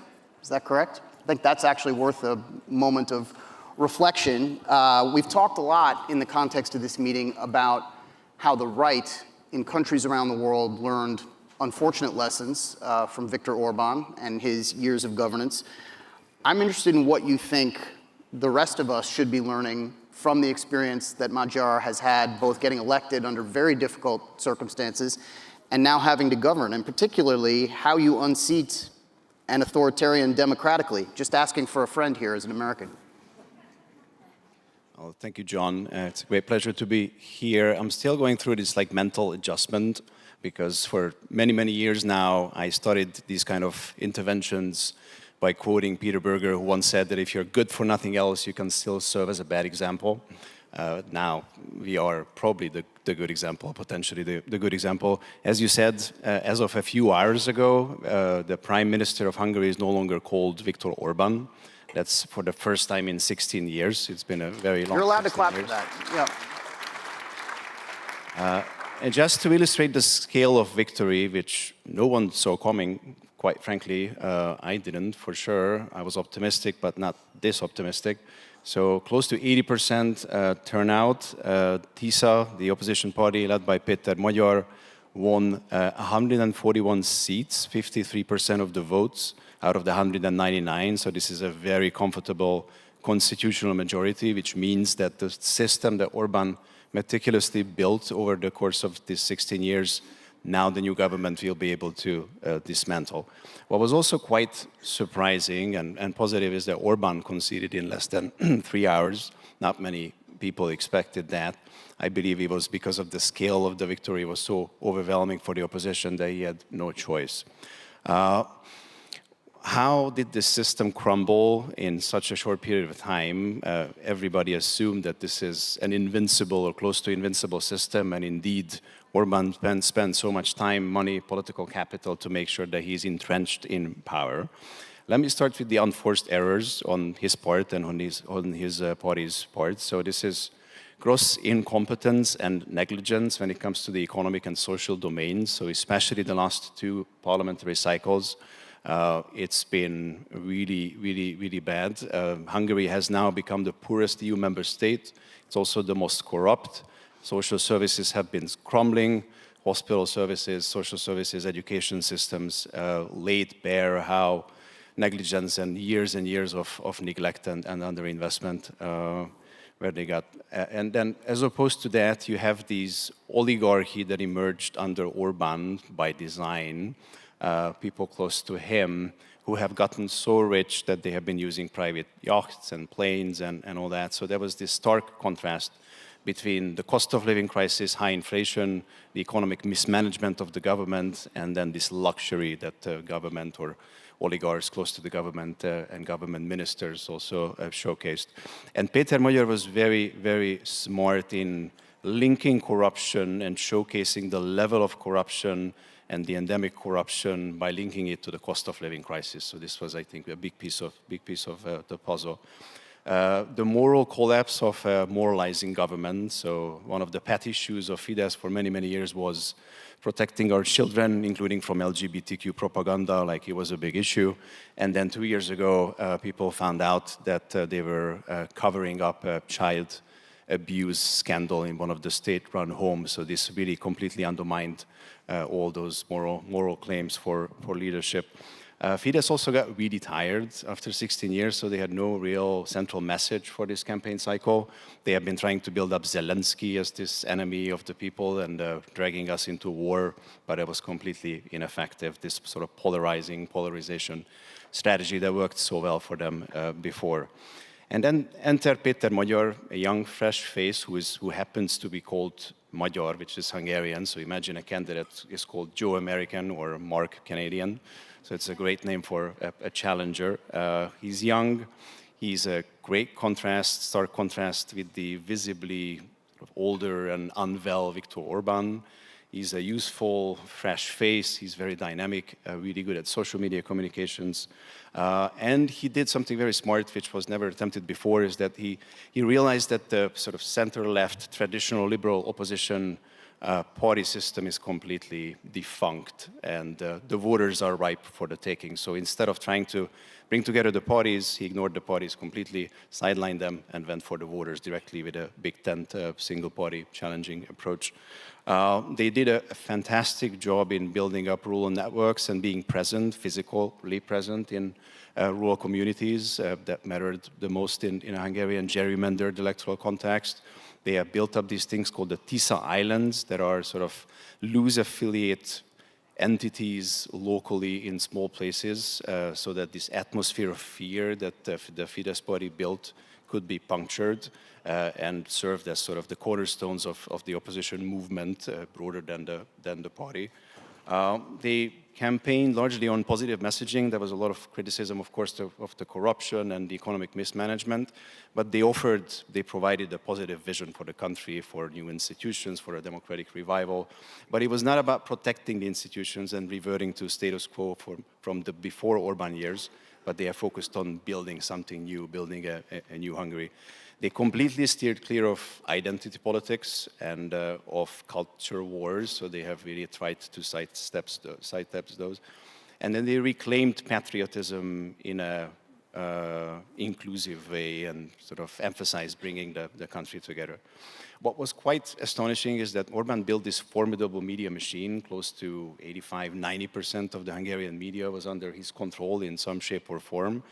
And yet the social media machine and some of the independent sort of YouTube-based media outlets almost completely managed to compensate for that, so that those are lessons learned. The other thing, financially, the government was so dominant and they spent so much money on propaganda. By some estimates, the Hungarian government spent about $1 billion every year on propaganda domestically and some of it abroad as well.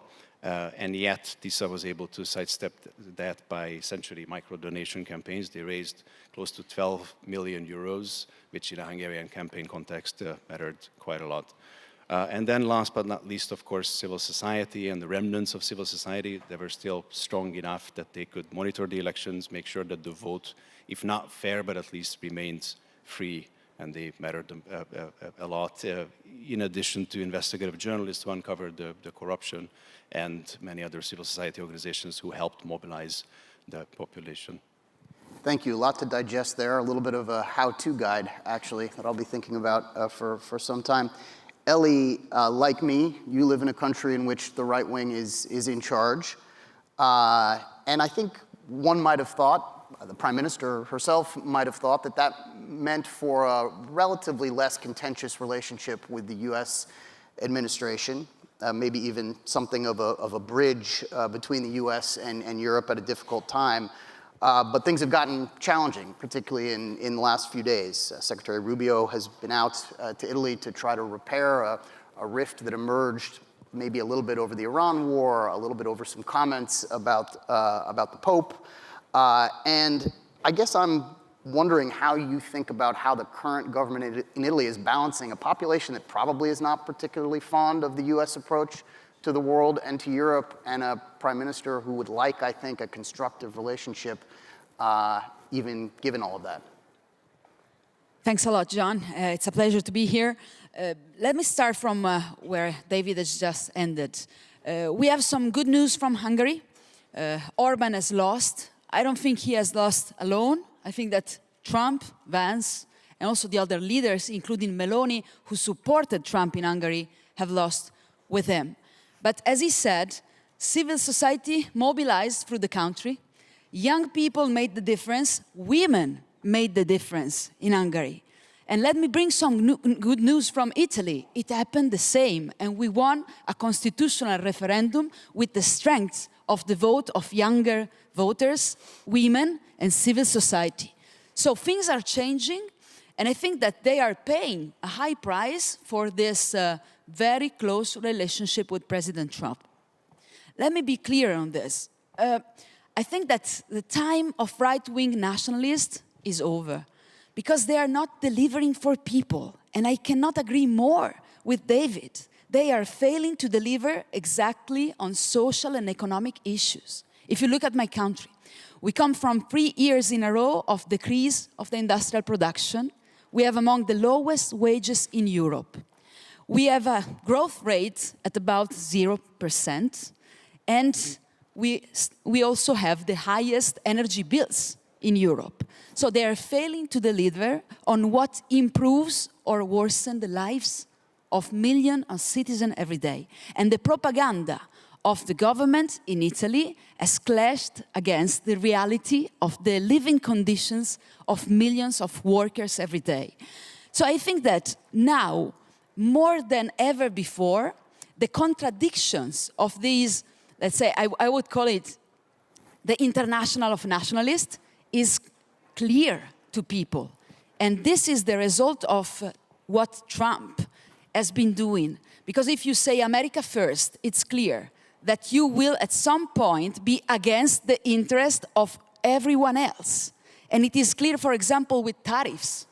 You know, we have a country that has a strong export. And last week, Trump said that tariffs on the automotive sector will be increased to 25%. And you can imagine what it means for Italian businesses. And we have about 5 billion euros of export in cars to the US only. So these are hampering all the economies, including the American economy, I'm sure. And I hope to see the effect of this damage in the next midterm election. But what I say is, what is the lesson that we can draw as progressive and democrats around the world? That we cannot leave internationalism to the nationalists, because we have much more in common. And we need, and we can beat them. They are not unbeatable, it's true. They have seemed unbeatable for a long time, David, but they are not unbeatable. We are beating them, not only in the constitutional referendum, but also in many regional and city elections. But we will not beat them by running after them or by trying to speak their same language. We will beat them if we set our own progressive agenda and if we force them on the most uncomfortable ground for them: housing, wages, healthcare and education for all. So what we need to do right now, and I have to thank deeply Prime Minister Carney, not only for hosting us in this beautiful event here in Toronto, but I have to thank him for the words, the very important words he said last week in Armenia. He said that we are not destined to a more brutal world, and that the international order will be rebuilt, and it will be rebuilt out of Europe, starting from the cooperation model of Europe. So we are here to do exactly so. We do not want, and we will not give up the relationship and the friendship with Canada or the US because there is a president right now that is hampering every day that relationship. It's too important for us. But what we need to do, and you listened probably to President Obama yesterday, it was a very interesting conversation. It's true, we have to rebuild an international order, but we should not aim at rebuilding the one that was before, because it was failing to deliver to everyone and not leaving anyone behind. So what we need to do today is to strengthen our cooperation and to be the alternative that rebuilds the international order on peace, solidarity, cooperation, and trade. Because now we have an opportunity, if you think about it. I think that in our societies, we probably made the mistakes in the last decades to take democracy and peace for granted. But now that the right-wing nationalists are putting them under risk, and at real risk, I think that we have the opportunity to show that peace, democracy, and cooperation work better for all citizens, because they can deliver better for all citizens. So I think that we need to be very clear on the fact that we will not accept, as democratic people and progressive people, we will not accept to see the international law replaced by the law of the strongest and the richest.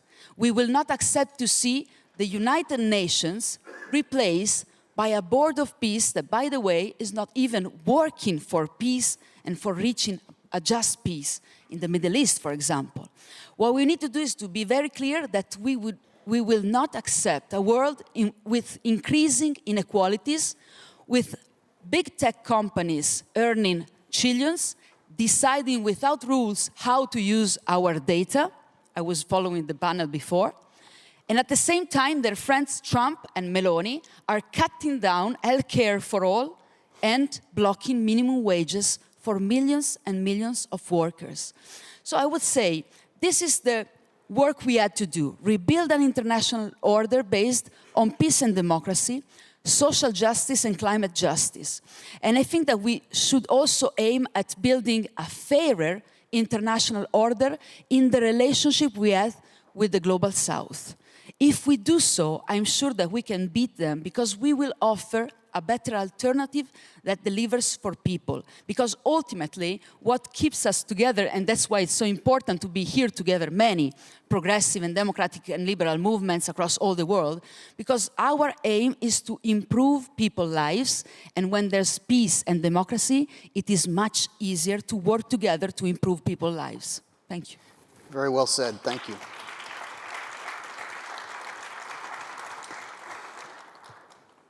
Wolfgang, the specter of the return of right-wing government, far-right government to Germany is not just a hypothetical. There was an election in which the AfD did not win, but achieved an historically high result, and more elections to come that will be possibly a harbinger of something more significant as soon as this fall. So I'm wondering how concerned you are, how concerned we should be, and what is to be done to prevent this other than maybe sending Vice President Vance back to campaign the way he did for Mr. Orban in the week of the election to try to ensure a different result. But I joke, but it's a very serious question, very serious concern for, I think, a lot of people in the room.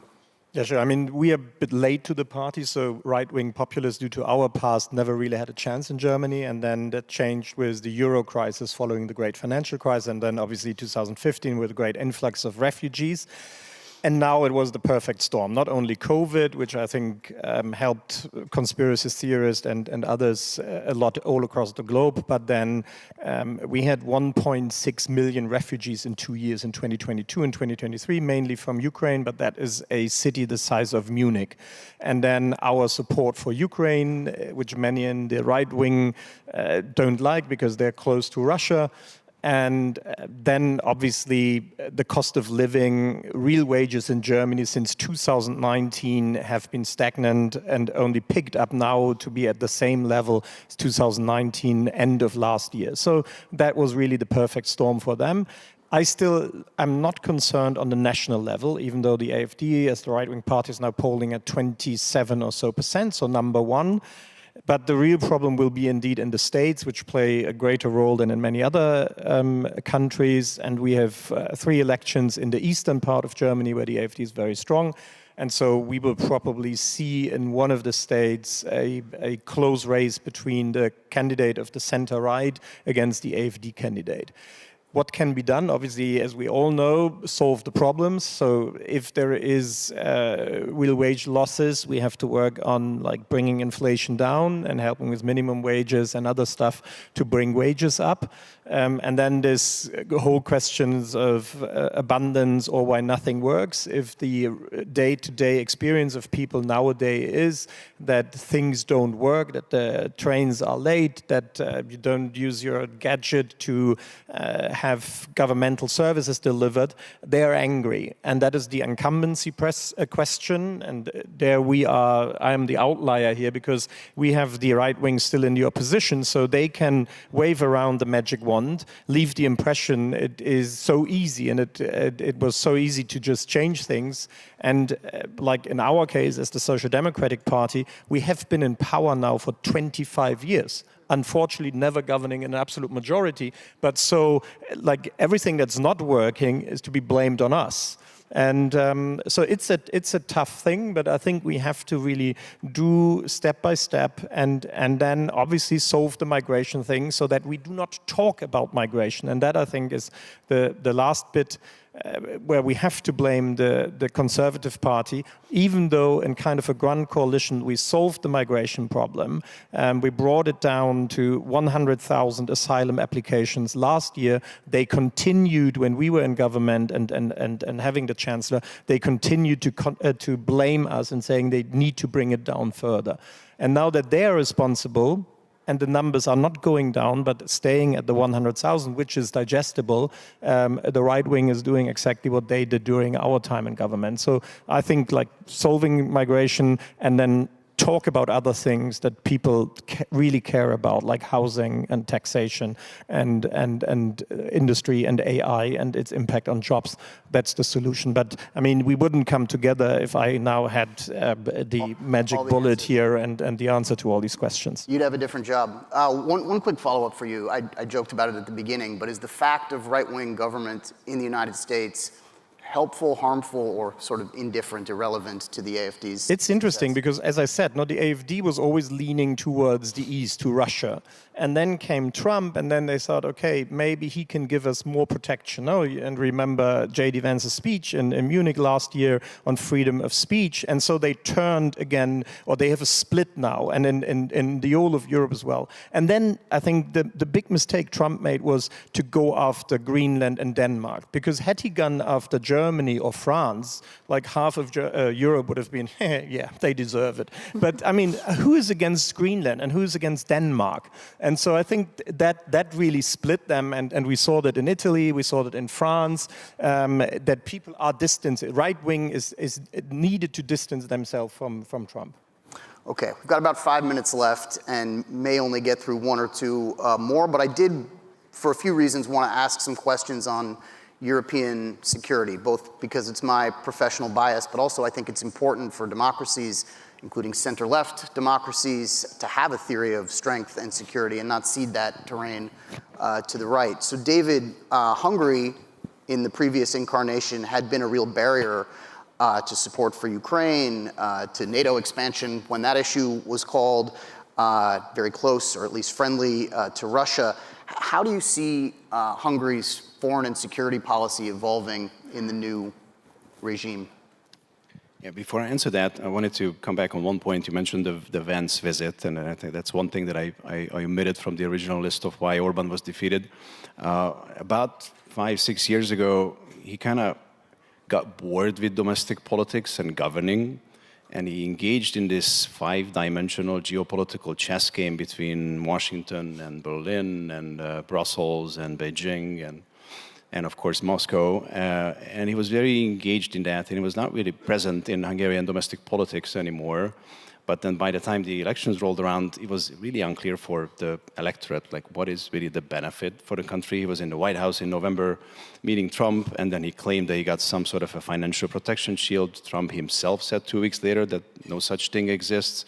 And then Vance came to Hungary, and Orban has always campaigned on I keep energy prices low for the Hungarian population, and that's part of the reason why I have to maintain this close relationship with Russia. And Vance came to Hungary in the midst of the Iran crisis and rising gasoline prices. So this whole absent Orban geopolitics engagement came blowing up into his face. He was supposed to raise his profile, but I think he had the opposite effect. In terms of security, I mean, Hungary has become a professional spoiler in most European security and other dossiers as well, so that will cease to exist. The new government will be a lot more constructive. I'm not saying that they will be saying yes to everything, but I think they will have a much more constructive approach on Ukrainian security and other assistance, on the 7-year budget negotiations that's coming up, on security and defense policy writ large, maybe on Israel sanctions as well, and some other dossiers. So I feel like they will be. And then Peter Magyar personally, when it comes to Ukraine, I feel will be very constructive. He was in Bucha just a year ago, just to visit the site of the massacre. He came out publicly saying that he feels what the Ukrainians are doing is what the 1956 revolutionary heroes in Hungary did. So I feel like he was cautious because he didn't want to face the same accusations that the opposition before faced, that they are trying to drag the country into war. And he was much more cautious in the campaign season, but I think he's going to be a lot more constructive. And then two more things there that matters. I mean, Orban practically was a Russian spy within the European Union and NATO as well, so that will cease to exist, and there will be safer conversations to be had. And then the last but not least, Orban has been very actively and financially supported these far-right networks from France to Spain to maybe even the US, so that will cease to exist, and this sort of reactionary Disneyland that Budapest has became for the past couple of years will cease to exist. Okay, thank you. It's a tough call because I would love to keep hearing, and I think the audience would love to keep hearing from all of you on all of this. But in less than 2 minutes, I think the better part of valor is to defer to the Prime Minister and thank our panel for a really interesting discussion. So thank you all.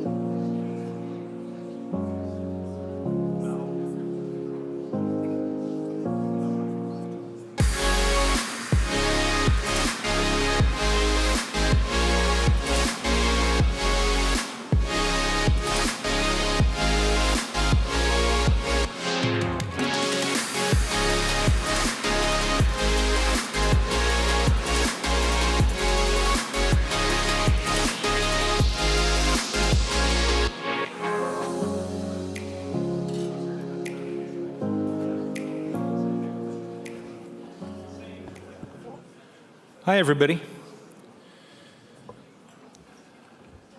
Thanks so much for joining us again. This is our last speaker of the day, arguably one of the more exciting ones.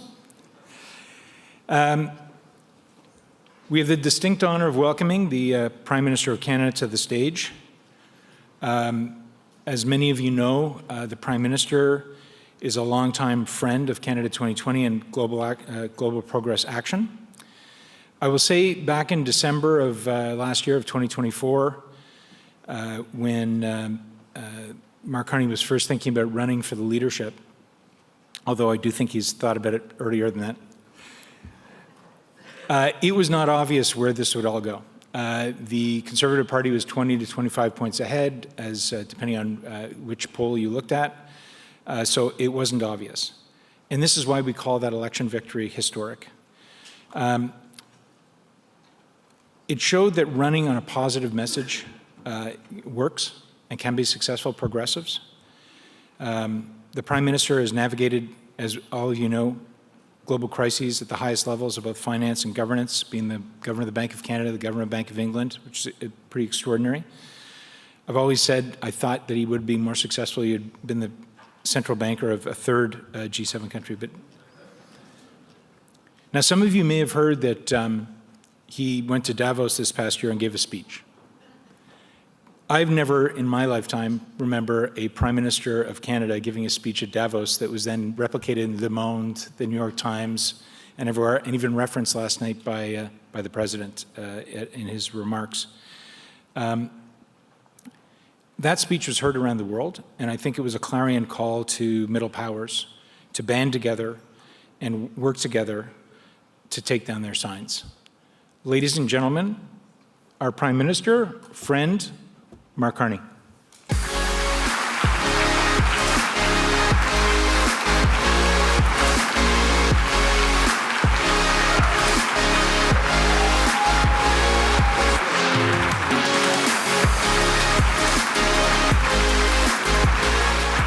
right, thank you. Good afternoon. Thank you, Tim. Thank you for, this is where I get it. Thank you for your leadership and friendship. Tim is a friend. Before I was Prime Minister, I wasn't his friend, now I'm his friend. It's amazing. It's amazing. But no, Tim and Susan Smith, Tom Pitfield, your leadership of Canada 2020 over the years. We first came, Dinah, when we first came to Ottawa, God, 20 years ago. And you joined Canada 2020 and helped define the Canada we want in 2020. Yeah. Didn't include COVID. Didn't include a few things, but much of that was built out, and now we have an agenda going forward. I'd like to thank the organizers. I'd like to thank Global Progress, the Center for American Progress, which is part of Global Progress. Just to be clear, American Progress is part of Global Progress. Johan, thank you. Tireless work, energy. I'm going to give a shout out, I think appropriately, to Matt Brown for his leadership over the years. I mean, this is a remarkable group of people that you brought together, and much of good of what has happened in the world has sprung from the individuals and the organizations around here. Just before going into detail in my remarks, and if you have somewhere else to go and you understand French, you can listen for the next few sentences and go off and enjoy Toronto. Aujourd'hui, je veux vous parler de la rupture dans le monde. Notre réponse à l'heure actuelle doit être de résister à toute tentation de préserver ou de restaurer des éléments du passé. Nous préférons, ici au Canada, de bâtir à nouveau. De nouvelles infrastructures, de nouveaux pardonnements, de nouveaux systèmes énergétiques, de nouvelles relations commerciales et de nouvelles institutions. Voilà ce que pourrait être la nouvelle politique progressiste. Now, across all our countries, I think this is safe to say, across all our countries, the same conversation is taking place at kitchen tables and factory floors and chat rooms, people feeling a loss of control. It's a conversation that's been going on for a few years. Control or loss of control over their cost of living. Loss of control over who comes across their borders. Loss of control, as we've just heard, over what enters their social media feed. Control or loss thereof of a technology that may displace, destroy their jobs before it improves their lives. Control in a world that's more divided and dangerous by the day. And that loss of agency, control, is the common thread through all our politics. It doesn't respect ideology, it doesn't respect the old left-right map. And it has fed a politics of grievance, one that thrives on scarcity, feeds on division, and promises strength through demolition. And it won't be addressed by the old ways. And just as Marshall McLuhan, that's my necessary Canadian reference, Marshall McLuhan, described 60 years ago, our age of anxiety is caused by trying to do today's job with yesterday's tools and yesterday's concepts. And I thought that was one of President Obama's main points last evening, a fascinating conversation. Point that we need new institutions as much as reimagining the old ones. And that was part of my argument at Davos, that the international rules-based order that we helped build together no longer works as it once claimed, that we cannot restore that which no longer holds, that nostalgia is not a strategy. We have to take the sign down and build anew. So with this context, what I want to do in my time is, actually, it'll extend beyond my time. Sorry, just kidding, don't worry. What I want to do is say a few words about what we're doing in Canada. And I'm not going to claim that we have all the answers, not least because we have a federal system, and there are many fundamental roles of government, particularly in healthcare and education, for which we're not directly responsible. But even though, given that, and even though we're just getting started, I believe there are some of the broader lessons for all of us. So, and part of that, consistent with what I just said and said in Davos, is part of the way forward is to name plainly what's broken, to say as plainly as possible how we intend to replace it, and then do the hard work of building. And I'm going to provide a few examples. Housing is unaffordable, in part because we haven't been building affordable housing. I mean, it's not a tautology. We literally have not been building in this country. As Mike Moffat knows, we haven't built affordable housing for about 30 years as a class. So what we're doing, and it's not all the answer, but it's part of the answer, is to look to build affordable housing on a scale and speed not seen in generations. And by the way, if you haven't been building affordable housing for 30 years, it's pretty easy to meet that bar. It's a low bar. We have a higher bar than that. But we've created a new public agency, Build Canada Homes, that targets deeply affordable housing. That means transition housing for homeless, all the way up the continuum to mixed income developments. Very importantly, a variety of levers for that, including taking the very large federal land bank and making it available. We're looking to double the pace of affordable housing construction using factory technologies familiar to many of you from Europe, using, of course, Canadian lumber and Canadian workers, cut building times in half, reduce costs, and reduce embedded and operating emissions each by 20%. We're also working with the provinces, because there's a housing crisis right now, and municipalities to cut what are called development charges. If you're Mike Moffat and you're on his Twitter feed, you'll know what this means, because he talks about it incessantly, quite rightly. Development charges. We're working with them to cut those in half and to cut taxes on new home purchases. So what does that mean? Translate that right here in Toronto, across Ontario, but here in Toronto, that is a savings now, as I speak today, on new homes of up to $200,000. That's affordability. Second example. The truth is that building energy systems that are cleaner, more abundant, and affordable won't just happen. And in Canada, we need to remind ourselves of that, because we start from a very enviable position. We have the second lowest energy costs delivered on the retail side and for industrials in the OECD. More than 80% of the power generated in the country is zero emission. But like many others, we need to double the scale of that grid over the course of the next 2 decades. That will require massive investment, the linking of provincial systems, they're all islands.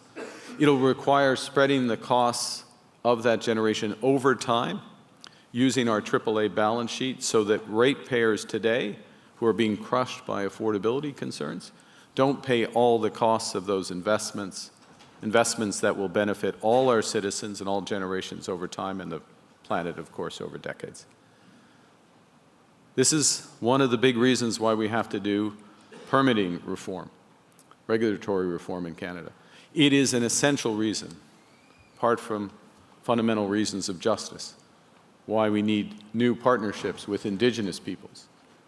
And we need a willingness, this can be sometimes hard to accept, we need a willingness to use all sources of energy, including some gas, and all technologies beyond conventional renewables, certainly to nuclear, hydro, small modular reactors, carbon capture, and geothermal. That combination will ensure reliability and affordability and dramatically slash emissions across the entire economy. That is the point. That is the objective. And I'll just put some numbers on this. You can't get away without some numbers from me, I'm sorry. Our current grid, all of that generation across the country, largely clean, emits just under 50 megatons a year. The emissions of heavy industry, transportation, buildings in Canada is about 525 megatons a year. The biggest prize is reducing emissions affordably through electrification rather than purity in generation. Third, we need to build new trade relationships in order to move from reliance to resilience. And it's truth that Canada has long benefited, and we are very grateful. We have long benefited, we did say thank you, long benefited from our proximity to the world's largest and the world's most dynamic economy. But as the US changes dramatically its policies, and that's the right of the United States, as it changes those policies, many of our former strengths have become our vulnerabilities. We still, to be clear, we still have the best trade deal with the United States. Over 85% of our goods move tariff-free across the border. But with American tariffs, so-called 232, or strategic tariffs, on autos, steel, aluminum, forest products, I could go on, but in these so-called strategic areas, those are creating deep challenges for our workers and firms in those industries, industries that until now had been highly, highly integrated with the United States to the benefit of America as well as Canada. And our response begins by reimagining aspects of North American integration. And to be absolutely clear, Canada, like Mexico, Canada remains open to deeper integration, including options for Fortress North America in selected sectors. And to be clear, those offers are on the table. But if that route is not ultimately possible, we will invest heavily in new markets and products. We'll reward those who build, buy, and produce in Canada, and we will build new partnerships abroad. We're already applying the main lessons of the past 18 months, that we must build our strategic autonomy. Now, that starts with meeting our NATO obligations. Meeting our NATO obligations, and it has to be said, for the first time since the fall of the Berlin Wall. We are in the process, beyond that, moving forward, of catalyzing $500 billion of investment in defense and security and resilience over the next decade. But it means more than that. Building strategic autonomy means more than defense and security. It means building new, reliable partners abroad, partnerships abroad. We've signed in the last year 20 new economic and security agreements across 5 continents. We're on track to conclude major trade agreements this year with India, with ASEAN and Mercosur. And the early results of this strategy are encouraging.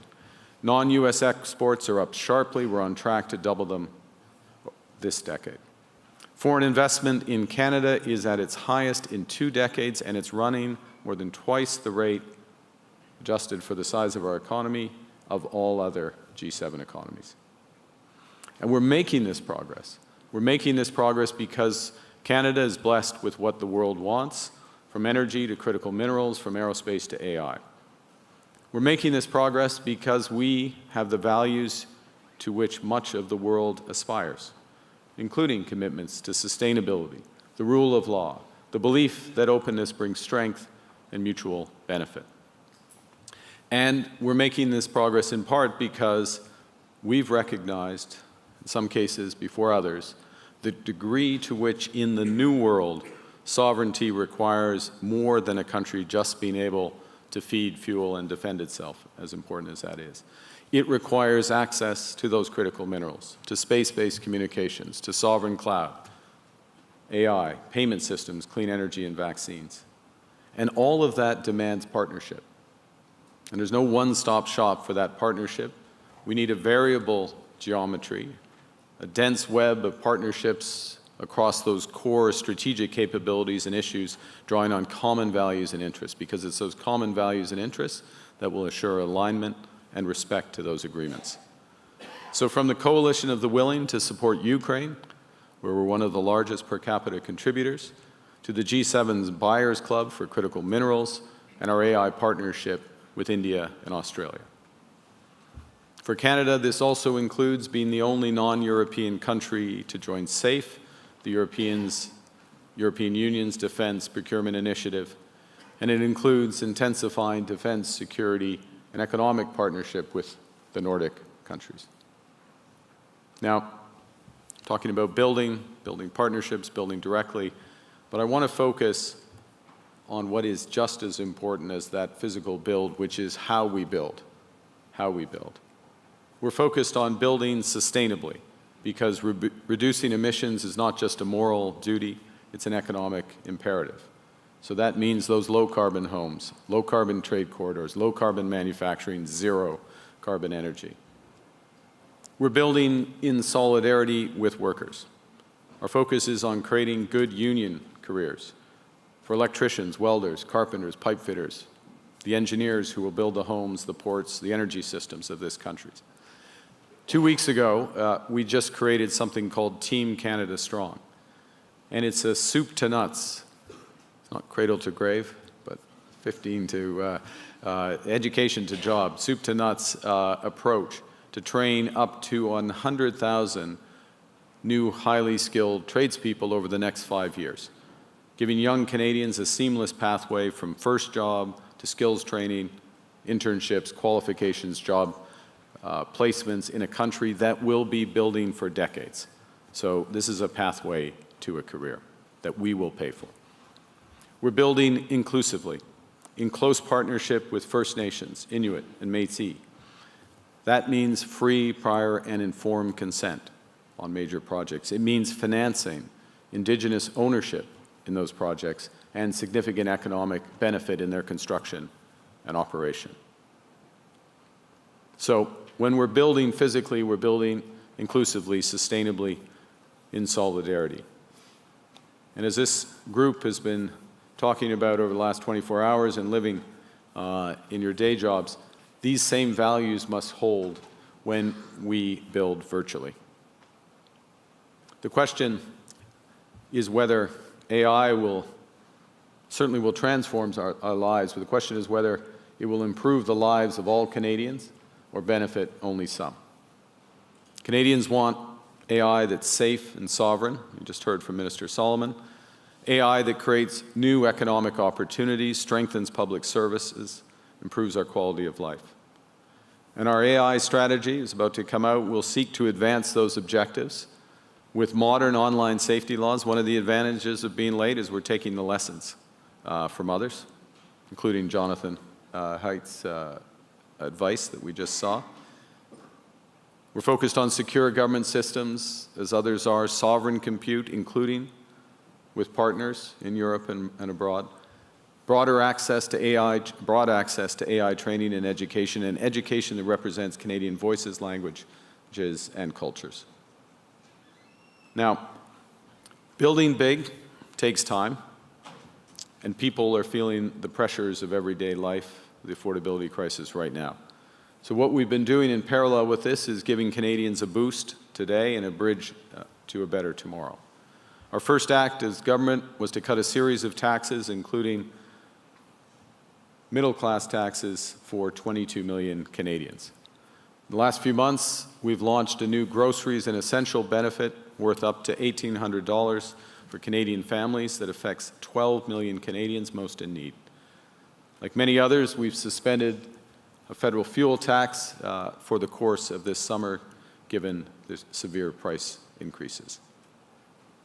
And we've maintained our social safety net, crucially. And that's taken tough decisions. We're reinforcing the soundest fiscal position in the G7 so we can maintain those supports. And despite a tariff war and actual wars, we've reduced our deficit, we've reduced operating spending, so away from transfers to individuals.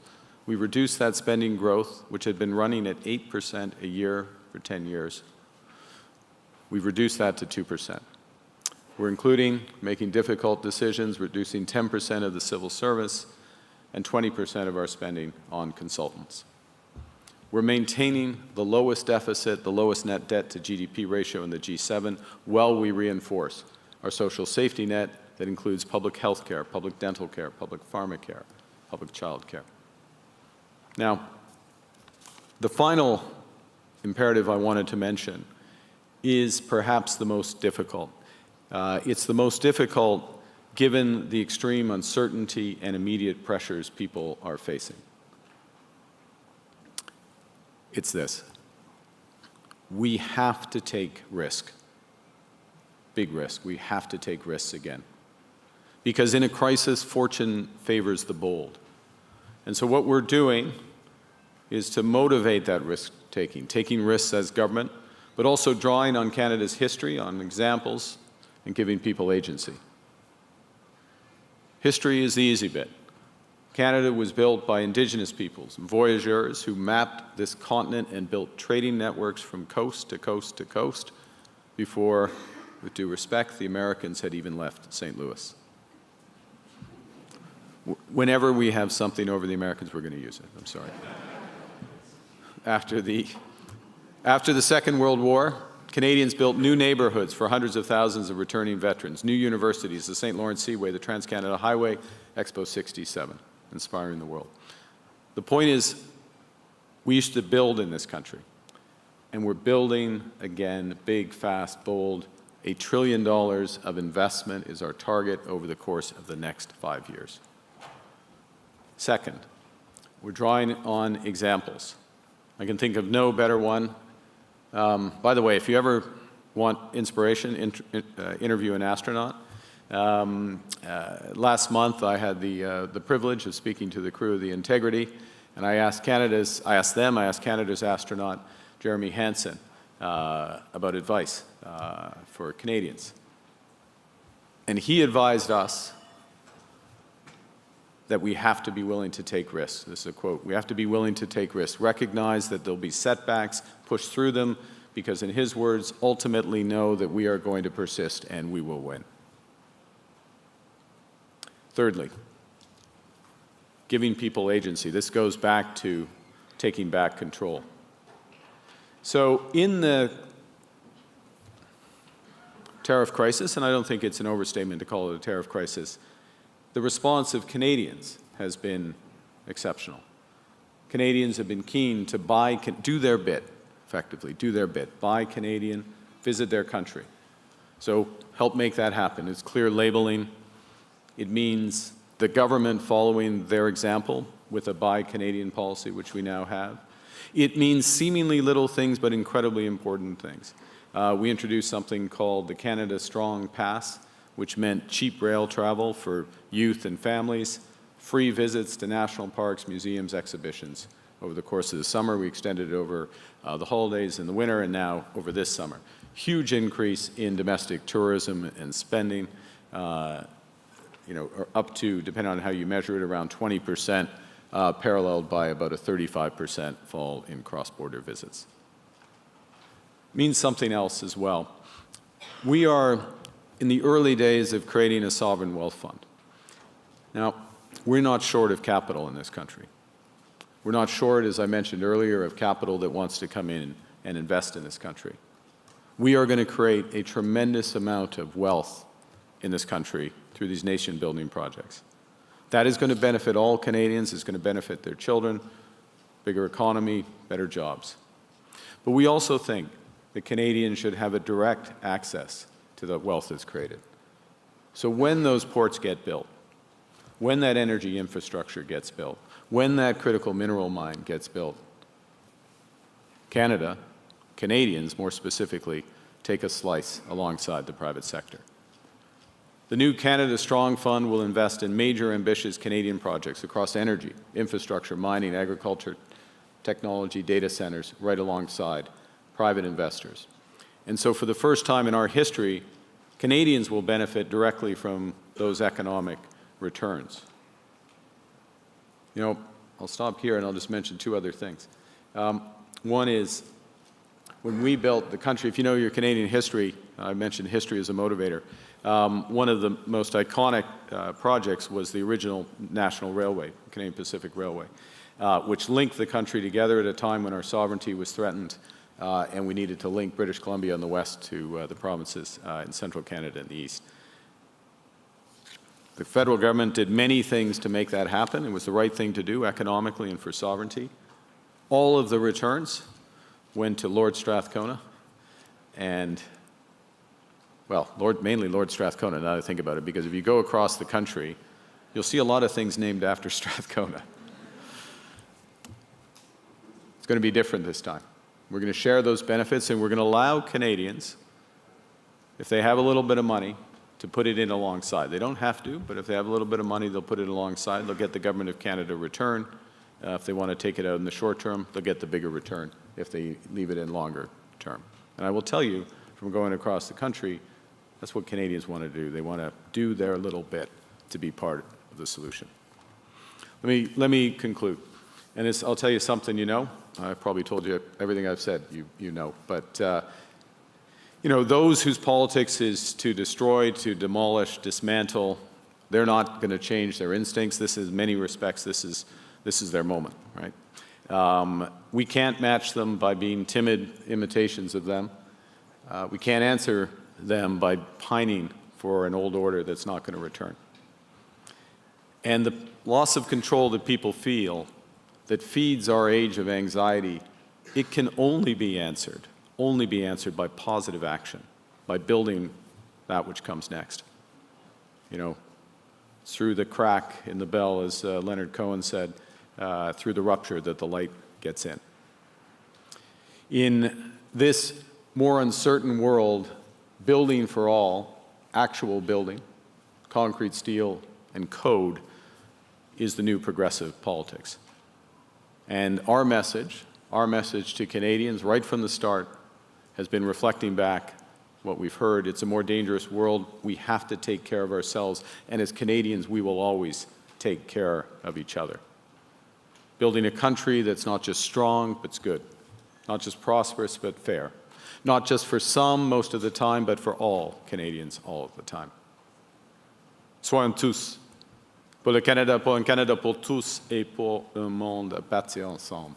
Thank you very much. Thank you for your commitment to Canada. Thank you for giving me this time. Thank you.